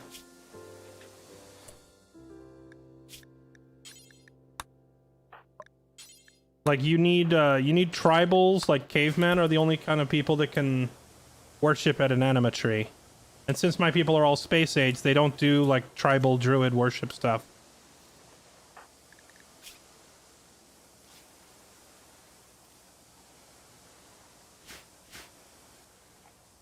Okay, now we can bring the beds in here.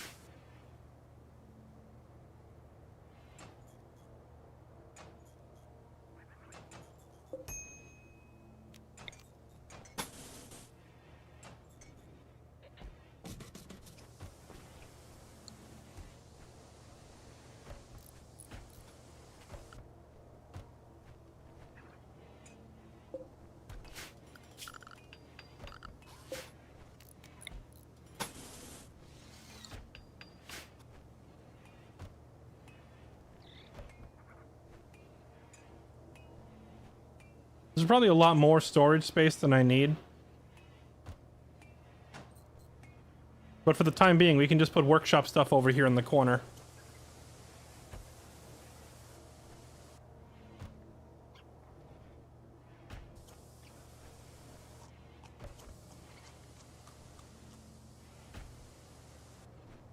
Oh, do I need to, like, tell him? Get in there? Go.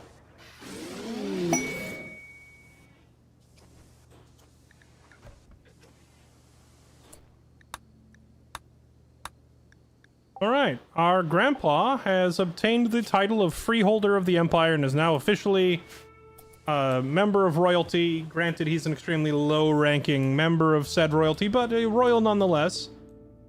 Which we will build upon in time, so that if we do find ourselves in a situation that is hopeless and we can't win, we can call upon the Empire, and they bring in, like, dropship troopers and come save the day, like kicking the door down with shotguns and stuff. It's actually pretty cool. Or we could betray the Empire and become rebels on the run. Either version works.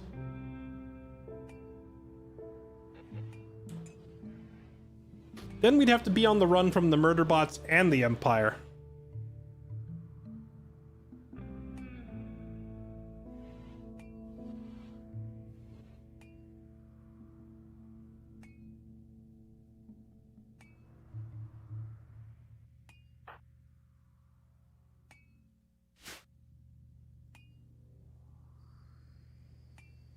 Cheat mode? What do you mean cheat mode?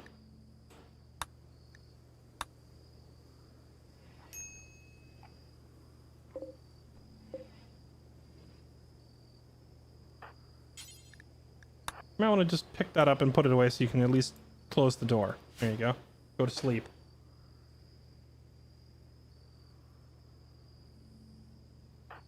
Made the kid royalty. I did not. I made the grandpa royalty. The kid is not. Am I going to wall in the storeroom? I have 26 more grav panels. That's enough to fill this in. It just wasn't letting me do it before because the grav panels were sitting on the floor in here instead of on the shelves. So they weren't counting towards my inventory. Now they are, because they've been put in the right spot. So we had the mats.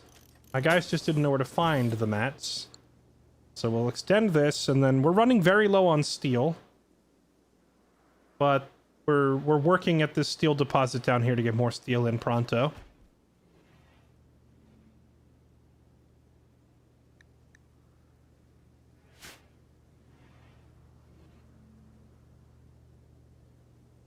And then once we have enough steel to wall this whole thing in, we can make a kitchen area and a dining hall and all that good stuff. Isn't Grandpa rubber? Oh, no, I put them in order of age. I have Jenny is the grandpa, Rubber is the father, Alex is the son. So generation 1, 2, and 3 in order.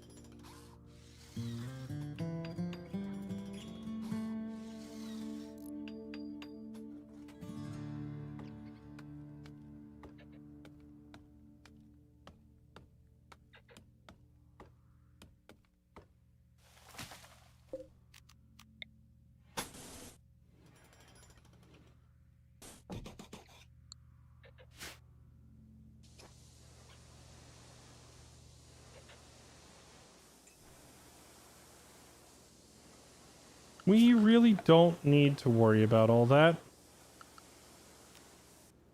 There's like an unclaim button to say I don't need to clear. Here, I can at least say don't worry about this. It's not considered home anymore. We're done with that.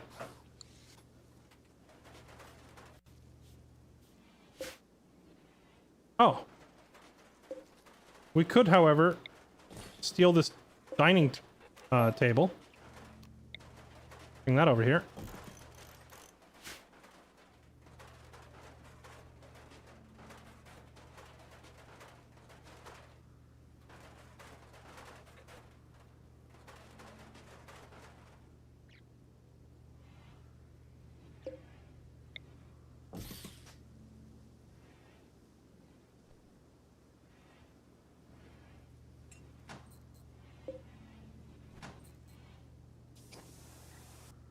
There we go. Very nice.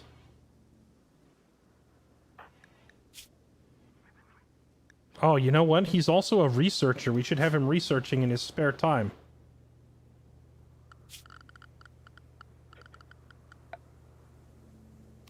Whenever you're not busy sleeping, we can cram the research bench into his tiny bedroom.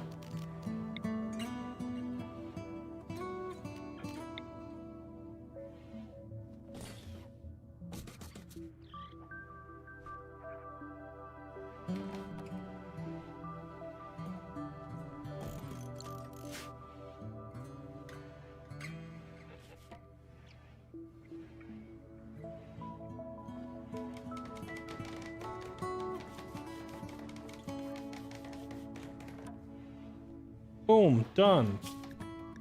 Research. I almost always start with smithing. Smithing leads into machining, which leads into guns and turrets and armor. Stuff that keeps you alive.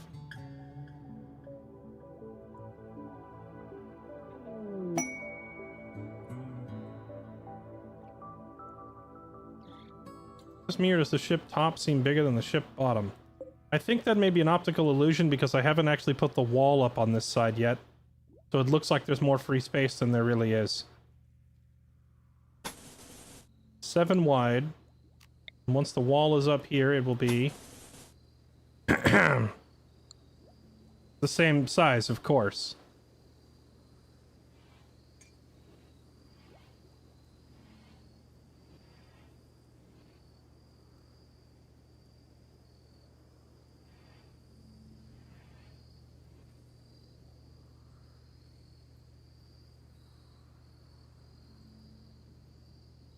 Shut up, chat.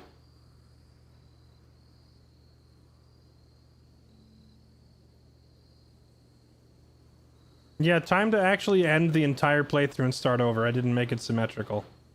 Well, we don't have enough floor panels left to do any meaningful expansions, so we'll have to fix that later.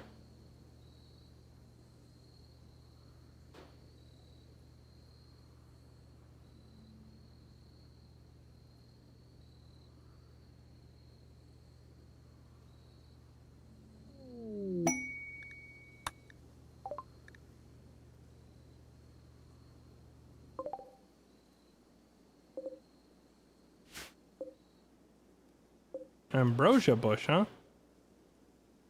Oh yeah, did Alex finish planting that thing I needed him to plant? Oh, he did. Perfect. Now let's change from strawberries back to, let's say... Oh, did he get his... Oh wow, he's learning so fast. He's already at 6. We need him to get to 8 so that he can plant medicine.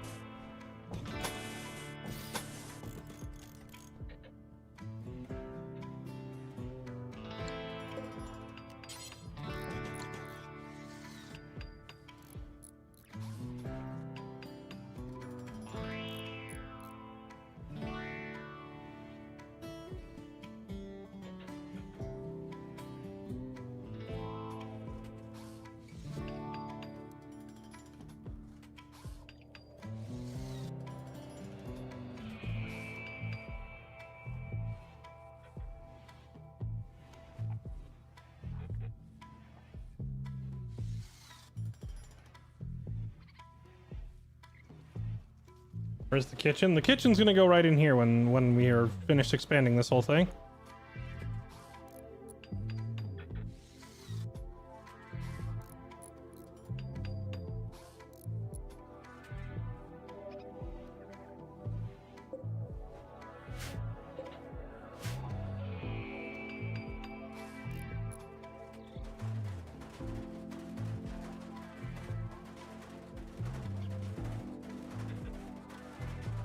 You know, I love that we have to find all of this dedicated special space age material to make our unique floors.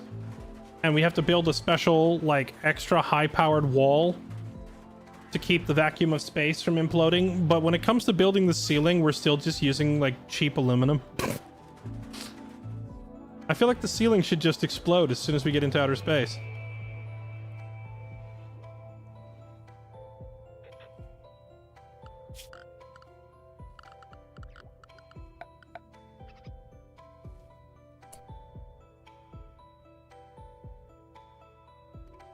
Okay, time to get that kitchen going.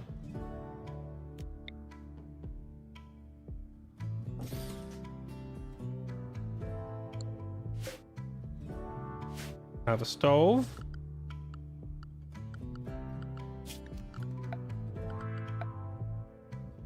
Have a butcher's table.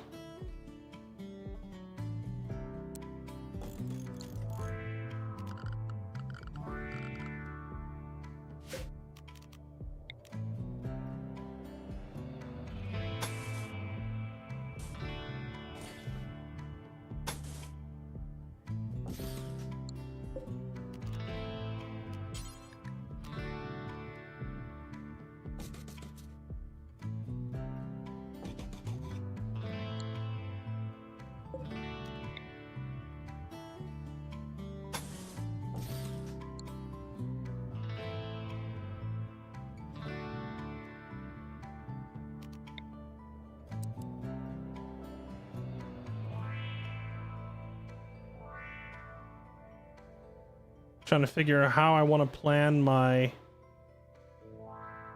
cooling solution for future reference. I guess we just put it up here. The enemy really seems to love attacking my air conditioners. Like their favorite weak spot on the ship to go hit.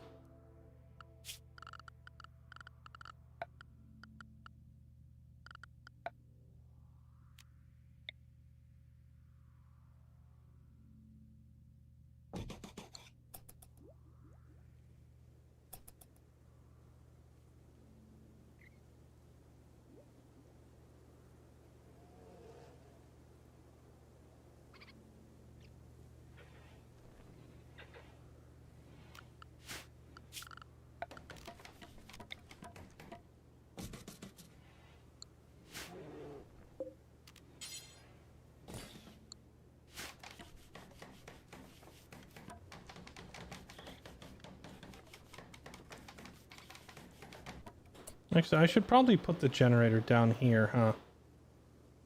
Actually, wait, how do I want to lay this out? What if we do... What if we put this thing up here?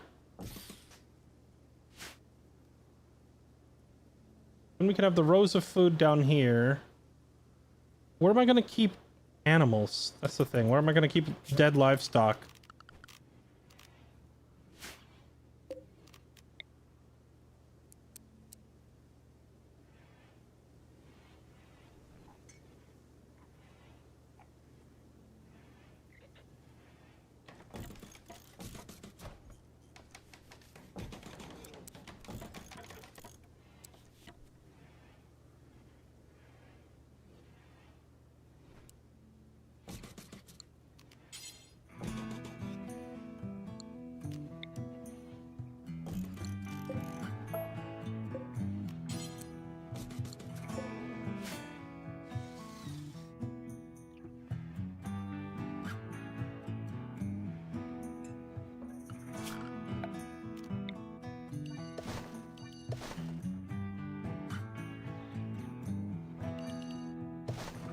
I guess just for now, right on the floor.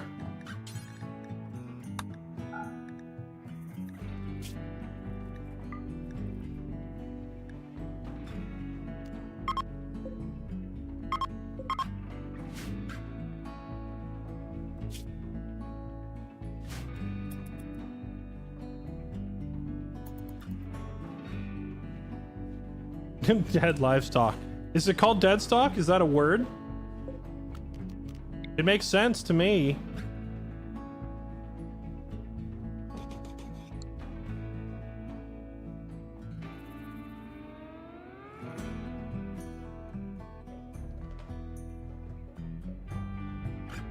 Yeah, I think I'm also going to take this leftmost row of shelves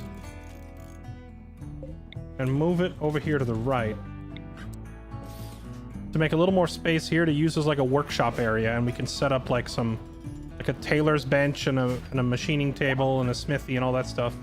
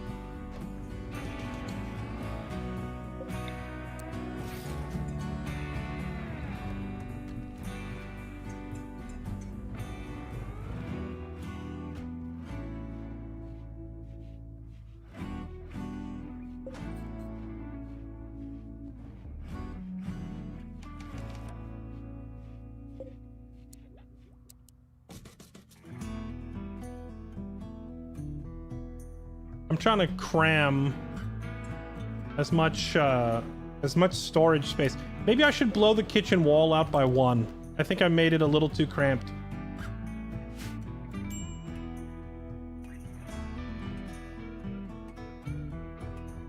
If I were to move the wall out by 1, see, I could put this here, have a walk space, then a shelf facing right, shelf facing left, walk space, wall. Yeah, that makes more sense. All right, let's plan it like this. Yeah, like that. Boom, boom, boom. We take this apart. Boom, boom, boom, boom, just like that. That still leaves us a fairly large recreation chamber, like a fairly big, like, dining hall area over here.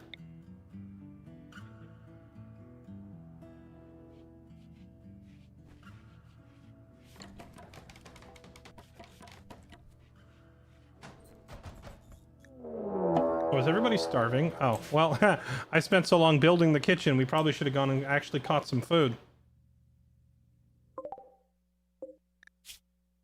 I'm sorry, lover of who? Alex? Alex? You were dating a Wookiee and you didn't tell us? And now what did you do? You offended her? And she's here to kill us. Bruh, this is the kind of extremely relevant detail you should have mentioned earlier.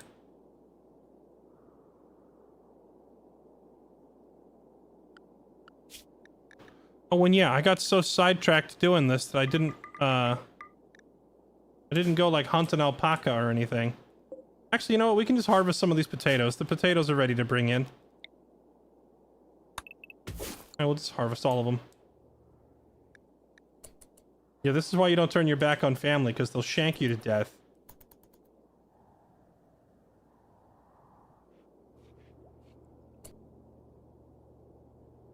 You know, I just realized why my measurements are off. It's because I was initially... It's because my initial floor plan included a generator, and then I ended up forgetting to put the generator in. So let's turn this thing sideways, and we can put the generator right there.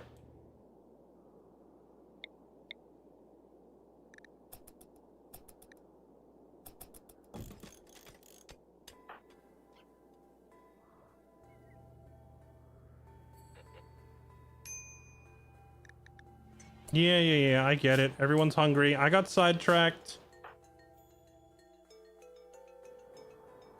Where's the closest huntable animal? Actually, no. Forget hunting the animals. Here, just go bring in those potatoes. We got plenty of potatoes. Turn around. Here. Go there. Go grab some potatoes and cook them up. We have plenty of food. He's so hungry, he's just eating the raw potato. That's fair, honestly.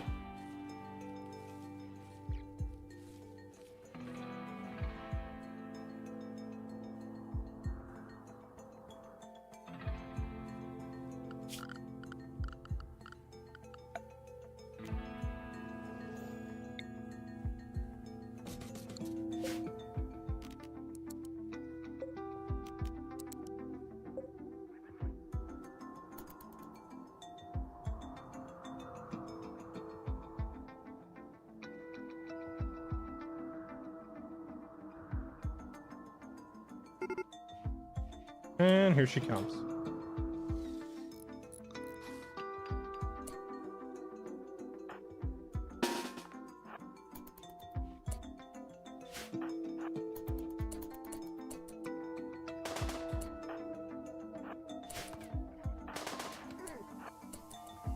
He shot her in the dome.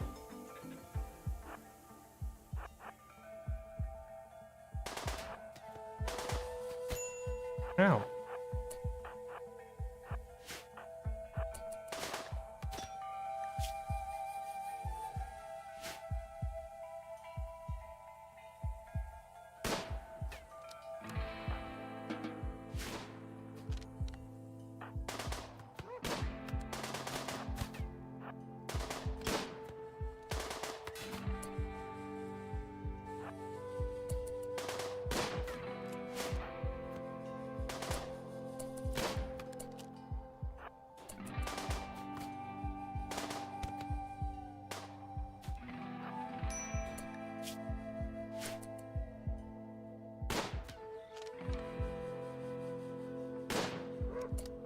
There we go. Now, when she runs up here, now we get her because she'll be pinched between.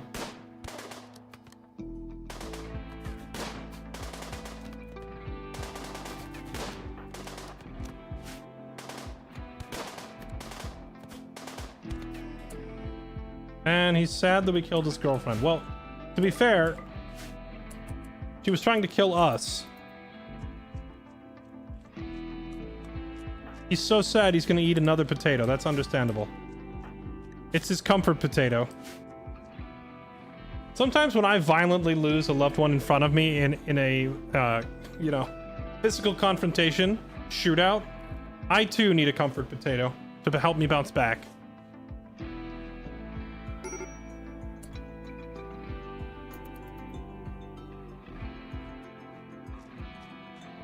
Yes, feed raw potatoes to your sick grandpa who is bedridden. That's a great idea. Okay, now can we get the I know you're not in great condition, Grandpa, but you need to get up and finish this generator so that we can make the stove so that we can make food.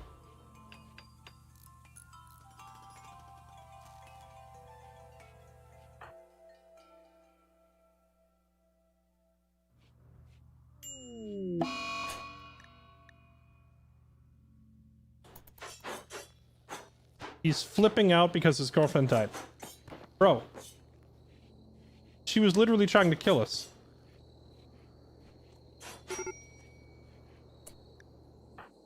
And he's also having a mental break. Zero recreation. Why have you not been recreating?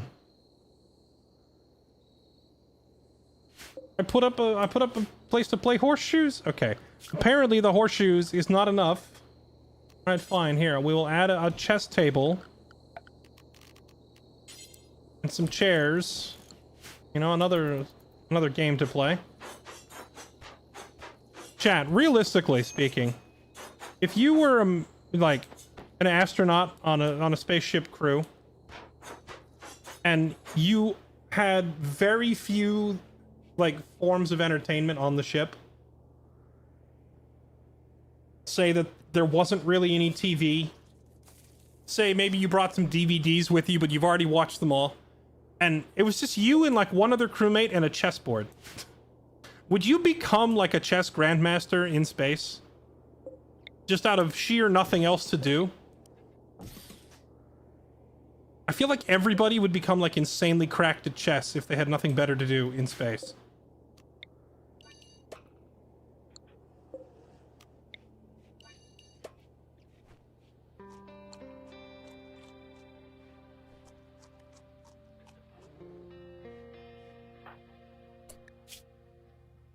All right, Alex, you need to go refuel this thing. Okay, who's our doctor? Alex, you are the doctor. So you need to patch yourself up if needed. And then who's the cook? Rubber, you're the cook. Start cooking those potatoes so that we don't all die. This is honestly, like... The game hasn't really thrown many challenges at me. The only reason we're in trouble is just because I've been reading chat more than I've been paying attention to the game. The horseshoe in the home zone. Honestly, you might have saved the day. Will they not go use it if it's not in the home zone? I have no idea. But here, we'll move it here just in case. Maybe that was the problem. Maybe because it's not considered part of the home anymore, they won't use it? Oh, he's literally using it right now. He's literally doing it right now, so why was he like full on drained before? It's blocked. It is not blocked.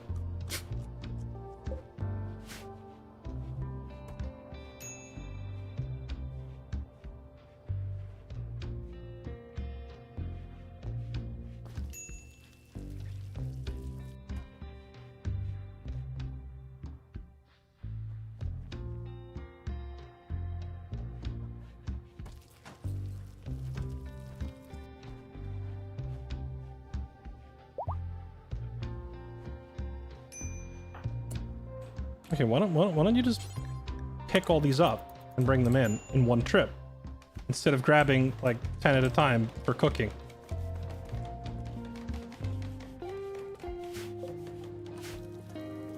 Okay, the freezer is set up. Now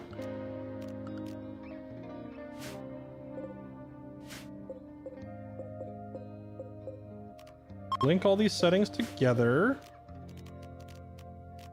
Settings, make this important and store our food in here. There we go.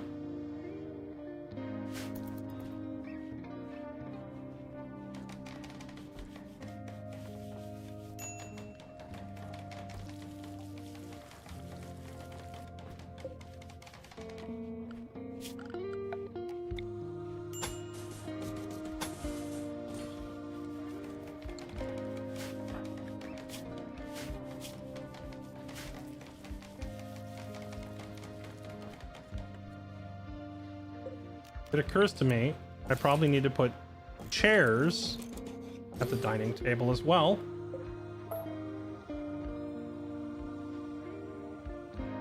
Oh, wait, what happened to my butcher table? Yeah, you're right. Wait, where'd my butcher table go? I tried to put it right here next to the generator. Wait, oh, hold on. Did I misclick the other end of the universe? Where did my... How... Butcher's table. How did this happen? How in the world did I accidentally... Move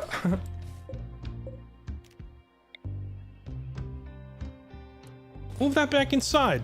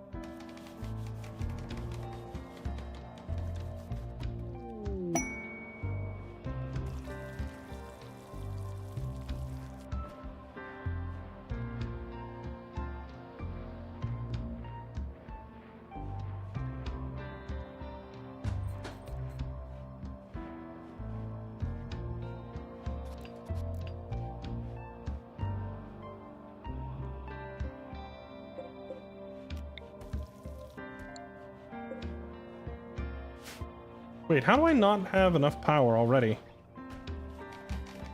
Power output 1000. Grid excess 220. So should this lamp not be turned on?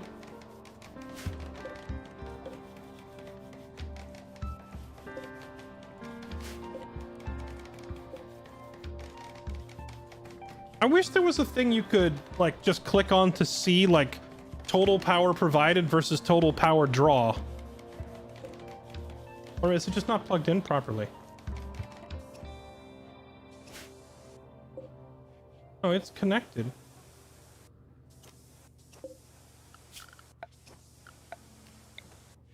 Oh wait, no, it's not. I need to run the power line 1 square further through the air conditioner. Problem found. The problem has been located. We have a masterwork dining chair and a poor dining chair. Hilarious. Can we get another one made, please? Replace this poor quality one.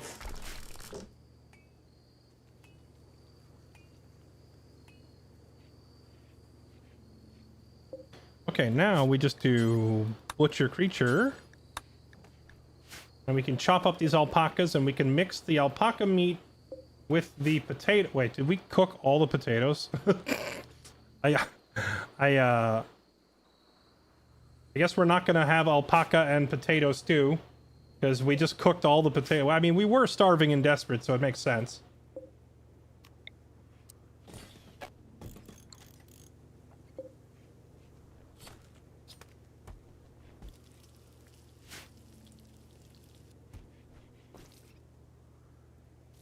There we go. Now we have meat and veggie as separate meals.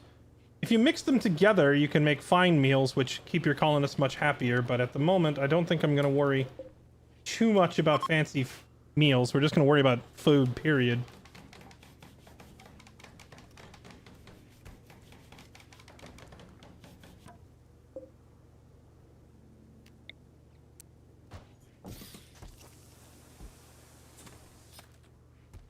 Okay. Progress. Now we just need...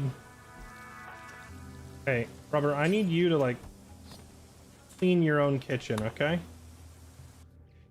And the freezer. And the rec room. I know you're not our janitor, but we don't have a janitor right now, so... Someone's got to do it, and you just happen to be the closest person, so... Why is there a turtle in my dining hall?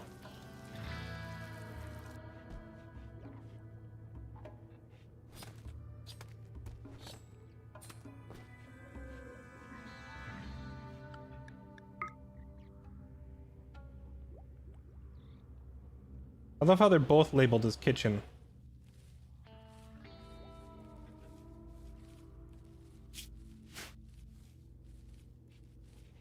You built the walls around it. Okay. We'll hold the door open, and it'll wander out eventually, I'm sure.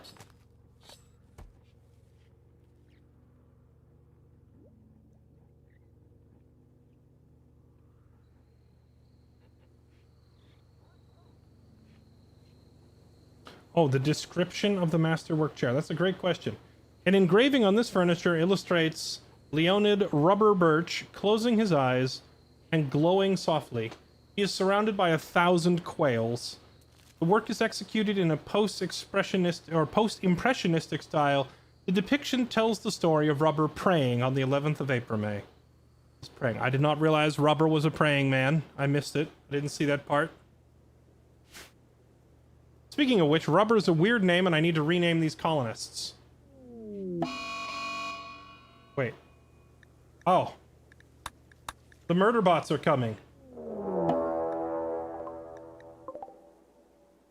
And Alex is being hunted by a wolf.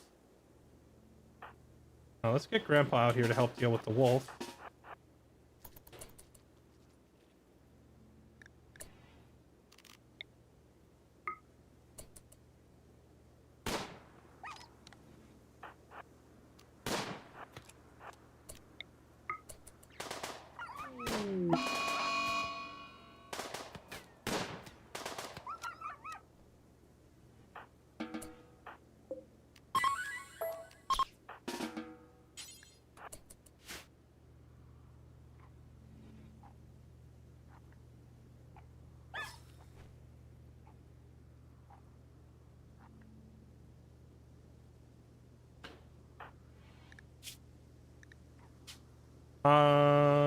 You know what? Harmon dropped 1 million gift subs today. Harmon, congratulations.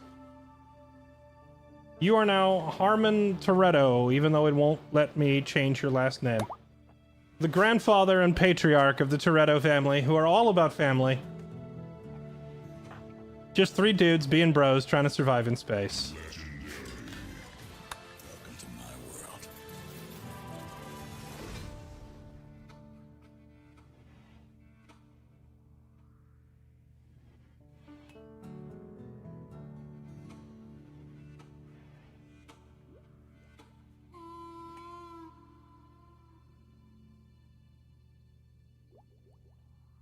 Statler, guess what? You're the middle son. Welcome, Mr.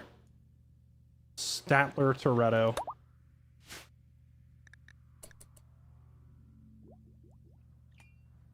Oh, what happened to the turtle? It has a... Okay. You wanna... Okay, we'll rescue the turtle outside. Alright, here. You can take the turtle outside. Since it's our fault that the turtle is, like, keeled over. Because we trapped it inside. Because it was starving. But it's also... How old is it? It's a 155-year-old tortoise with a bad back. Okay, can you just feed it something? Meat. Turtles... Wait, well, I mean, turtles eat, like, insects and stuff, right? So I guess they are carnivores.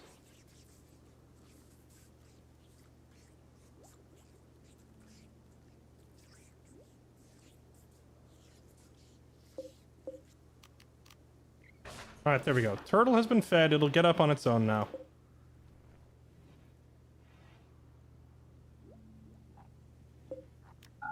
And we close the door so it doesn't come back inside and get stuck again.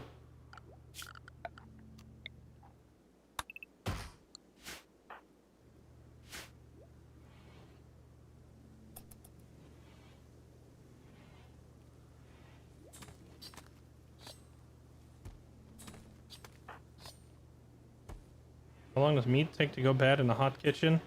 Usually like a day or 2. It's got 2 more days it would go bad, but it was just because no one had refueled the generator. It's fine now.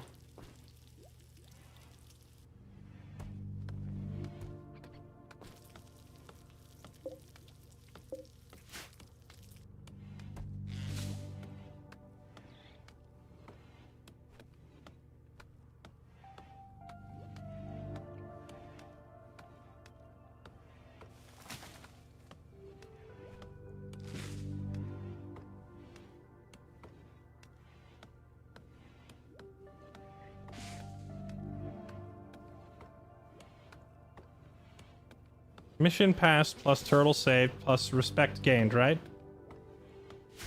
Yeah, we do need more hauling, but everybody's already very busy, so it's hard to... Like, we don't have a dedicated hauler because everybody's got important jobs to do.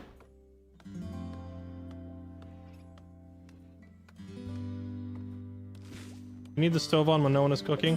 Not necessarily, but because you go through food constantly, and then every time you go through food, your cooks are going to want to go make more food to replace what was just eaten. The stove gets used like on an almost daily basis. So having to turning it off when it's not in use would require me manually toggling it on and off every time. There's probably a mod. I'm sure there's a mod because with Rimworld, there's a mod for everything. There's probably a mod you could get called like turn it off when you're done. That would cause them to cook and then flip the switch as they walk away. That would be a handy mod. I've never gone looking for a mod that does that, but I'm sure it exists. Because there's a mod for just about everything in this game. But I think the general intention is that that's not something you turn off all the time. You just leave it on.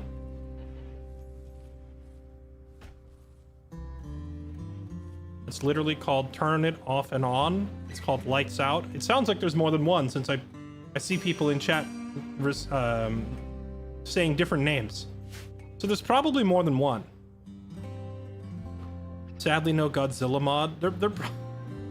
There probably is a Godzilla mod. DLC break most of the mods. I don't know, but generally speaking, right when a new DLC comes out for this game, I do mostly vanilla playthroughs anyway. I don't like modding the game until I've at least got to experience the base feature of the game. Harmon, can you... Oh, wait. Grandpa Harmon doesn't carry stuff, does he? Yeah, he won't do this. We need to bring all this cloth inside. Odyssey co-op would be fun.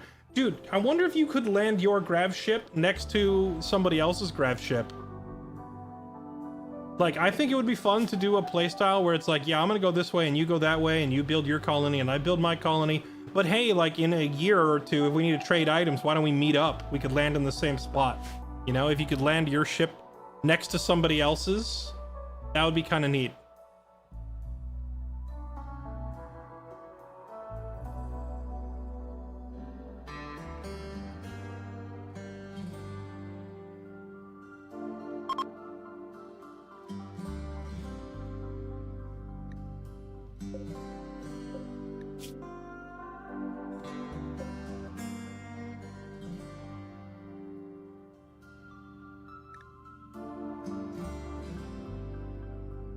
Shame multiplayer mod is a compatibility nightmare. Well, so far they've been pretty quick about updating it with each new iteration.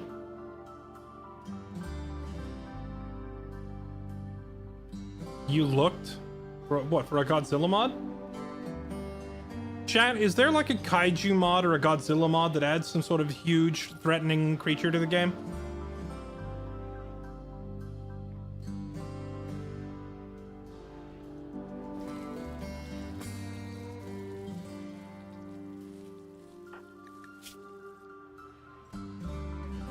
Awful bedroom.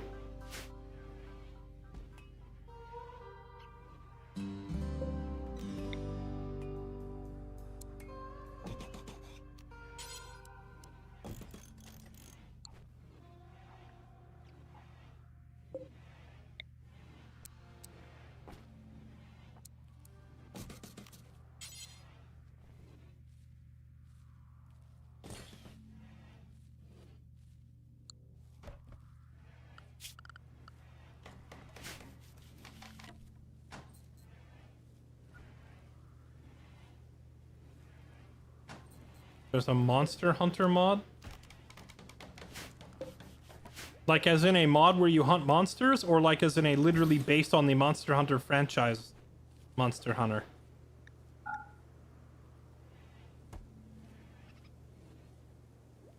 Whose kid was that? Oh, it said passing, it said travelers passing by. And there was like some small group down there. Not gonna worry too much about them. We're busy doing our own thing at the moment.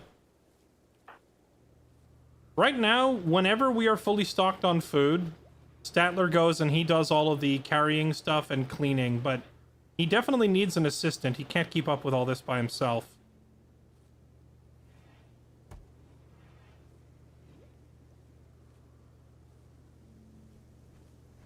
Based. I hear based, I say based. This obsession with the word based is kind of based, chat.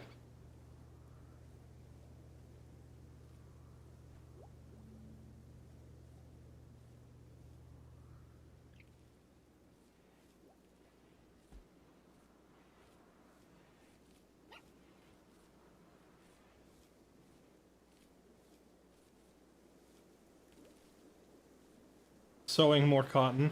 I would tell him to stop, but honestly, this is giving him much needed plant XP. I need him to get up to 8 in plants so that we can grow our own medicine. Alright, we're under attack again. They're from the Waffen-Shoya Union. And these guys are what, normal humans? Normal humans for once.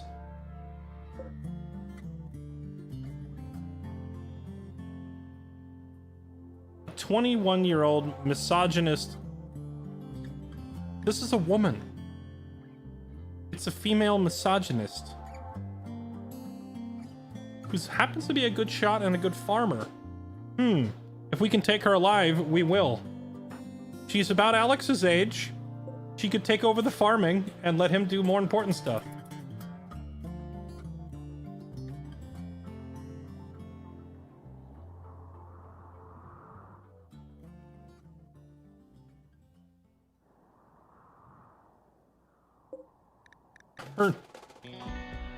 Her name is Wobbler. You meet a woman named Wobbler, what is your immediate first assumption? You can't see her, you just know her name is Wobbler. Does it remind you of my Mecha BREAK character? Is that? Or is it just the Fair B emote?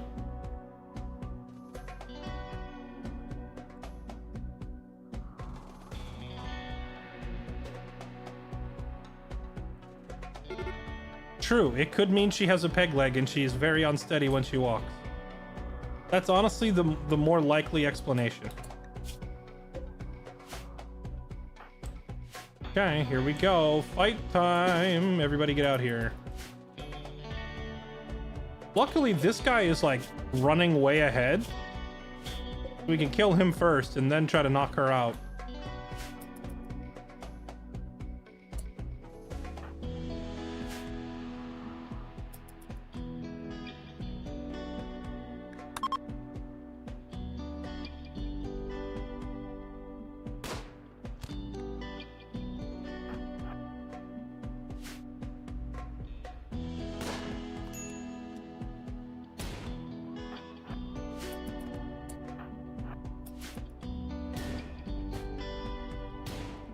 And he can reach from there?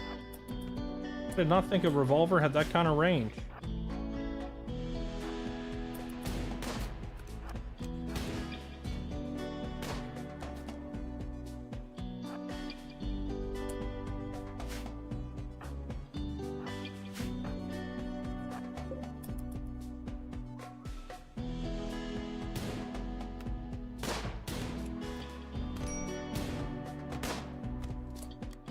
Oh.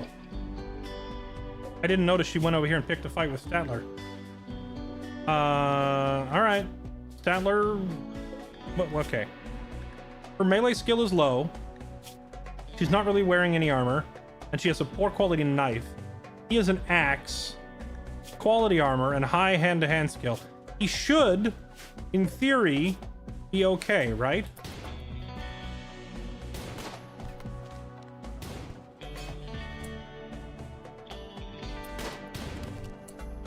That guy just got dinked. Okay, go down here and help Dad.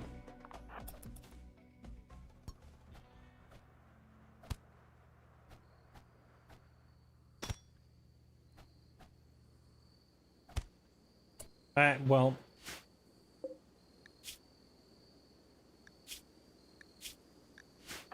No more wobbling for her, I guess.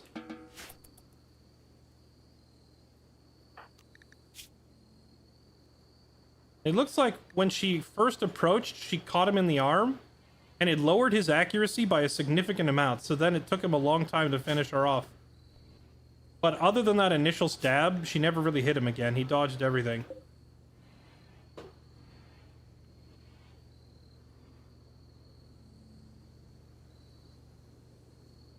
Alex, could you, like, I don't know, patch up your dad before he bleeds to death?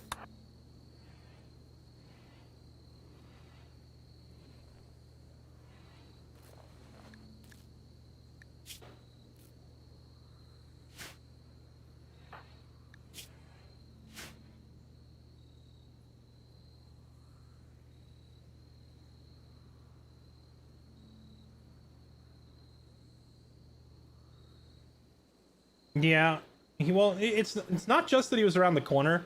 The other thing is that, like, if two characters have both been ordered to attack each other, or say the AI is running at you with the intention of attacking you, and you are running at the AI, and you've given your pawn the order to attack the AI, when they meet each other, they will swing at the same time, right?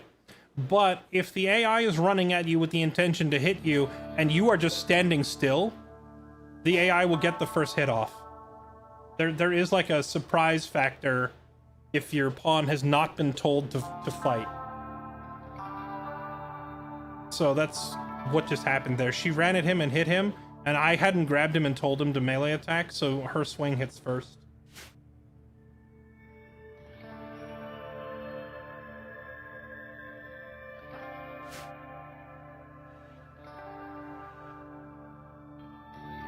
Have you played much with the new weapons that were added with Anomaly?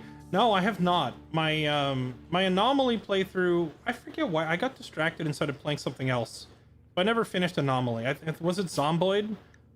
I started playing Project Zomboid? I can't remember what. I started an Anomaly playthrough, but I didn't get super far into it. Because I got sidetracked by some other game.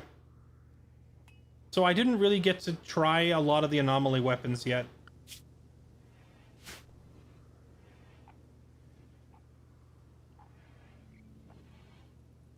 Oh, the mechs are hunting us. We have 11 days to leave this location. But I'm not gonna rush it. We're not in a hurry to get out of here. We're gonna try and gather up more. There's like a lot of wildlife to hunt here, including this like whole pack of gazelles. That's like free food basically. Some ibexes. Like we're gonna stock up on meat and steel. We're gonna finish mining out all these steel deposits. Yeah, look at, oh dude, there's so much. We just need we need to go down there and get it. I just don't have spare hands to carry a ton of stuff right now. Armin refuses to carry things. Statler is injured, and Alex is busy all the time. So honestly, what we really need is somebody who is like skilled at medicine and ideally also skilled at murder, and then nothing else. Like I would love to have somebody who is really just here to fight and maybe patch people up, and other than that, all they do is just clean and carry stuff. We just needed like an extra body to move stuff around, because these three guys are actually extremely self-sufficient. They have farming, negotiating, crafting, cooking, mining, construction, and research all covered between the three of them. That's a really, really impressive skill spread between these three dudes. The Toretto family knows how to look out for family.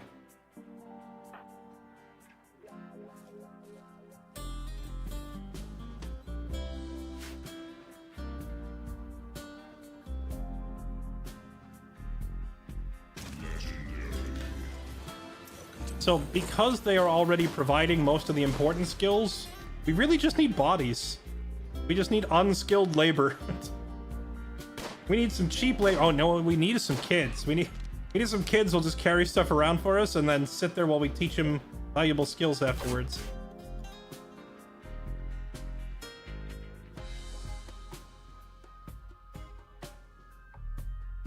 Who was that? Untidy, thank you for the 66 months. Tezit, thank you for the 51 months. Redundant Rogue, thank you for the 63 months. Daddy Bear, thank you for the 19 months. Quickfinger, Dusk Annihilation, Sir Par, Jake Winnie, Heroic Winter, Tweaksta, thank you all for the resubs. Welcome back, everybody. Thank you for supporting the stream. And thank you to those of you who are tuned in on YouTube as well. It is nice having, finally breaking into the, Is to guard this spot. Your first order is to guard this spot. It is nice to finally have the multi-stream up and running. I've been wanting to do this for a while, and I just kept getting sidetracked. There's always something. Cobalt Q, thank you for the brand new sub.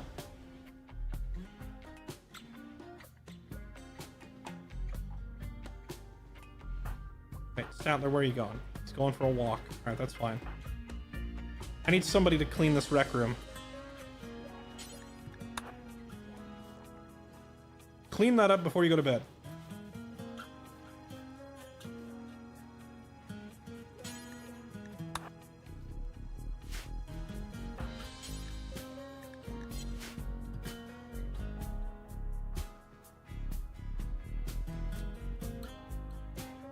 Good night and good luck. Thanks for watching, Paul. Catch you next time. How much time left on Mecha? Well, actually, I am swapping games in about 8 minutes. I am swapping games, not because I want to, necessarily. I'm actually really enjoying Rimworld right now, but I do have another sponsor obligation today. So we will be swapping over to Mecha BREAK. But I will make it up for you with an all-day Rimworld stream tomorrow.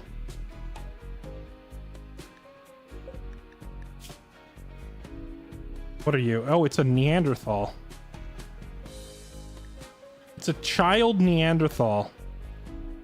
A pessimistic, annoying a pessimistic, annoying Neanderthal. This is exactly why we keep seeing all the misogynist characters. This is what they're thinking of.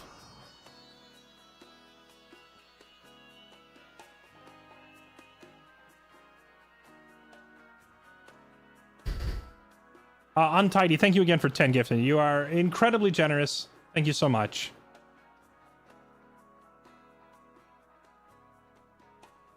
Do you want people to join you for Mecha BREAK? I am kind of indifferent, honestly. I was fine solo queuing, but if people want to jump in and queue with me or stream snipe me or whatever, you know, hop on in. I enjoyed the game solo, but it's also fun with teammates.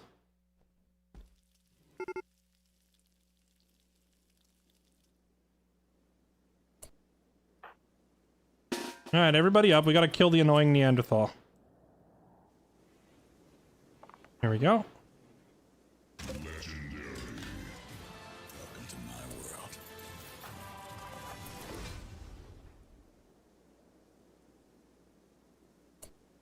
Are you really not in shooting range?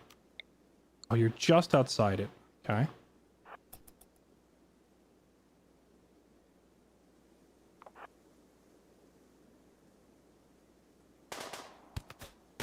Now, keep in mind, this is a 13-year-old kid. However, Neanderthals in this game are massive. They're, like, extremely jacked cavemen. So even though he's only 13, he's probably 7 feet tall. We really don't actually want to let him get in swinging range. So we are going to scatter as he starts to get close. And start backing up. See how he's just shrugging off those bullets? He's catching all these bullets and he's just shrugging them off like a Giga Chad. This 13-year-old benches more than you. Just... no question.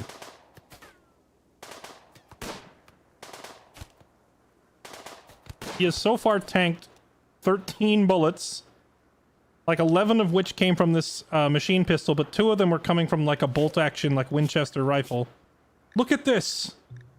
He's been shot in the neck 3 times in the torso. Once in the right lung, once in the right arm. He got shot in the kidney. He's taken 2 bullets to the leg, 4 bullets to the left leg, a bullet to the tibia, and his other kidney was just outright destroyed. And he's still just running at us like a Giga Chad. This is what I mean.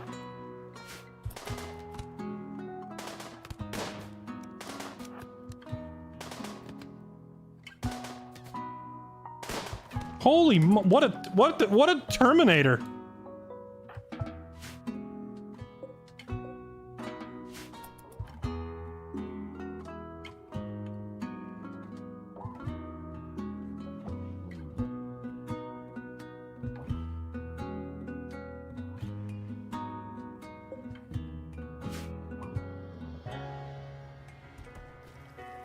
You want this guy? I love Neanderthals. Neanderthals are amazing colonists. Although Neanderthals do have violent temper as like one of their genetic one of their genetic traits is like short-tempered.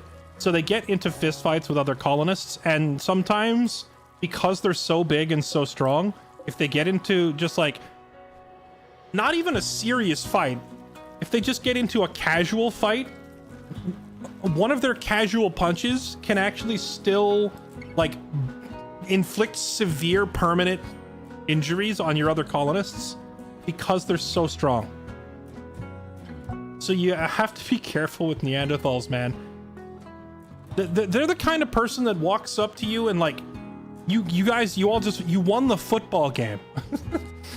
The boys won the football team, and he walks up and he slaps you on the back and says, "Great job out there, sport," but he slaps you on the back so hard that it picks you up off your feet and throws you across the room. And freaking breaks your elbow when you crash into the closet, right? That's what it's like with these Neanderthals. highly destructive even when they don't mean to be. So you have to be kind of careful. And I say this from experience because I've had more than one colonist killed in a social disagreement by Neanderthals.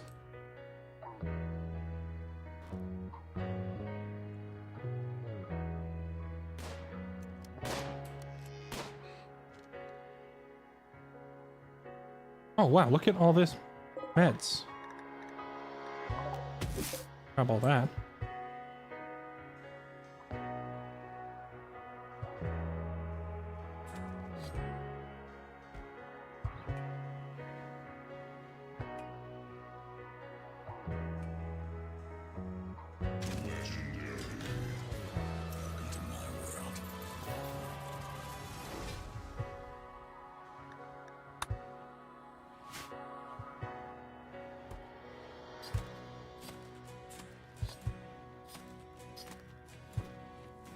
Alright, well, we're stocked up on food. Got meals pre-cooked.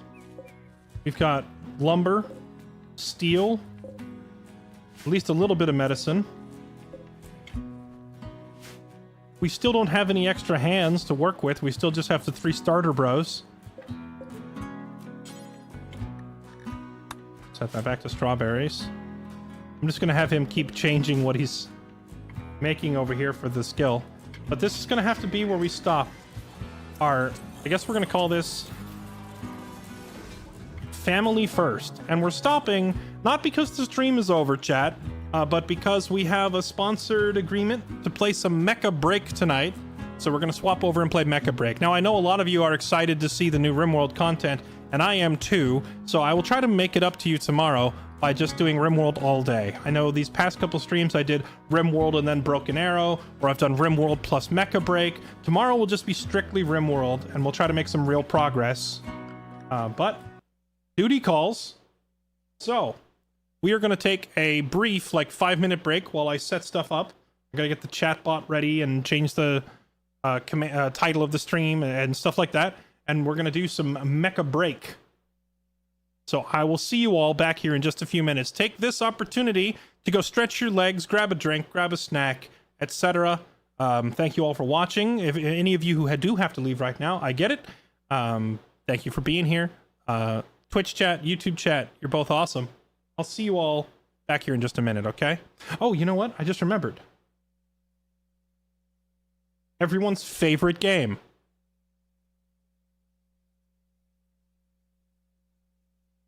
Wait a minute, I just realized words on stream only works with Twitch chat. Oh, now I gotta add this to my notes as another thing I need to fix. Oh, YouTube chat, I'm sorry. I'm still learning how to do this whole multi-streaming thing. Oh, wait, hold on. It has a YouTube interview. Can I get it working on both at once? Hold on. Wait. It says for YouTube. Hold on. Words on stream. Yes.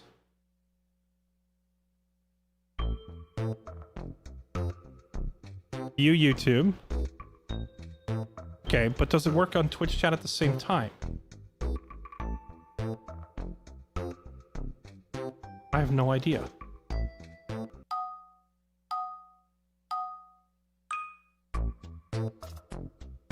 Okay, chat, tell me if this is working. I've enabled it on Twitch and YouTube, but I don't know if it works on both at the same time. Oh, that's awkward. That's just a loading screen. Hold on. Hey. Hey.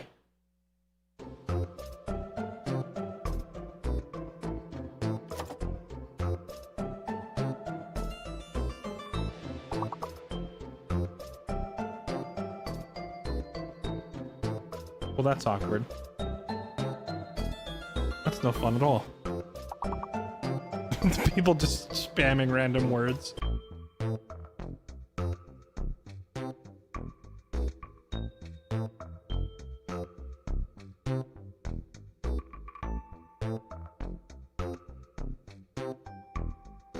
There it goes. All right.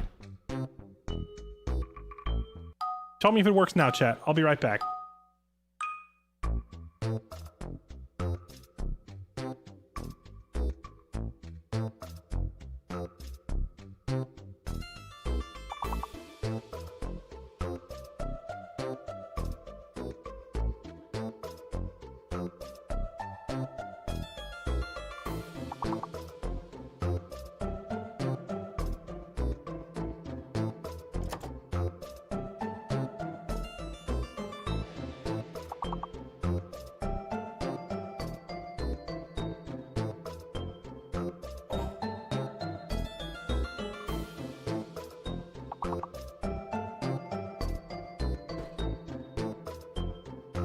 And that is pretty clearly not working, I'd say. YouTube chat, hello. I know there's not as many of you, but surely you can solve one word, right? It's not showing up properly? It is. There it goes. Okay, it's obviously not working on Twitch. Working on the YouTube side? It is, because I just typed diamond on the YouTube side and it worked. So now I need to figure out how to make this work on both.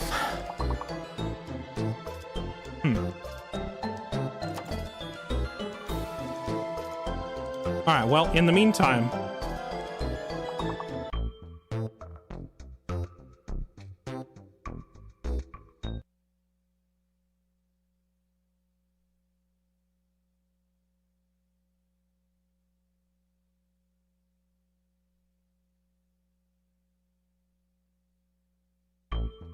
okay, tell you what.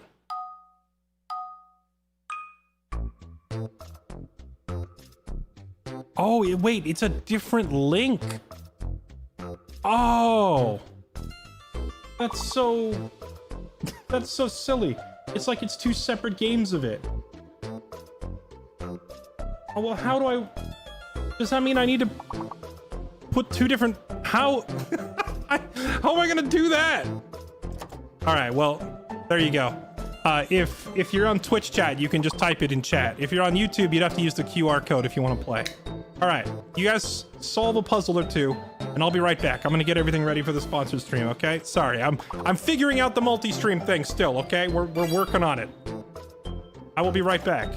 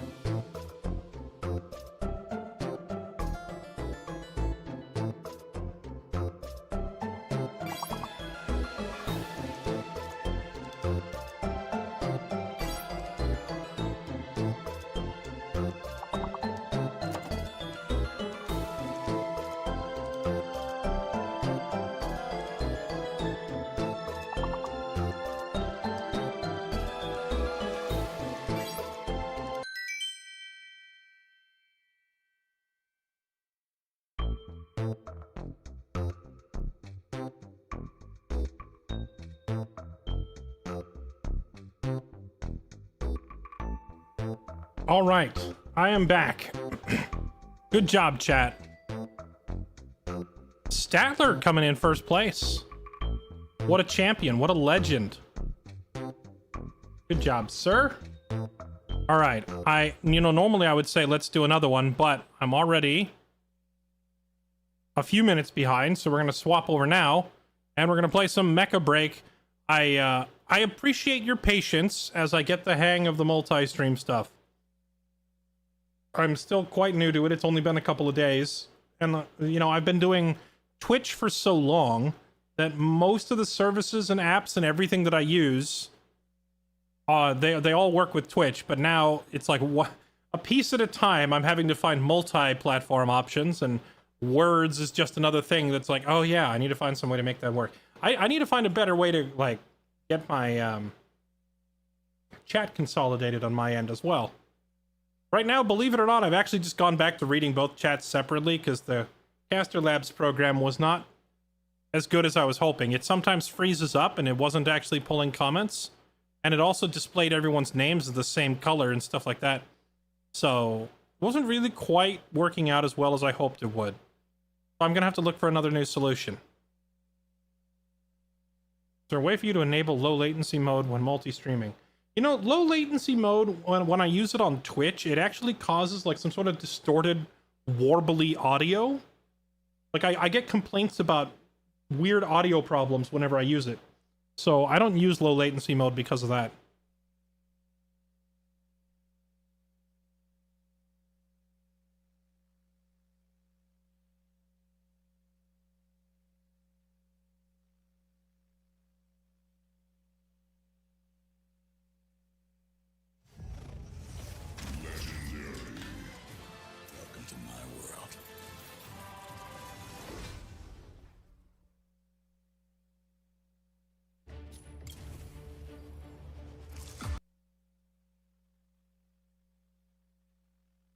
We are not supposed to be on a black screen. We should be able to see the game, please, OBS.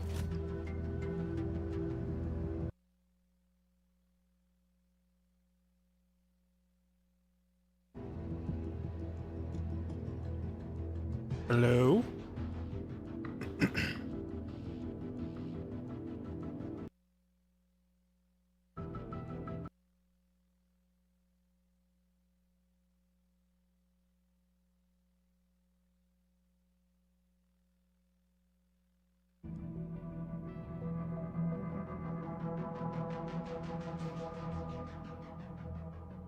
Moon Drunk Fool, thank you for the 75 months. Welcome back. Appreciate the resub.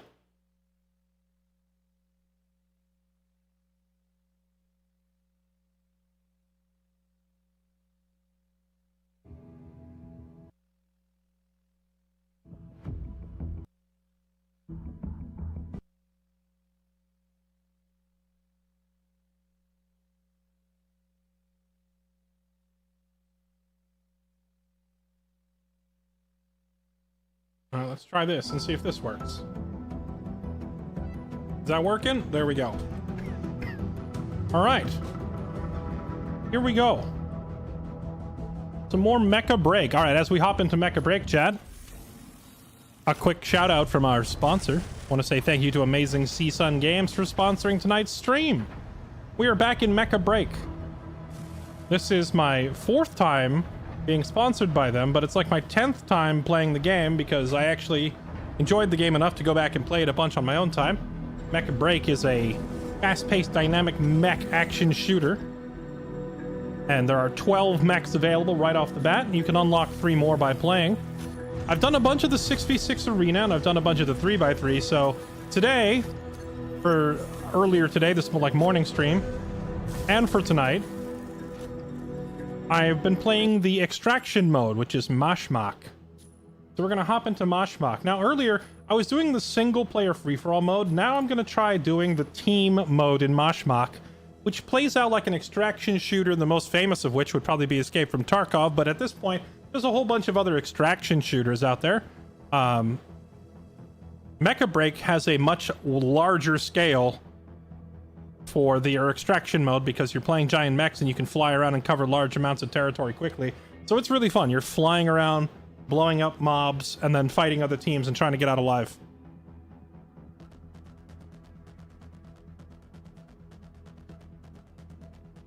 All right, let's do this.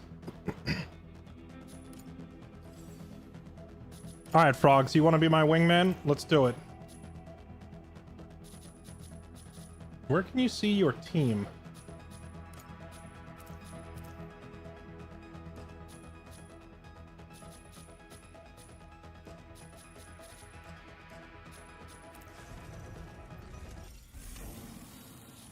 The squad. There we go. All right, Frogs, get in here. Need bodies? Sure, hop on in. Anyone who wants to play, just hop on in. Give me an invite in game, friend request in game, whatever. We'll grab some people, get a squad going. Although, wait, Killer Frogs, what is your rank? Should I be scared?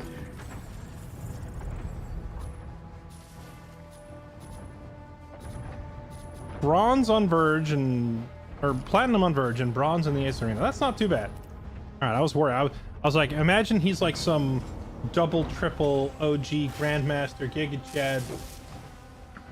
Gonna make it so every enemy coming after me has 7,000 hours in a game that came out 2 weeks ago. All right, KG, you're in. Let's do it. I think it's only teams of 3 in Mashmak, right? So this is it. Oh, wait. Is the screen frozen? What is going on?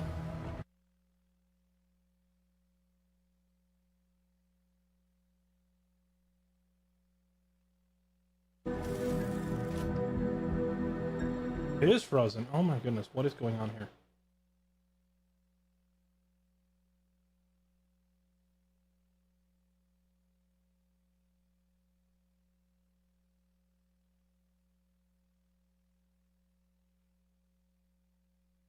Hold on, let me restart my video feed. Let's try this. Let me just reset the old capture card.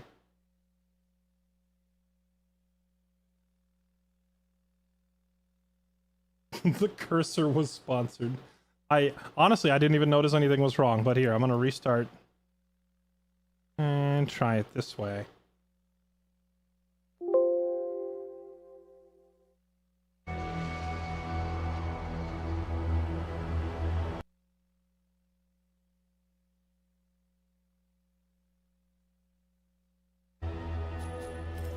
There we go. Unfrozen. Perfect. Okay, it looks like it's giving me the option to recruit more people, but if we do more, we can't go to Mashmak, right? I think Mashmak is teams of 3 only, right? Let's just do it. I will play... You know what? I had a lot of fun playing Sky Raider early. What if we did... We can't... We don't have 3 flyers, do we? I was gonna say, what if we did a Falcon, a Sky Raider, and 1 other flyer, but who could keep up with them? Who could keep up with Falcon and Sky Raider if we were just flying around, being a nuisance? I don't think anybody else has the movement speed to keep up, do they?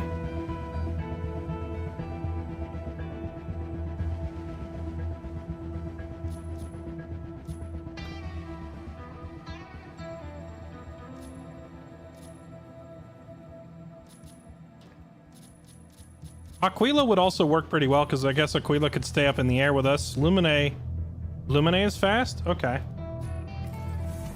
Well, I'm going to play Sky Raider. If you guys want to run Falcon and Lumine, you can. But if you guys don't know how to play those mechs, then don't sweat it. Just pick whatever you're comfortable with.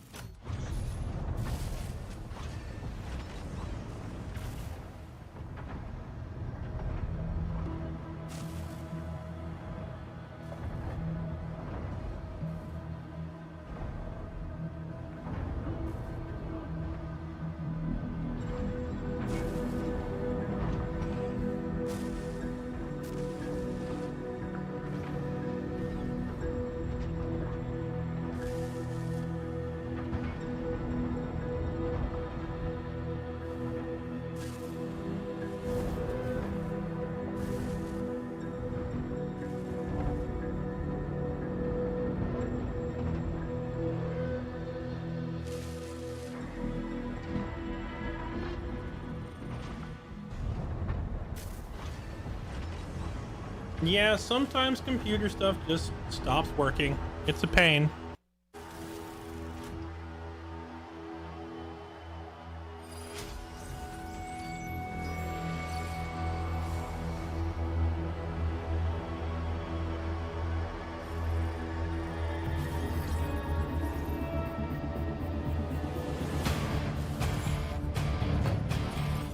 Luminate, ready to strike. Oh, we did it. We have the hit squad ready. Let's do this. Sky Raider, ready to strike.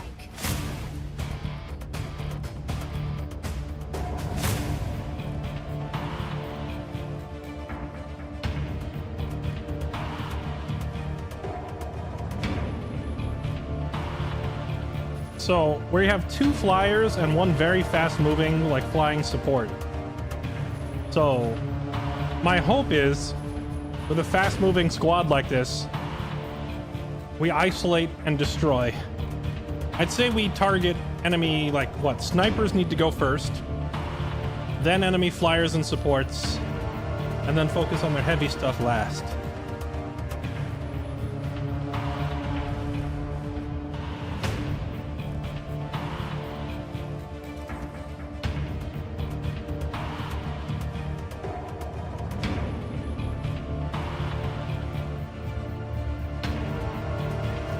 Trike shreds you all. A Triceratops can't even get within 1 zip code of us. Like, if a Tricera wants to fight us, they have to fill out a request in writing 3 weeks in advance and mail it to us with snail mail in the hopes that we will stop moving long enough for them to do anything. We're that much more mobile.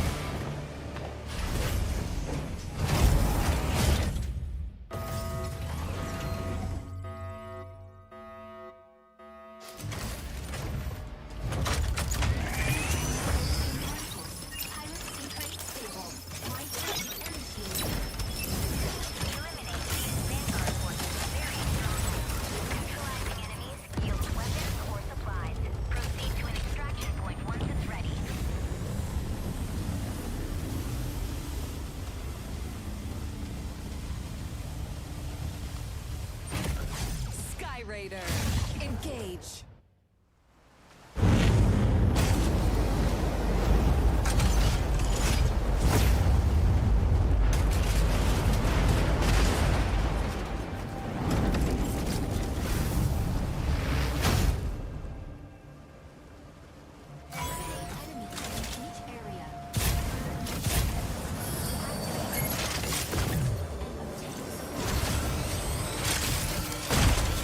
Okay, tell you what, I was playing this mode a little bit earlier and I honestly wasn't really sure what I should be prioritizing.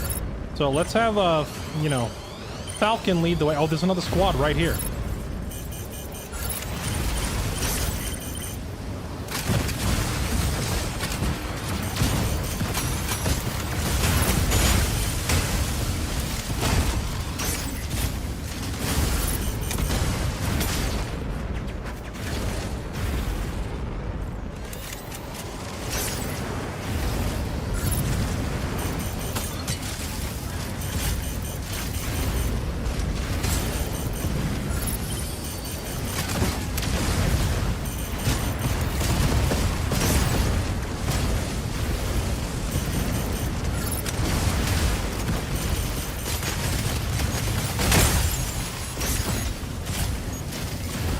Why can I not see anything? There we go.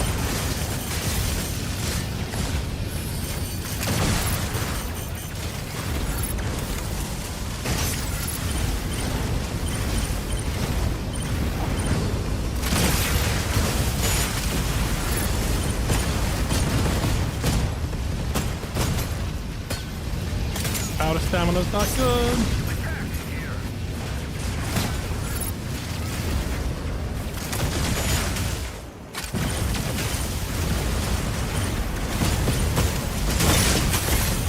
Got him! There we go. Yeah, like how do you outrun that? How do you outrun a whole team of jets chasing you? Oh, there's someone on my tail. Is that an AI? I think it was an AI shooting me.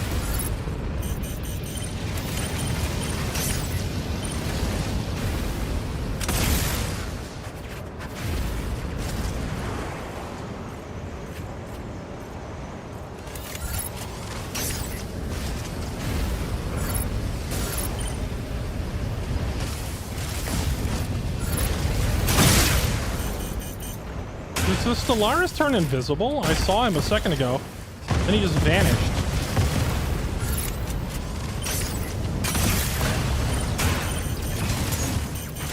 Oh, there he is. Where did you come from?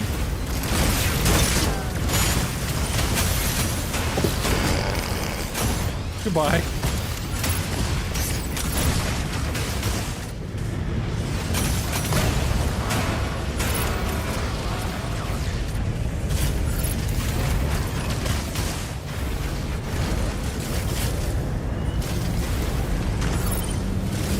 Grab some loot.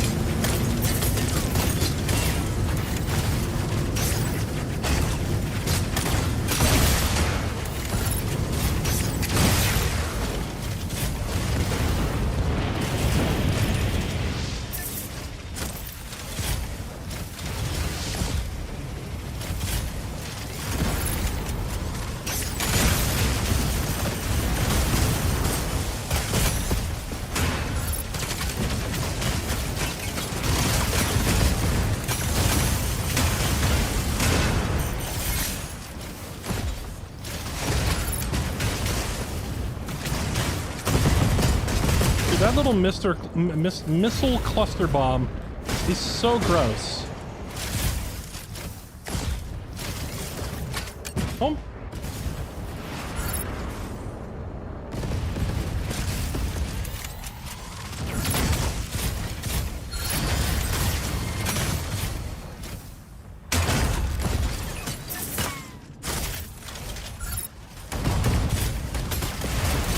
Okay, I think we're done here. We got everything.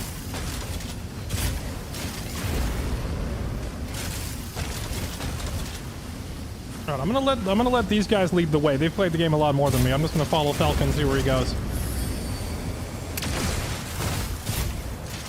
To the next objective.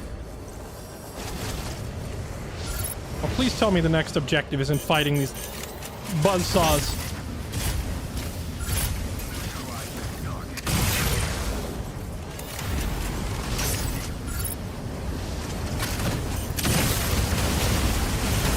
Of course it's the buzzsaws. Why wouldn't it be the buzzsaws?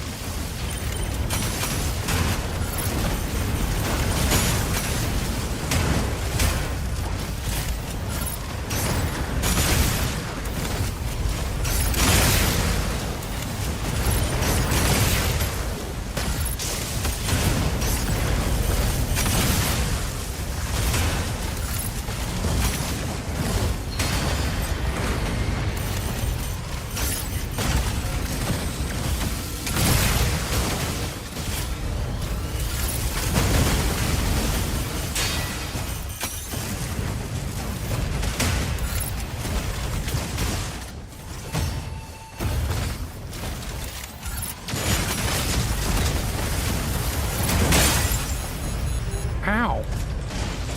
I'm still not quite sure how that works. It like lashes out and does a whole bunch of damage all at once.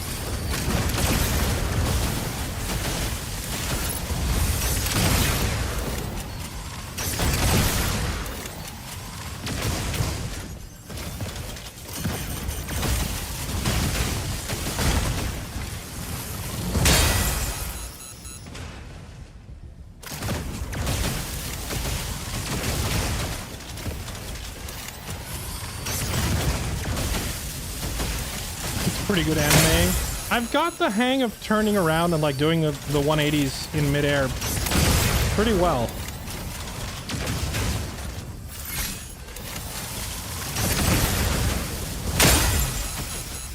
Thing's about to go down any second. Oh, there it goes. Now, what do we get for our troubles?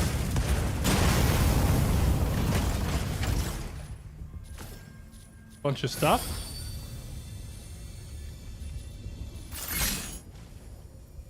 I'll grab a purple box. I don't know what it is, but I'll grab it.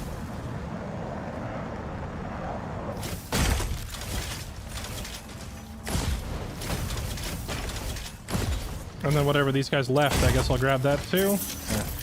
I'm assuming that these two, with like a lot more playtime than me, already have most of the stuff.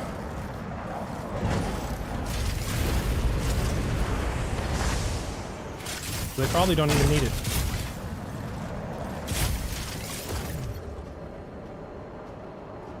Dun, dun, dun, dun, dun, dun, dun, dun, dun. Corite pulse storm incoming.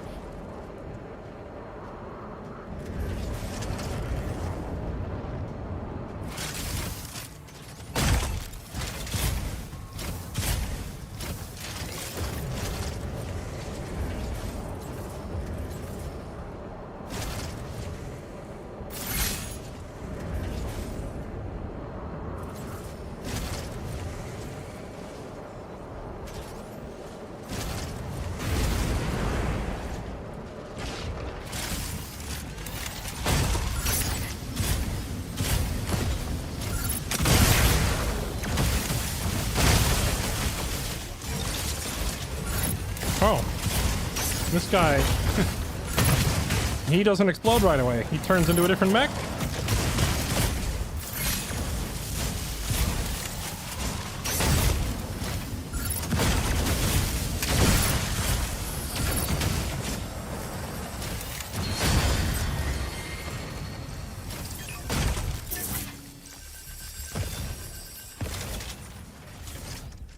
Loot shared or separate? That's a great question. I do not know. But my inventory is full either way.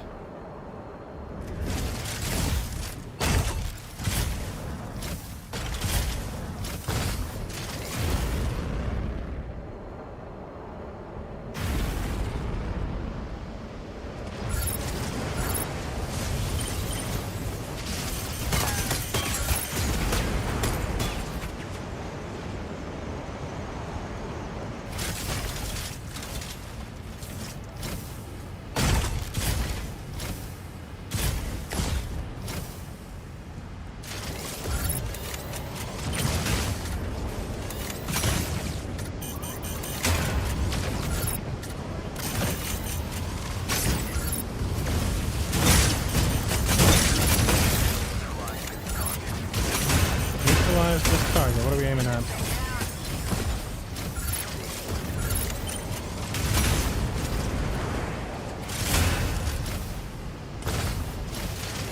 Ah, here we go. This guy.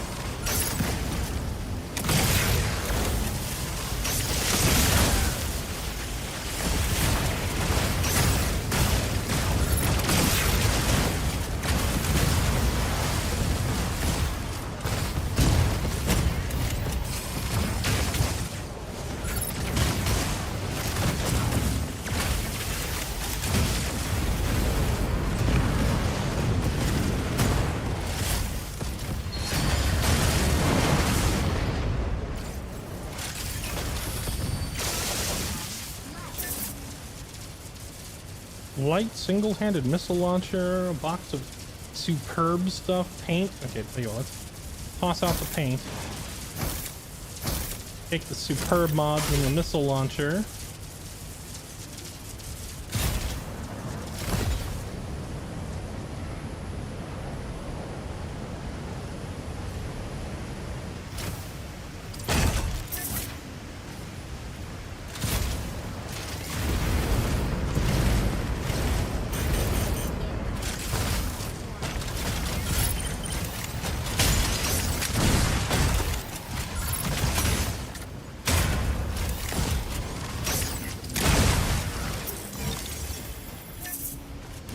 Oh, ammo? Does ammo take up a separate spot in your inventory, or... Doesn't look like it. It looks like it just fills my whole inventory.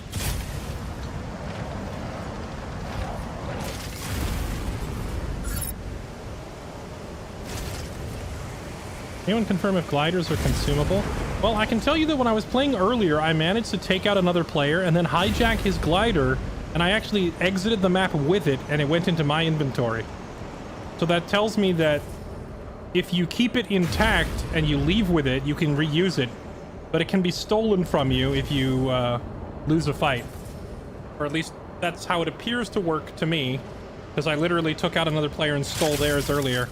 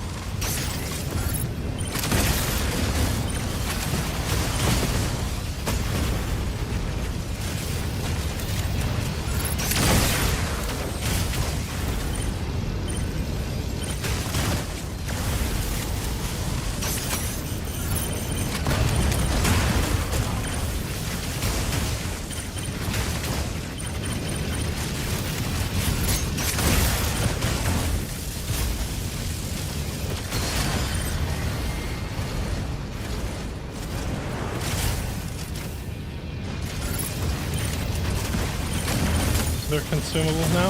I guess it depends on how you define consumable, because it's not necessarily consumable. You can reuse it over and over again, unless it gets taken from you.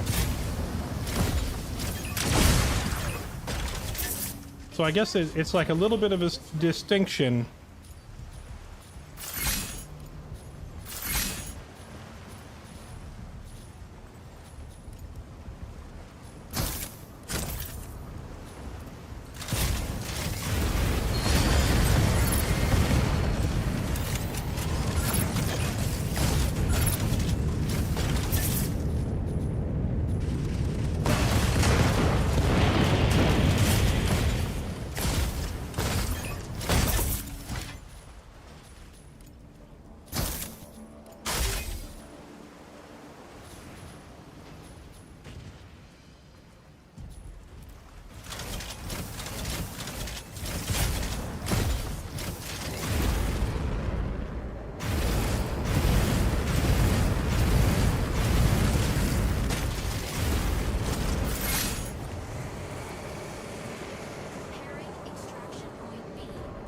Oh, there's an extraction point open.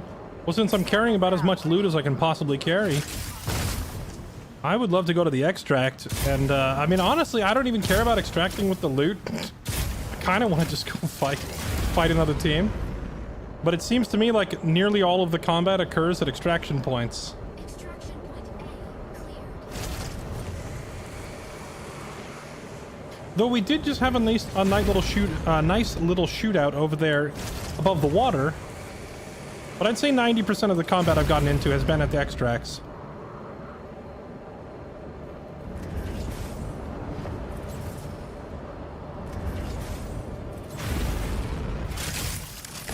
So, where's the Lumine? How does Lumine keep up?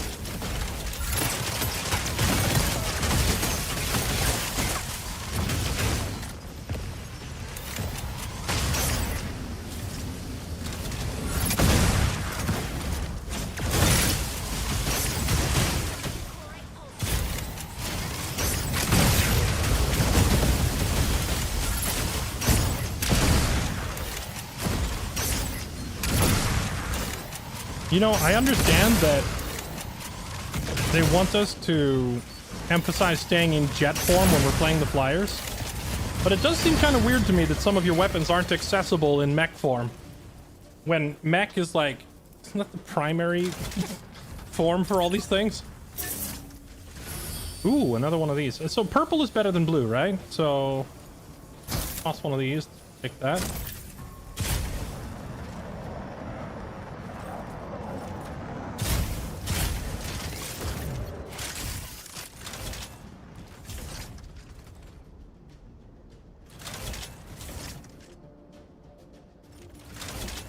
Wait for D? Why wouldn't we just go to B right now?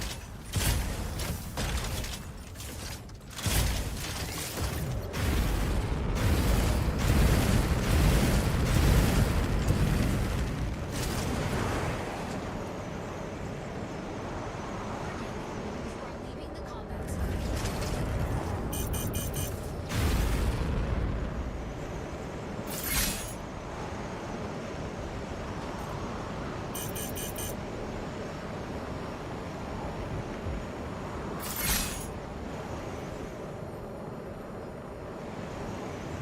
Oh, there's a squad. I see 2 Lumines up ahead.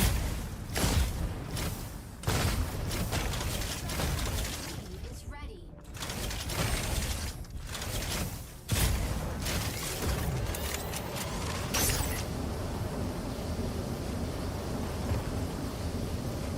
Somebody just went down right there.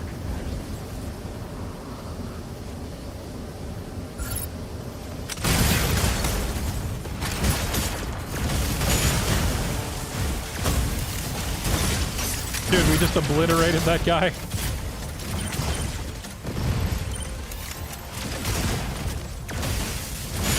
Absolutely roasted.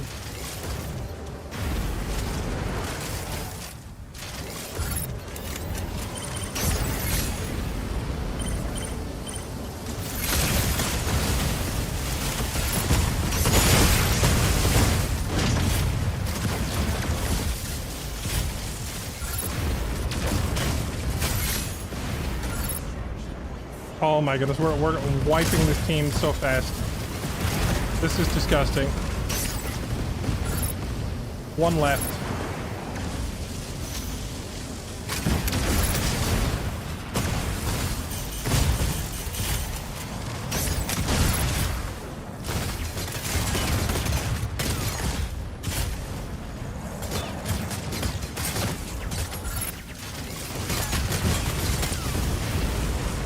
Oh, another team showed up over there.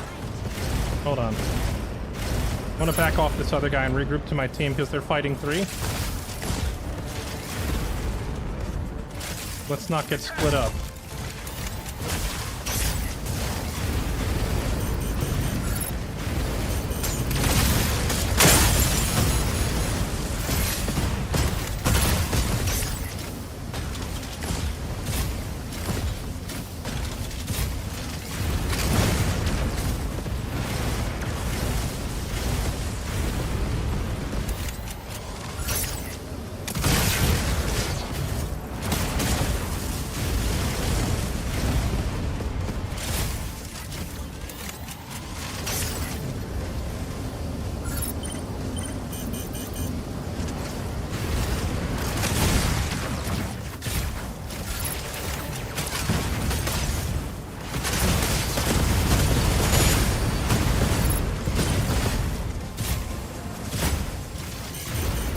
Do we need to back out to get our teammate back up? Oh, hold on. Let's finish this guy.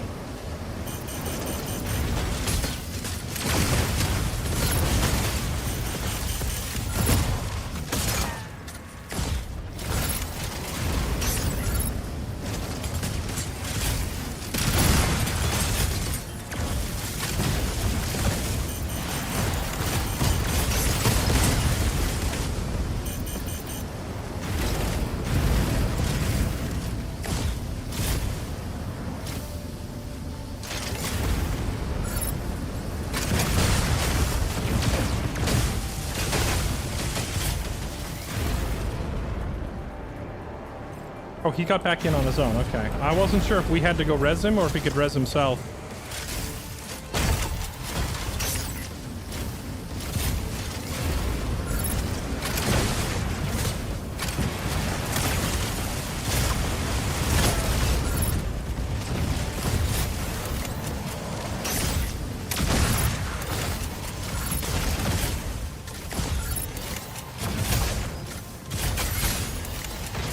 One down. Now let's see if we kill the big guy. Dude, the homing missiles and having all this space to work with.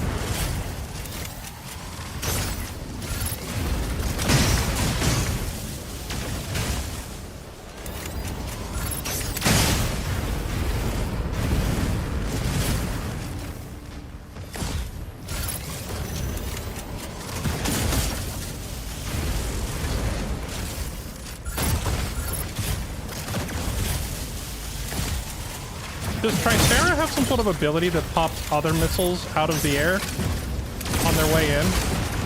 Because every time I fire my homing missile at him... Oh, you're toast, buddy.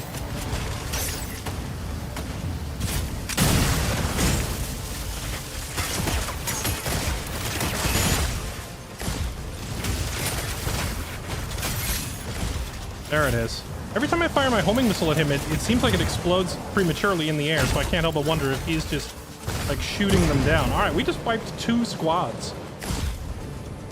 What we got here? Okay. He's just super tanky. Well, him being tanky doesn't account for the fact that my missiles are blowing up in midair before they hit him, right? So he's got some sort of interceptor that is preventing my missiles from reaching him in the first place. Alright, well, I guess we go to point C? I mean, we probably, realistically, that might have been the last of the lobby, right? Like, I don't know how many players are in per, but we have, at this point, wiped 3 teams. Once back at the start, and then 2 more here, so there's probably not really many all that players left. Eyes on a target. Okay, I stand corrected. I'm coming.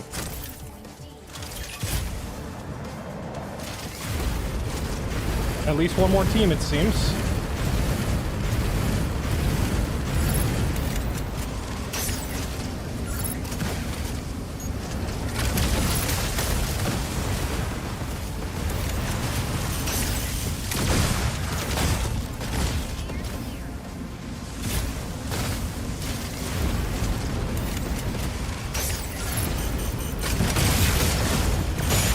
One's an Aquila, so we focus him to death immediately. Yes, get rid of him. Aquila is way too dangerous to be left alive. He needs to die first every time.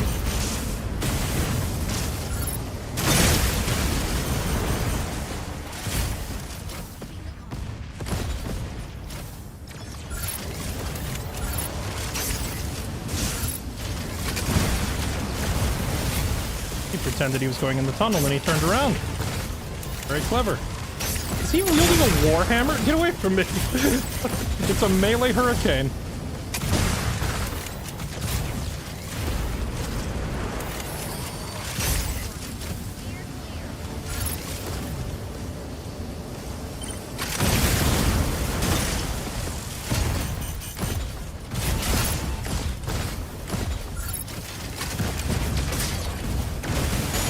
Oh, he's toast.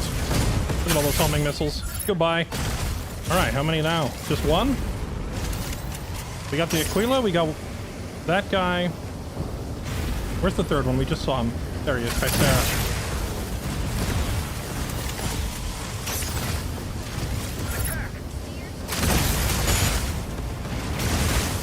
Oh, you're done, son. Oh, good night.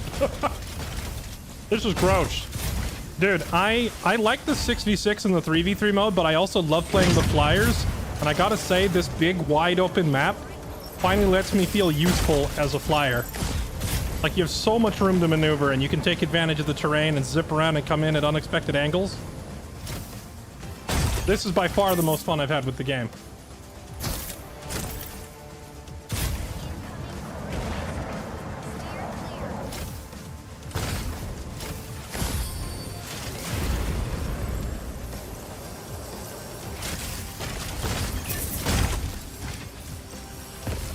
Oh, well, I guess that's everything. Now we get out of here?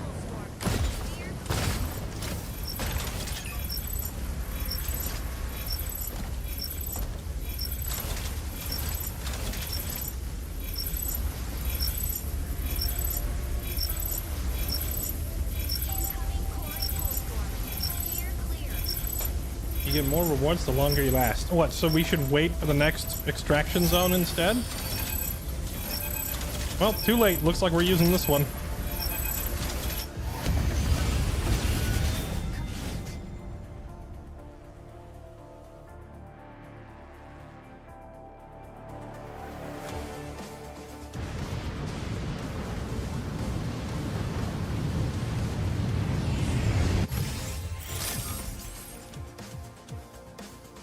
Oh baby, look at that. 4-0, 5-1, 6 assists on our support. Absolutely wrecked.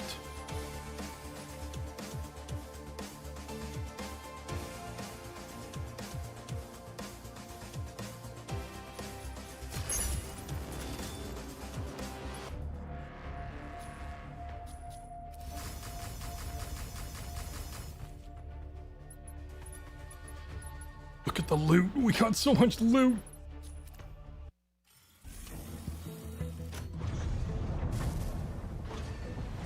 How many players are there per Mashmak map? Because we had, between our squad, we had 9 kills? No, 10 kills? So if there's like 15 players on the map and we got 10 of them, and 3 of them are us, so they don't count, that would mean all but 2 of them on the whole map were us. That's actually wild. That's cracked. That's crazy. Let's do it again.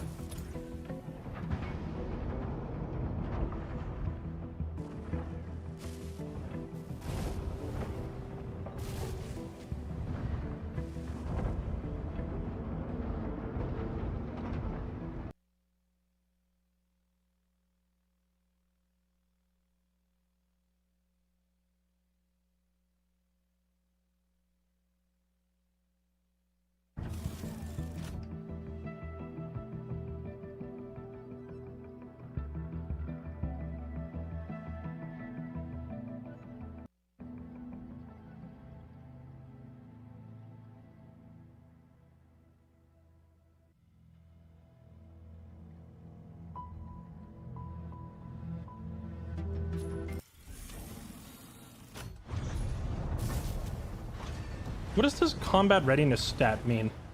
Is this just like grading you on the quality of your airdrops and mods and stuff? Because I currently have none.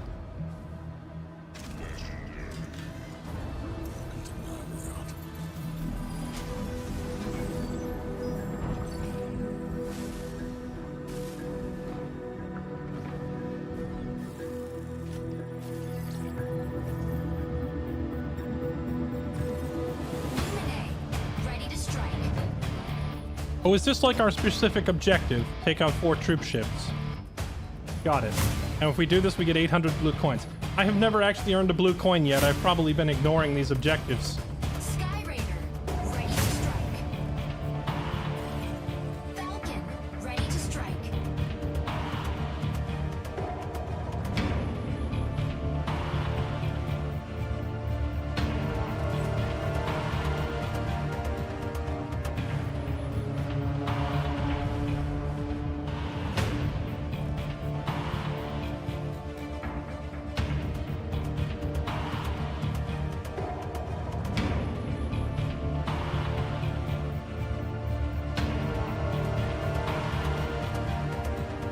Can we kill same mech multiple times?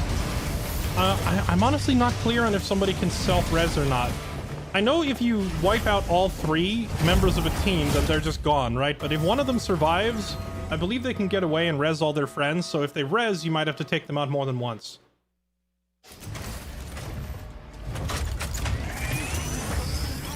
Can I do a Starscream impersonation?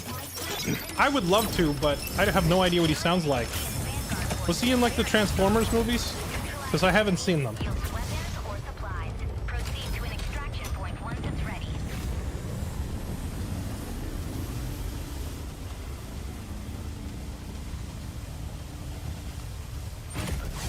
Sky Raider, engage.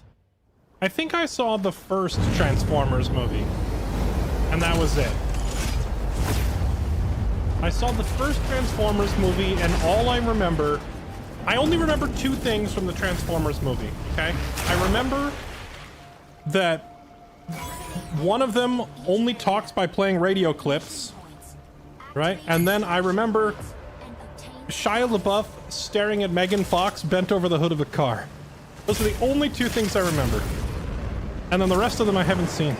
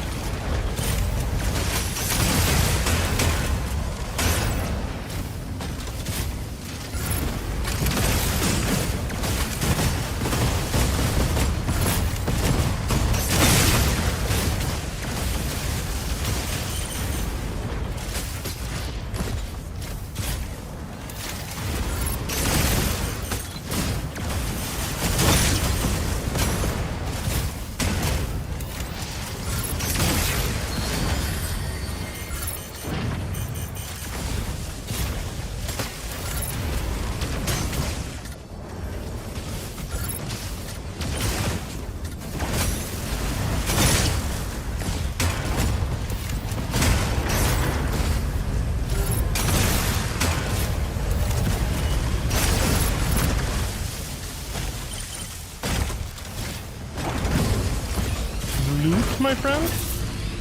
Oh, troop ship detected. That's my mission objective.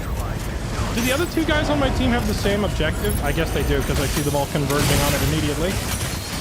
There we go.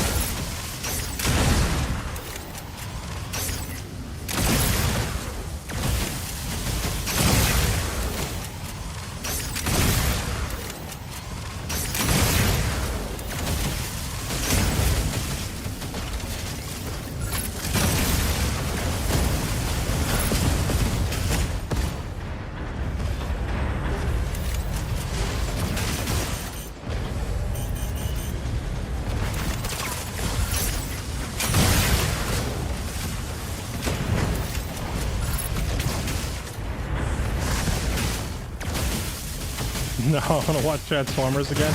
What, because of Bumblebee or because of Megan Fox? Okay, take this thing out. Come on. Explode already. Go!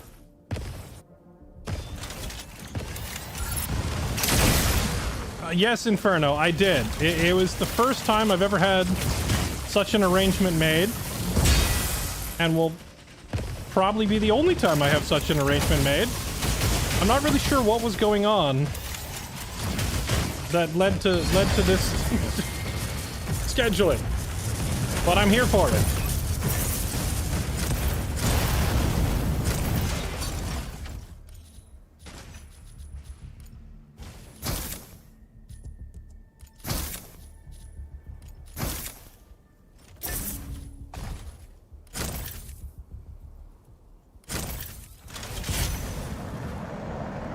Okay. I tried Stego Robot. I don't think I tried Stego. Oh wait, no, I did try him for like one match, I think. He was just like a gigantic tank, right? And I don't mean a tank as in like tanking damage. I mean like as in an army tank rolling towards the enemy with a giant gun on the front.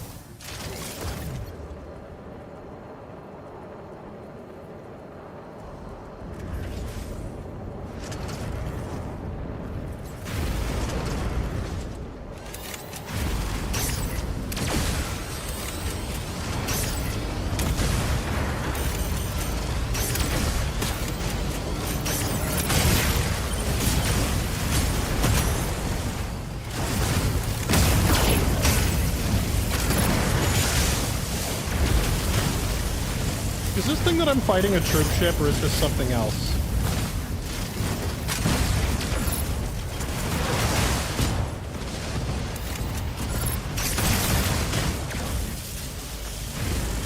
Because I didn't see a troop ship notification, so am I fighting something else?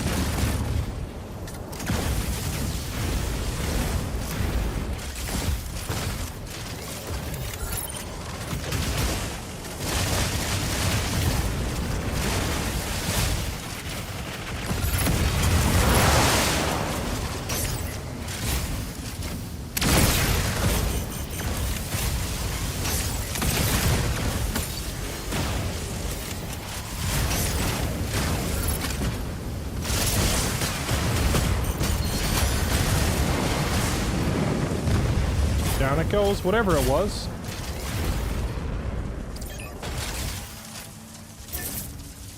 Ooh, high tier rockets.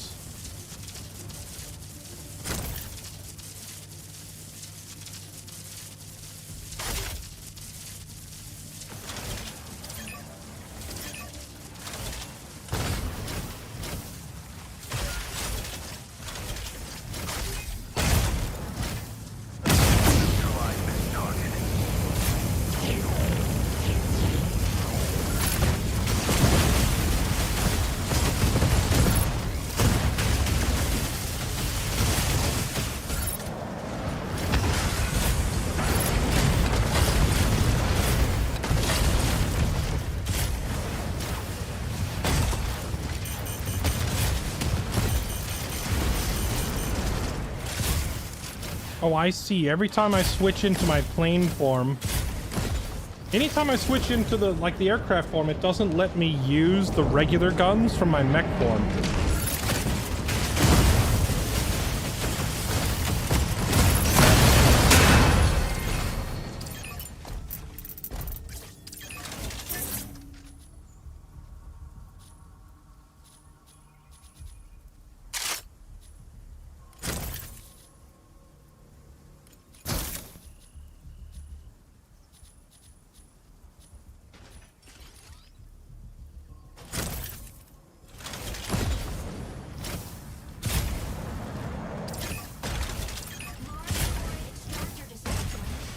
Start opening purple mods. I don't think you can open them in the raid, can you? I think we have to take them back to the hideout.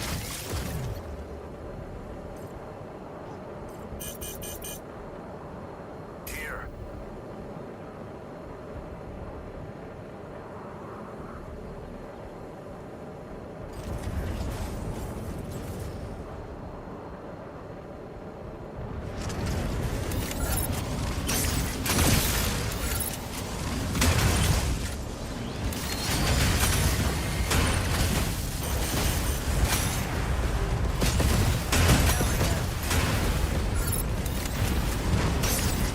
Oh, incoming enemy squad. Here we go.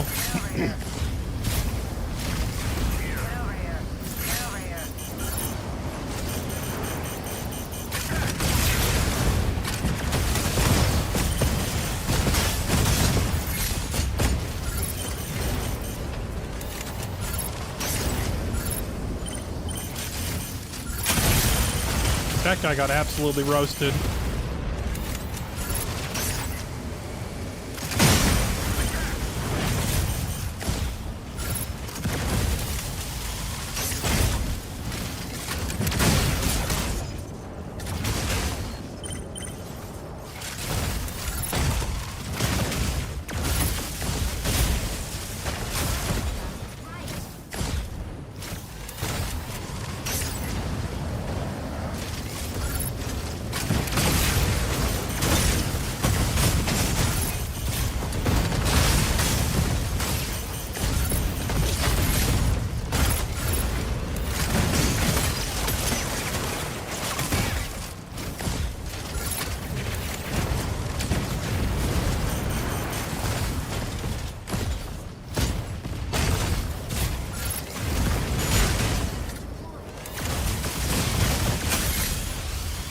Two down, now where's the Panther?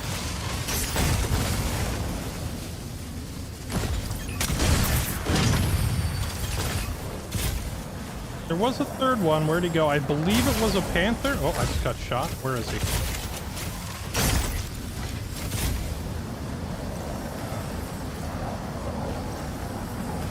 Wait, there's 3 bodies. Did we get all 3 of them, I guess?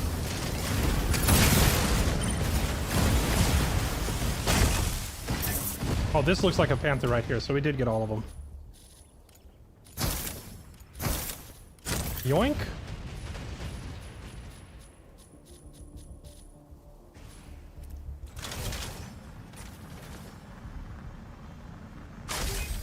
There's loot shared. I think for the PvE it's not shared, but I just noticed we both opened that guy's pockets at the same time. And I saw an item disappears because my teammate grabbed it. So I think for PvP, the loot is shared. But for PvE, it's everybody gets their own. But I could be wrong on that.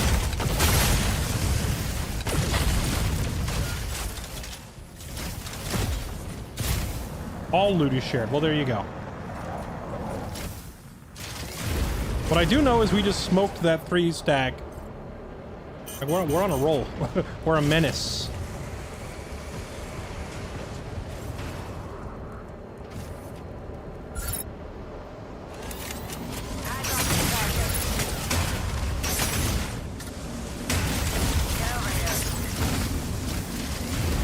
Oh, here's another squad. Here we go.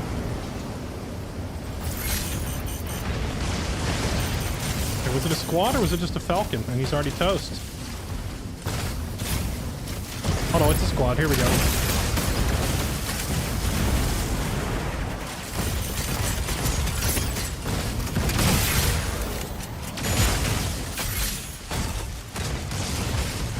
Second one down. Where's the last one?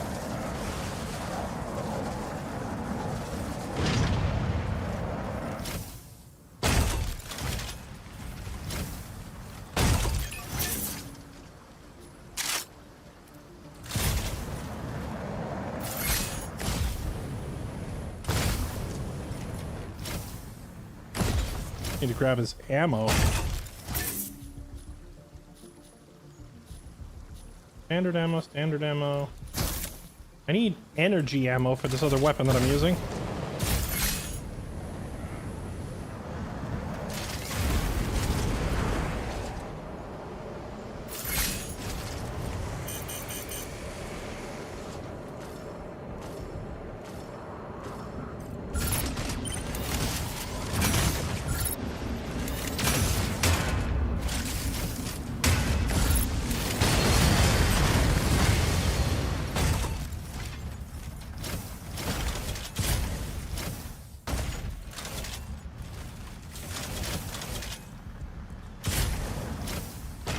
How long do these Mashmak raids go? Feels like we've been in this raid for like 15-20 minutes and the first deployment point's not even open yet. I kind of like it. It feels like a big sprawling adventure compared to the quick little arena matches. I mean, the arena mode in this game is fun, don't get me wrong, but like I'm digging Mashmak. This mode is a lot of fun, especially for someone who particularly enjoys playing like the fighter jet type mechs. Like having a huge map like this to fly around on is super satisfying.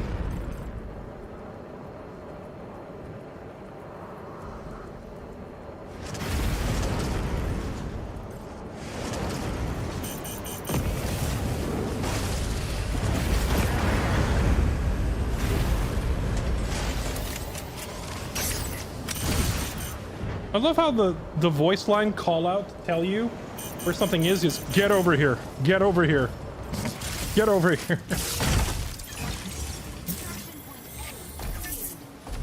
I need energy canister ammo. There we go.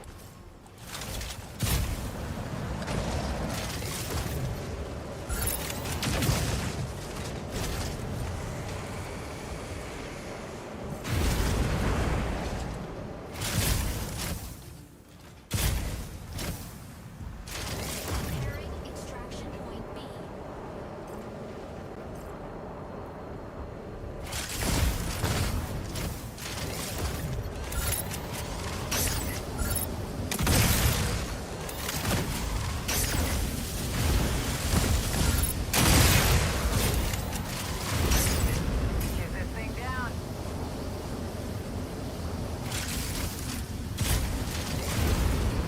There we go. Missiles away.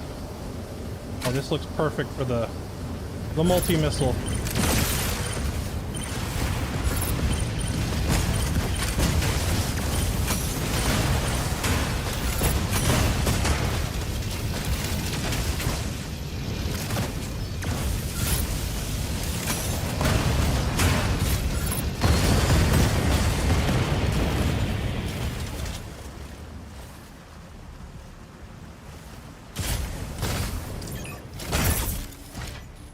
Defense field, mods, ooh, energy ammo. Give me all that energy ammo, I need that. Rockets. Beautiful.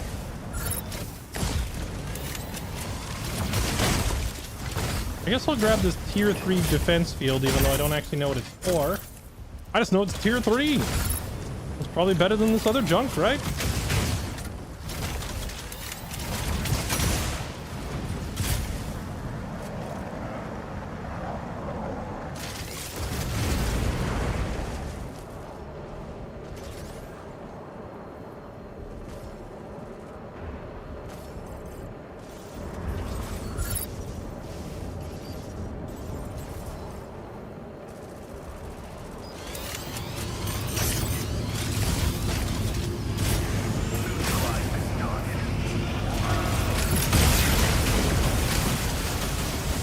Hello, mission objective.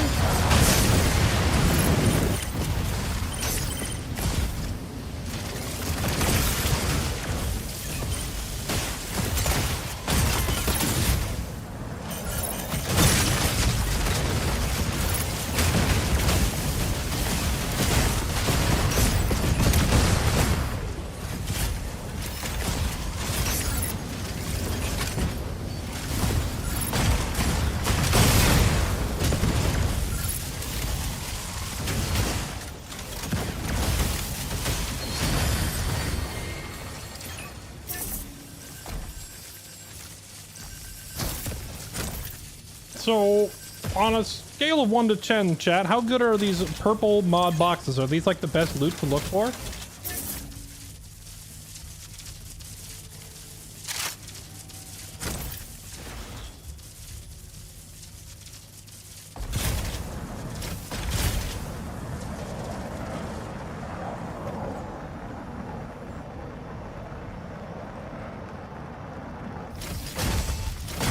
Wait, you can stomp on another mech in midair. I just tried to do the fast landing and I hit Falcon on the way down.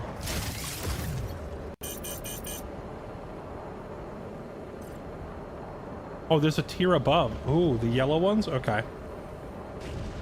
I've never seen a yellow one. They must be super rare.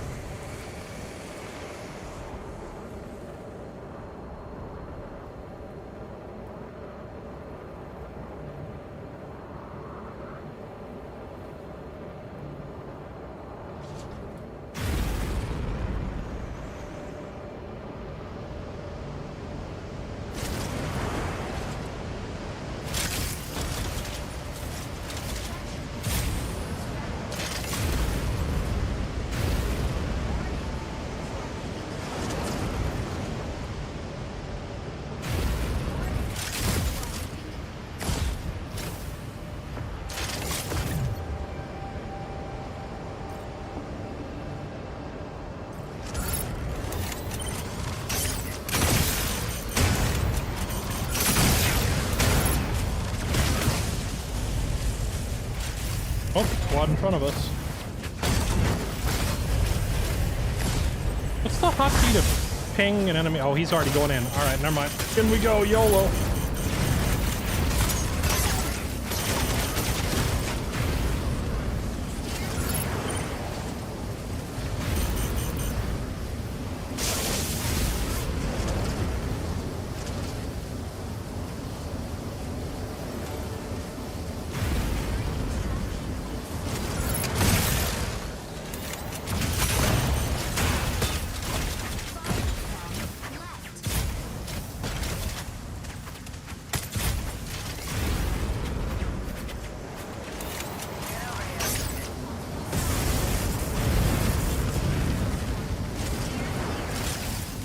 That doesn't look good. Oh, did you find him?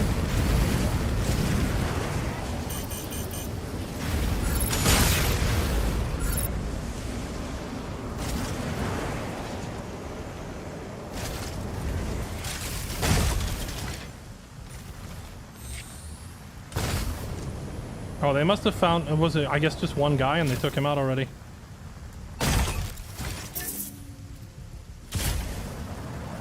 Not a whole squad.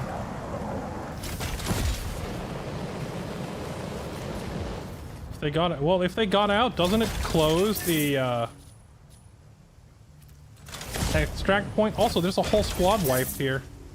Hey, you know, in the last lobby, we were wiping all these squads, but this lobby's got some other people doing some work. Look at this. 'Cause we didn't take these guys out.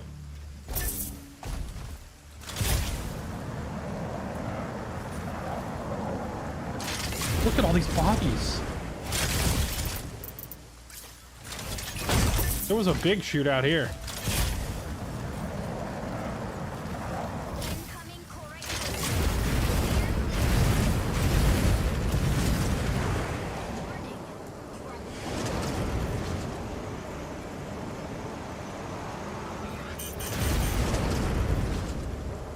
Whoa, whoa, whoa, that doesn't look safe. Corite pulse storm. Steer clear.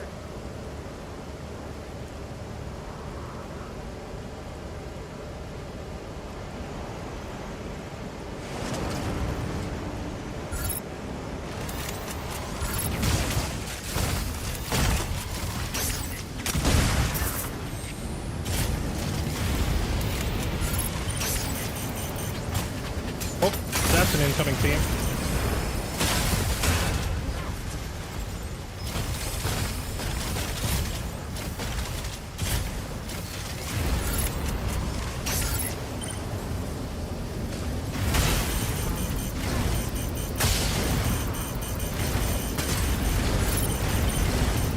I have to do constant evasive action because there's an Aquila over there looking at me.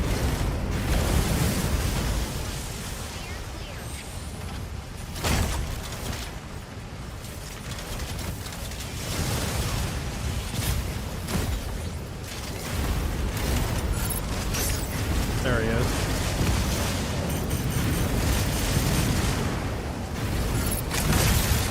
Missiles away, baby. Roasted. Sniper down, baby.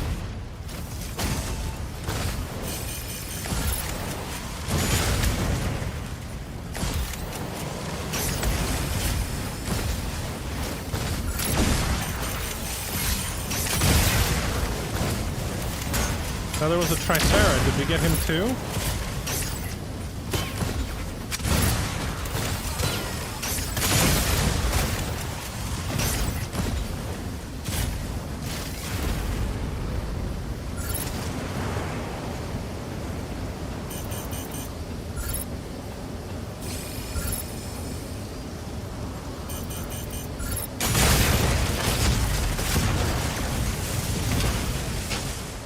A 30 at the top of my UI. To be honest, I'm not actually sure what that is.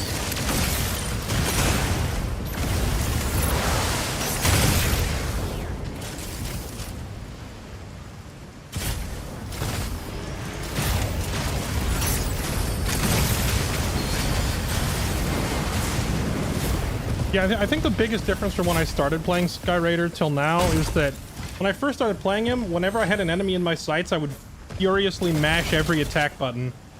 But now I've got a pretty good understanding of when to use each weapon, so it's a lot better for my DPS.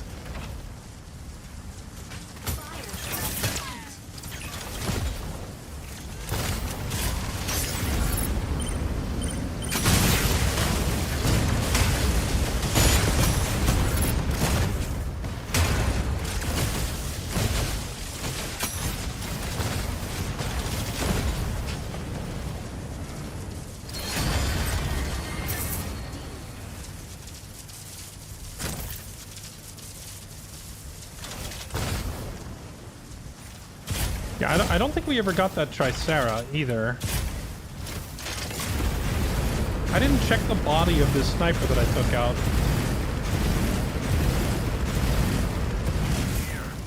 Just gonna quickly check this.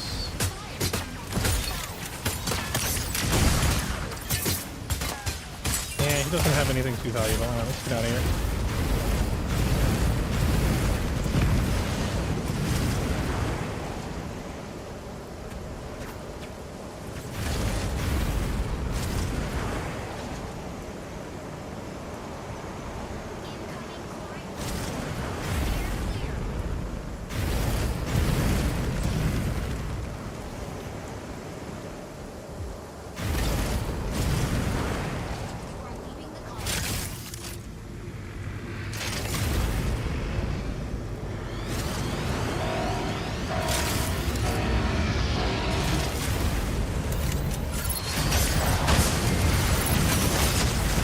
Wow, they deleted that thing as soon as it spawned.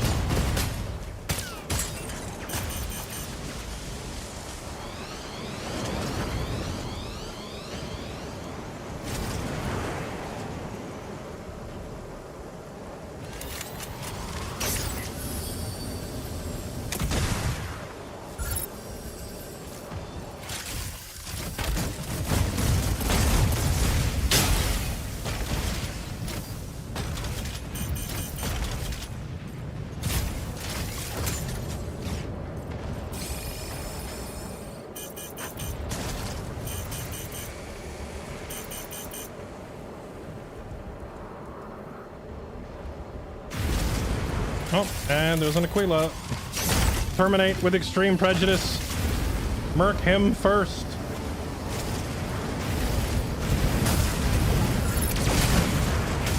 Missiles away. Boom! It's so satisfying.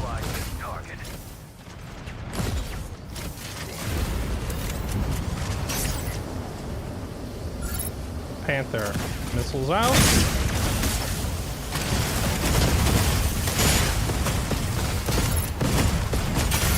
Got him. Is there another one?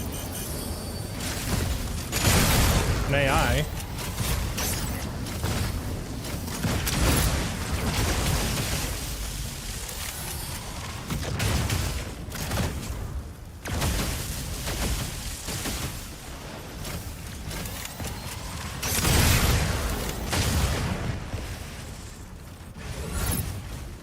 Oh, right. It's one of these guys. Is he like glitched and stuck in the... Well, okay. He just despawned.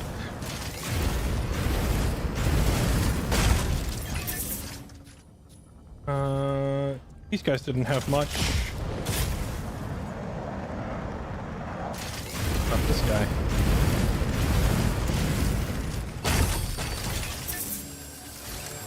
He had a tier 3 shield.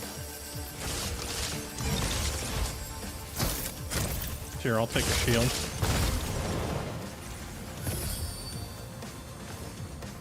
Well, I guess we're done. Another lobby absolutely dismantled. I think we got another 10 kills.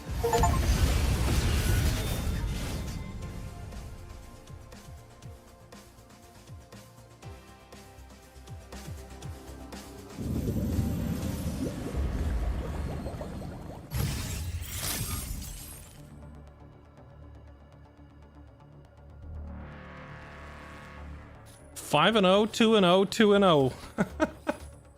The 9-0 squad, baby. Look at that.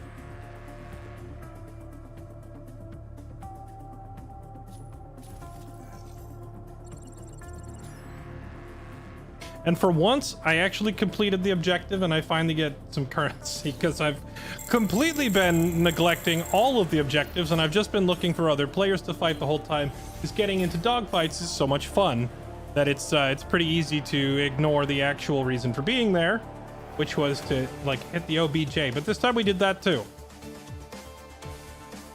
It's like extraction mode, but you get respawns. Yeah, pretty much.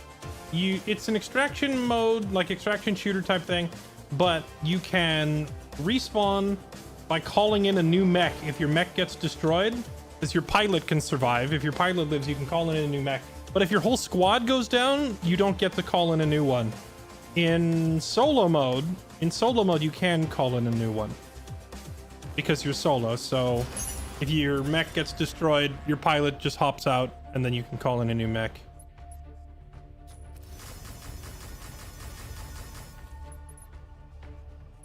All right, I'll open some of the mod boxes. Let's see what kind of loot we've been getting.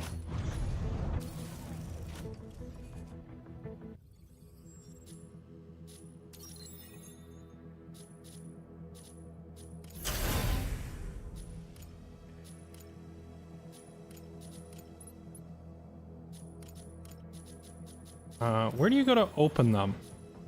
Is it under airdrop research? Under Mashmac? Matrix supply? No, it's under your own inventory, isn't it? You go to inventory? Here it is. Open these. Here, open them all.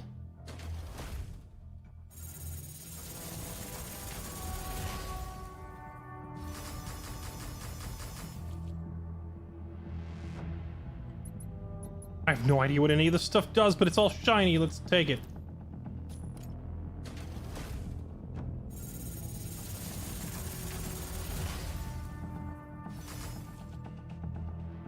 Reinforced alloys. Okay, so now I have a bunch of crafting mats, so now I assume we go back to Operation Storm, airdrop research, mods, an engine mod. Okay. Oh, I see. Energy up, energy depletion cooldown. Got a locator beacon with a key in it, unsure what. Oh, okay. I don't know what that means either. Max energy up. Energy reactivation threshold. Energy regen. So do all of these come with like an upside and a downside? I'm not sure what energy reactivation, does that mean the delay before you start regenerating? And if so, like, it's not very helpful that this thing also comes with slower regen. So you start regenning sooner, but you regen slower? It's like, it's self-defeating. Energy depletion cooldown. Energy reactivation threshold.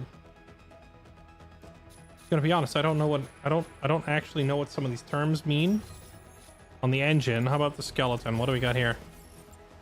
Repair intake up 8%, physical defense down 2. So I give up 2% defense to be repaired 8% faster. That seems worth it, because we are flying around with a Lumine in the squad, and Lumine repairs you. So having 8% faster repairs to take 2% extra damage could be worth. Or we could just stack our physical defense higher, so it's slower to repair us, but we're harder to take out in the first place. Physical defense up, blast defense down. Physical defense up, ballistic defense down. I like this one. 4.5%. Let's put that on. How many? Wait, can you equip multiple? Oh, you can. Oh, you can slot multiple. Okay.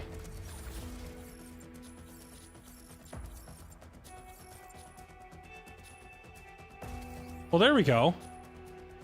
This one basically negates there's a disadvantage of this other one. Physical defense up, blast defense down, ballistic defense down, physical defense down, but repair and take up. Okay. So now we have positive physical defense and faster repair. We are slightly lower on blast and ballistic defense. Works for me, though.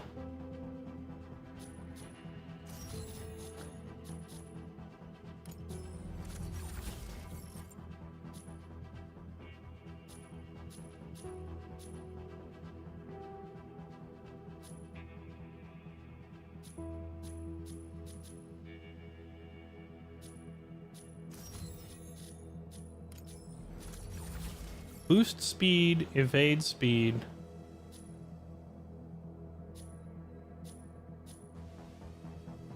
Boost energy, evade energy. Is that talking about the amount of energy that I spend for a boost or an evade?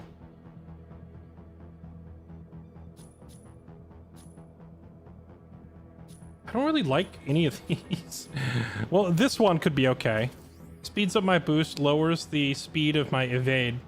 My evade speed isn't super critical because I'm not evading constantly, and even when I do evade, I'm mainly just evading to break the enemy lock on, not really trying to physically outmaneuver them. This one slows down my actual base movement speed, so I hate that. No.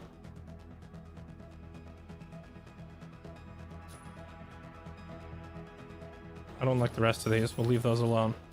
Muscle. Melee delay, melee rebalance delay. Melee delay. I don't really... If there's any melee stats I want, it's melee defense, not offense, because we don't really punch people with this mech. We'll ignore that too. But the cockpit, I don't have any mods for the cockpit. Okay, well, we got at least a few good pieces of equipment. Okay, let's try for one more. Oh, that was instant.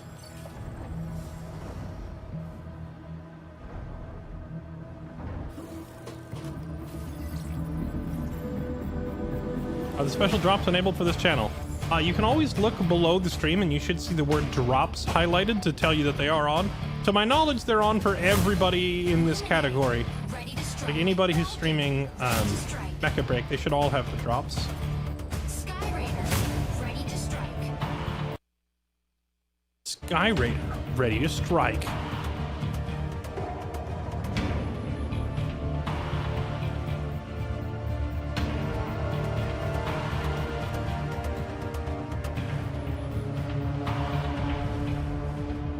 You know, I loved Sky Raider as like one of the first mechs that I tried, and I immediately fell in love with this mech, but I always felt like I was being punished by the map designs. Because when you play the arena modes, there's just so many tight spaces and small rooms that playing a flyer is just really difficult. So I started messing around with other mechs instead. I started playing Aquila and Welkin and Panther and all this other stuff. But like here in the Mash Mech mode, oh, the free open skies. We can just fly around and do whatever we want. It's amazing. Are you trying higher difficulty extractions? Wait, what do you mean? Can you change it?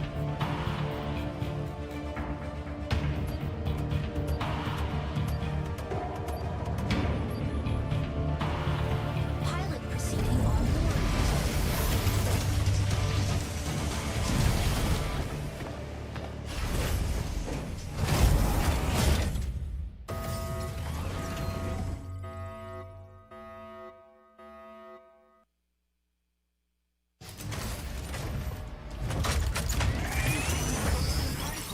Pilot sync rate stable. Flight plan initiated. Eliminate these Vanguard forces in various strongholds.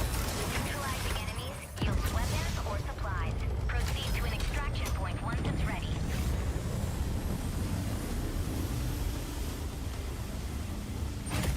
Sky Raider, engage.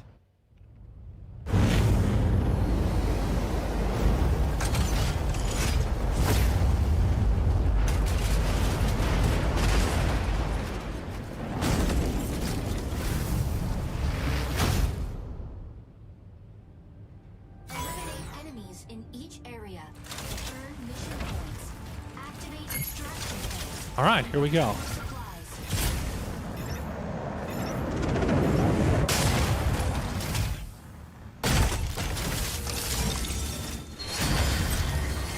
Intercept the armored supply crate key, go immediately to the restricted zone and open it. Okay. I assume that's this objective. Let's go. All right, I haven't seen this yet. One of my teammates brought in a key that's going to open up a zone with a custom, like, objective for us to go do. Chat, we're going to go loot the marked room. Are you ready? Oh my goodness, here we go. Pray for a key tool or a red key card.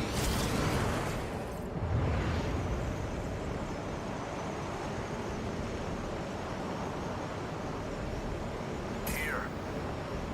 Here.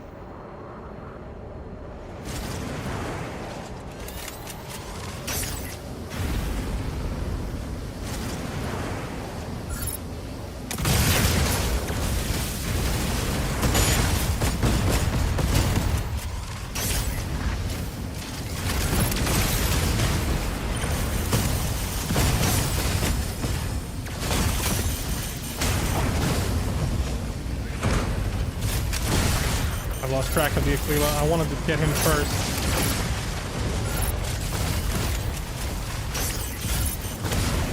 Do enemy mechs not show differently on the mini-map compared to the AIs?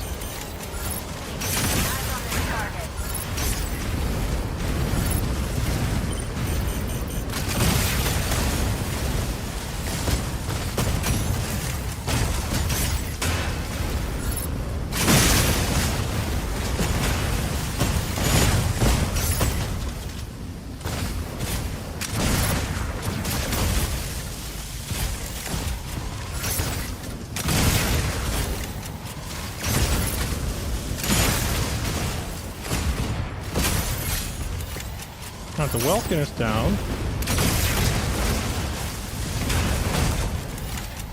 I think the Aquila got away, but we got the Welkin and the Falcon both.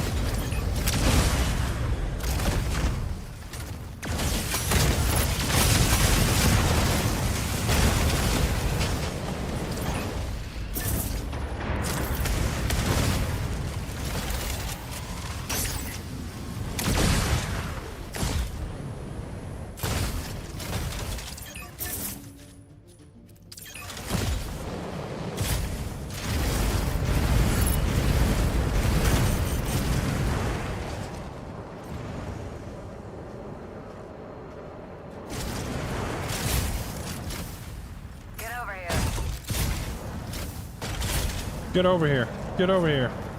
Get over here. Get over here. We're coming already. Calm down.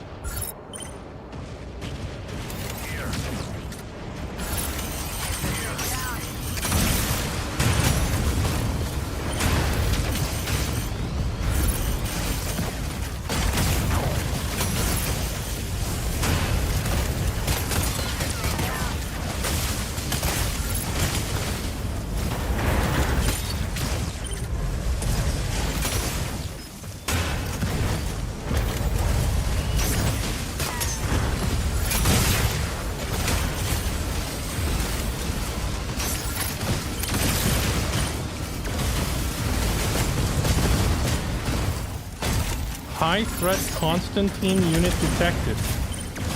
Constantine unit? Is it Keanu Reeves in a mech?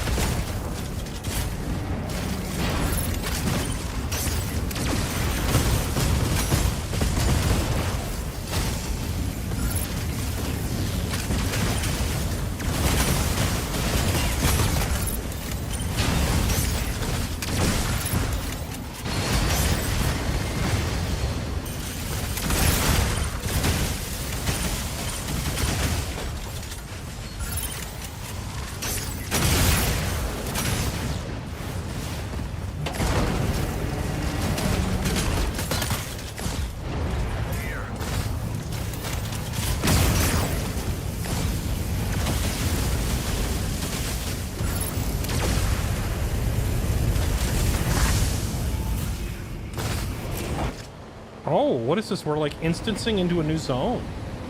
Oh, this is cool. I haven't seen this yet.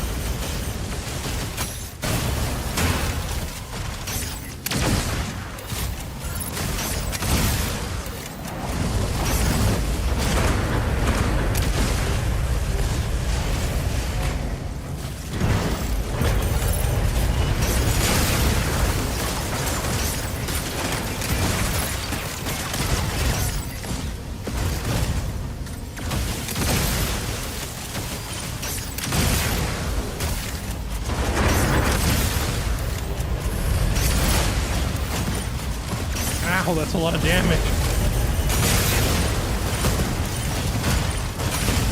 Holy moly, there's so many of them. I wish I were playing as like super thick boy fat mech right now.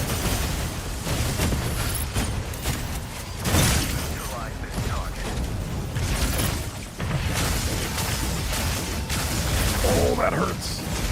Luckily, I do have an incredibly good PvE tool. It's this, like, electromagnetic missile thing. That little yellow pulse. It's not all that amazing in PvP because people tend to move out of it, but PvE enemies are not that bright, and they will sit in it like that and take a full, like, 30,000 damage or something silly from it. So it's really, really good for clearing mobs like this. If I didn't have that thing, then I'd be in hot water, like, stuck in close quarters like this. And this is still not really ideal, to be honest. We don't have the armor to be tanking all this. But at least we have an effective weapon for clearing them out.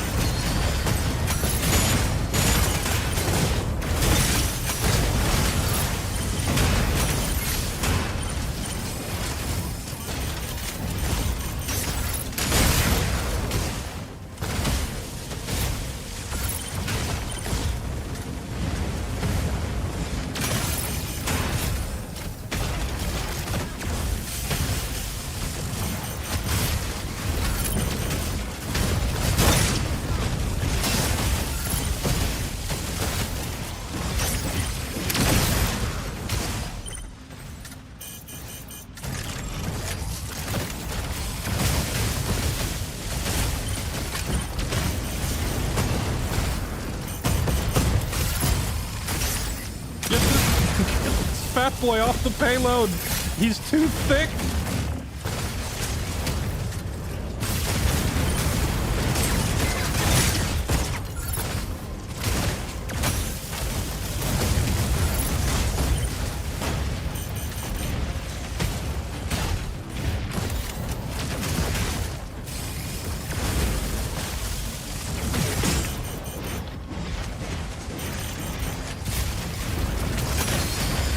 Finally.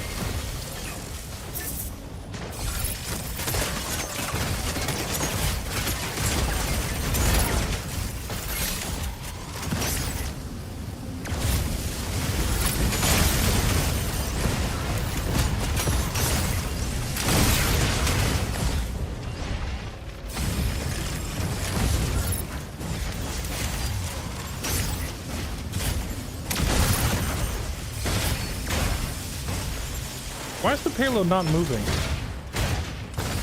Do we have to, like, take out every enemy in the room or something?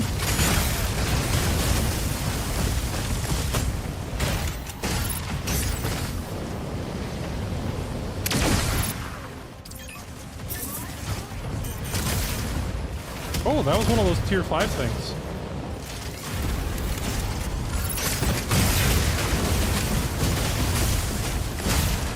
Or is this the payload's destination and we're already done moving it and now we just need to get out of here?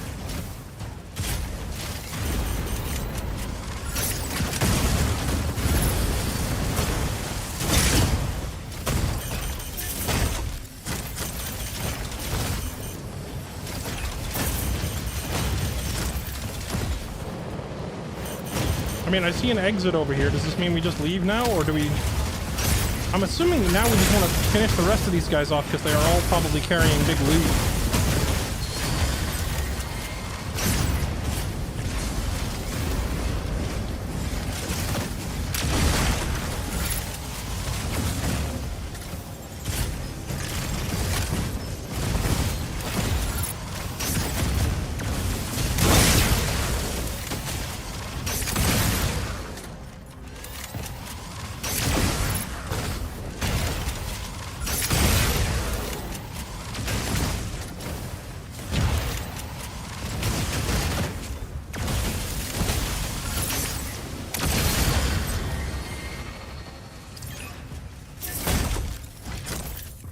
Finally, jeez, what a brawl.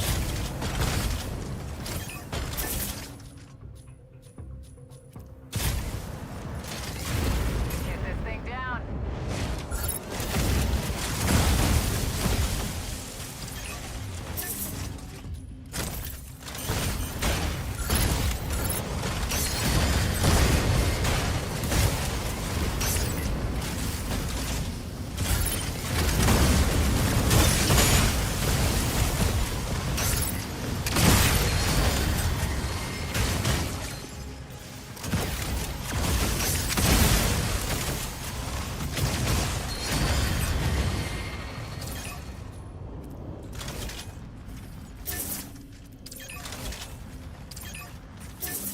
Holy moly, what a sweat fest this dungeon was. Oh, is the payload dead? Did we fail? It doesn't look like it. It's still got the same little tracking thing on it, but it's not moving. I assume it's already where it needs to be. But yeah, I don't know. I guess we're done in here?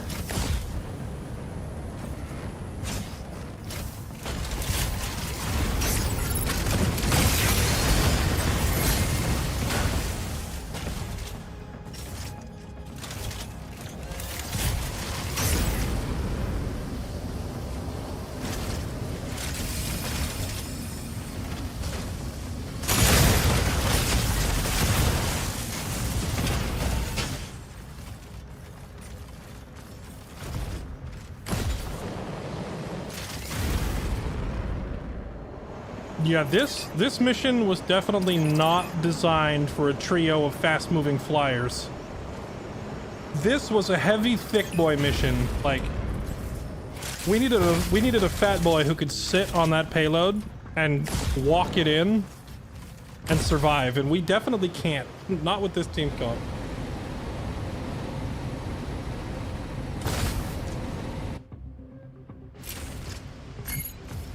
But at least we got some reward out of it and we lived.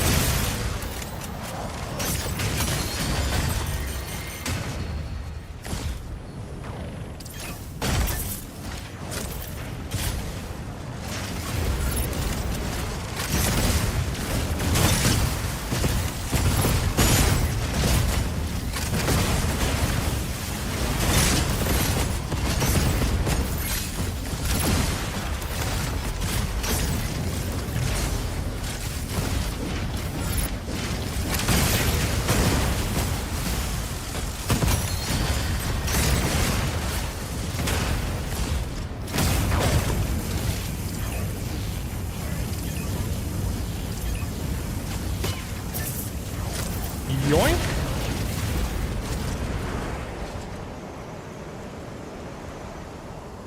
Incoming Corey Bullstorm. Steer clear.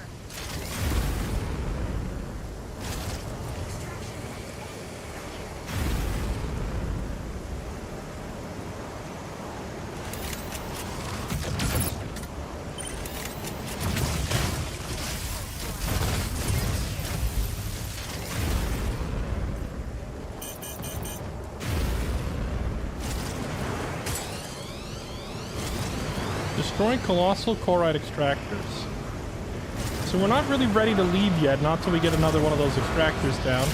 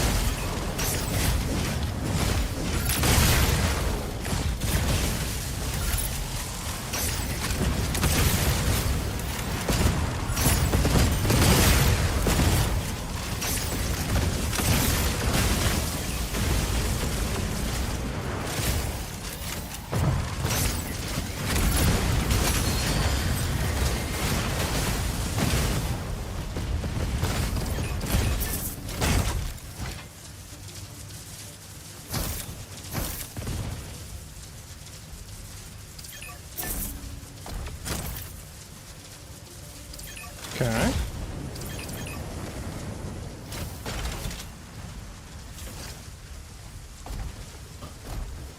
Cliffside Mines. Is that an extractor? Is that the thing we need? We could go do that.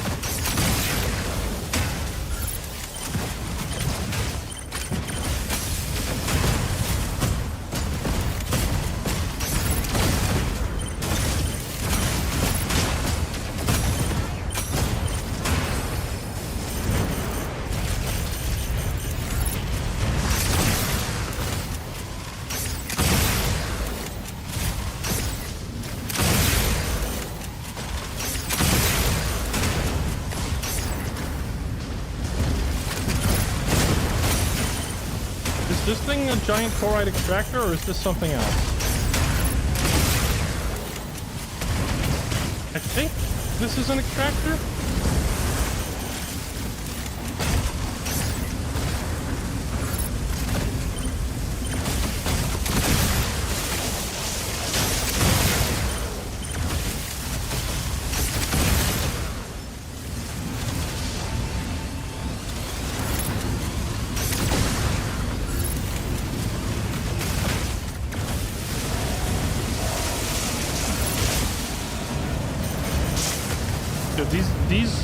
These areas are nuts. There's so many enemies.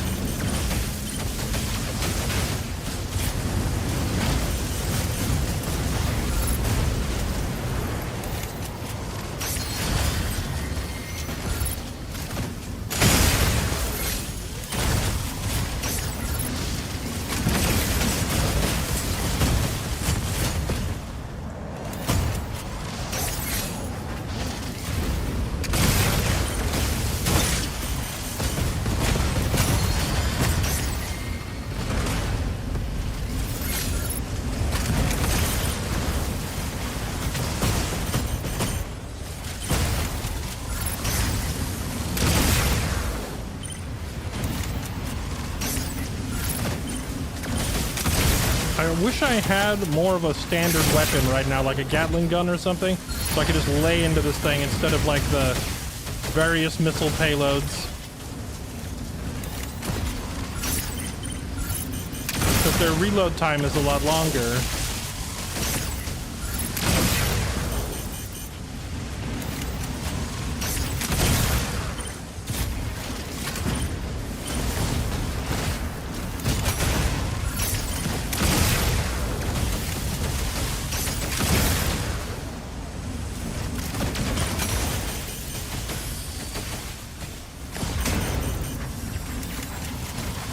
Almost down.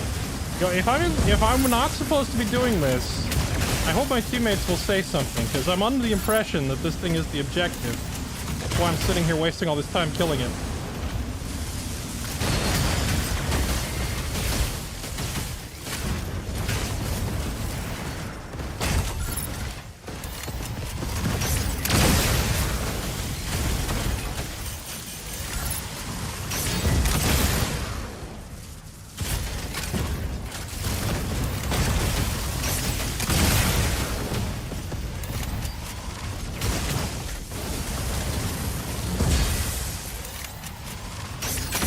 There it is, finally down.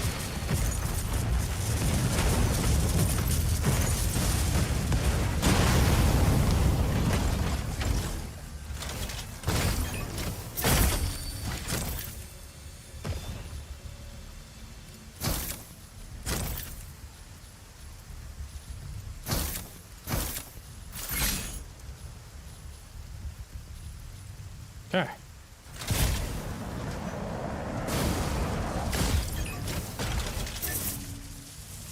Ooh, tier 3 rocket launcher. I wish I had searched this ship first. Could have used this to tear through that thing faster.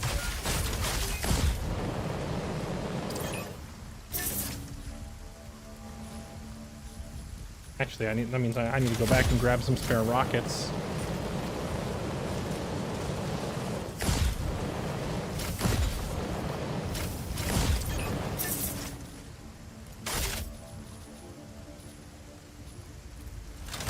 You can pick up and grab other people's weapons and use them, but you only have infinite ammo on your own main weapon. So if you pick up these borrowed weapons, you also got to start scavenging ammo.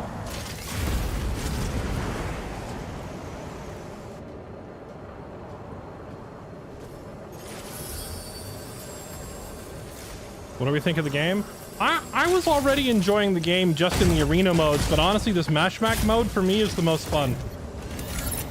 Flying around with like our flying hit squad, finding other players and ganking them and yoinking all their loot and extracting is, well, a lot of fun.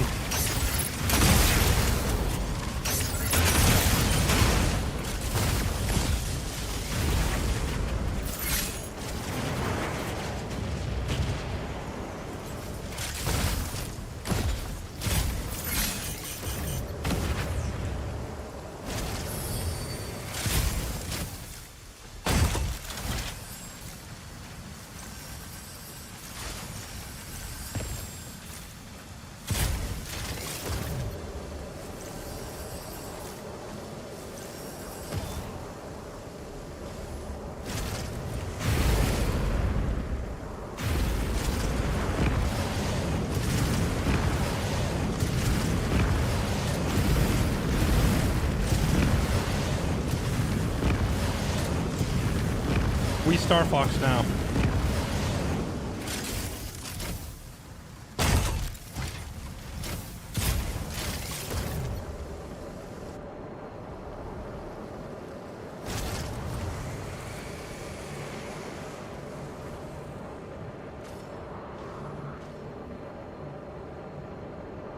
Extraction point C. We're still 10 clicks out from extraction point C, so it's probably going to be closed by the time we get there, because someone else will use it. Oh, rockets. Perfect. I need those.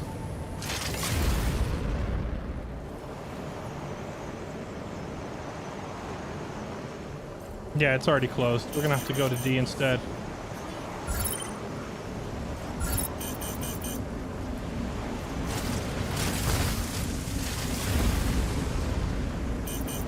Down player here. What do we got?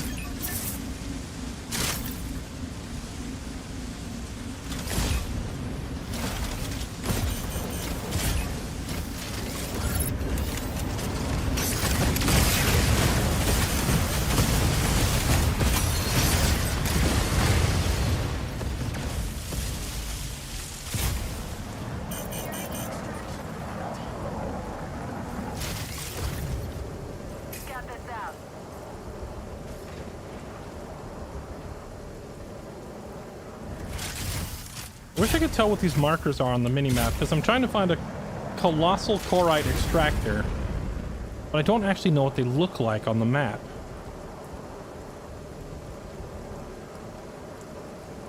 Alright, there's probably going to be a big team fight here, because we're getting down to the wire. There's only 2 extract zones left, and we haven't had as many big shootouts on this map yet, so there's definitely still players alive.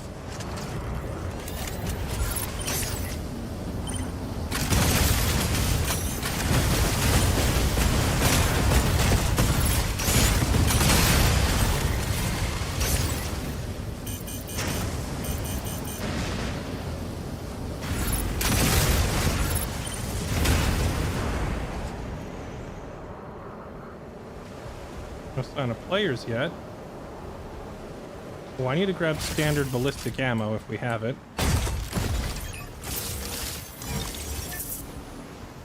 Bingo. You know, if there is one change change that I hope they make, like when I'm playing Skyraider, if I swap to my alternate weapon set like this, and then I go into my plane mode, it swaps me back to my default weapons. But now when I land, it stays on default. It doesn't go back to the other set that I had equipped, which is definitely awkward, because it means that because you transform and you fly and you untransform, dodge, retransform a lot in combat, it means it's constantly forcibly toggling me off the weapon I want to use. Which, I get it, not all weapons are compatible with plane mode, sure. But when I go back on foot, you know, let me keep my preferred guns, please.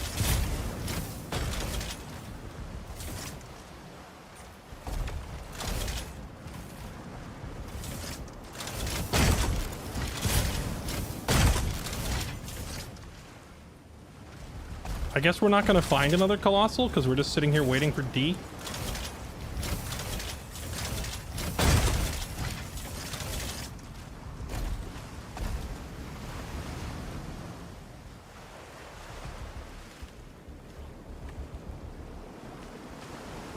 No, the thing that I took out earlier, it turned out I was wasting my time because that wasn't the objective. And then there was a chlorite extractor over there, and I blew that one up, but it said that was a medium.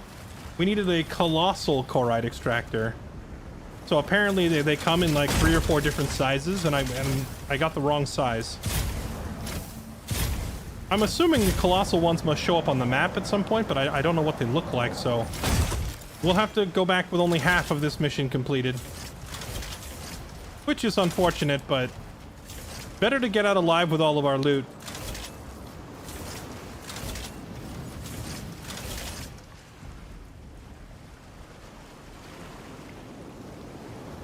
I just realized that like 3/4 of the map is occupied by the storms now. Does it work like H1Z1 or something where it like slowly forces you to the extract?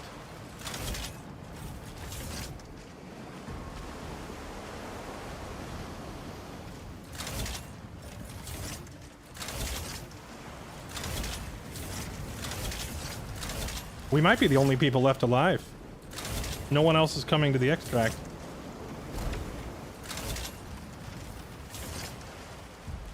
What do they look like? Well, they look like a chloride extractor, except colossal. Extraction point D is ready. Hi, can someone tell me what was the war game from yesterday's stream? You're probably talking about Broken Arrow. We did some Broken Arrow before. I do have a couple of Broken Arrow videos up, if you want to go take a look at those.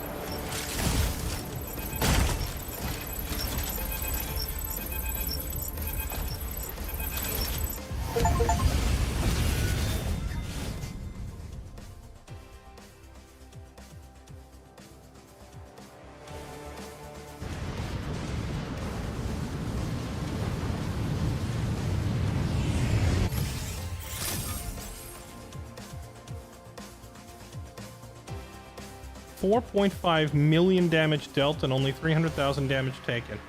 We are becoming the ace fighter pilot. Yeah, we only got 3 kills across our whole team. That's like the first couple raids we did, we were wiping whole lobbies, but I guess what this means is there was some other super aggro team in this lobby that we just never ran into, I guess, but they were running around wiping the lobby.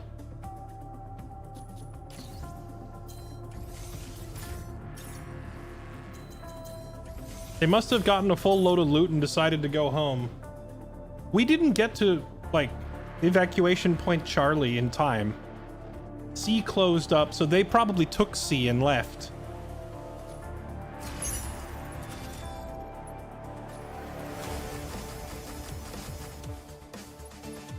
Okay, bunch of sick loot.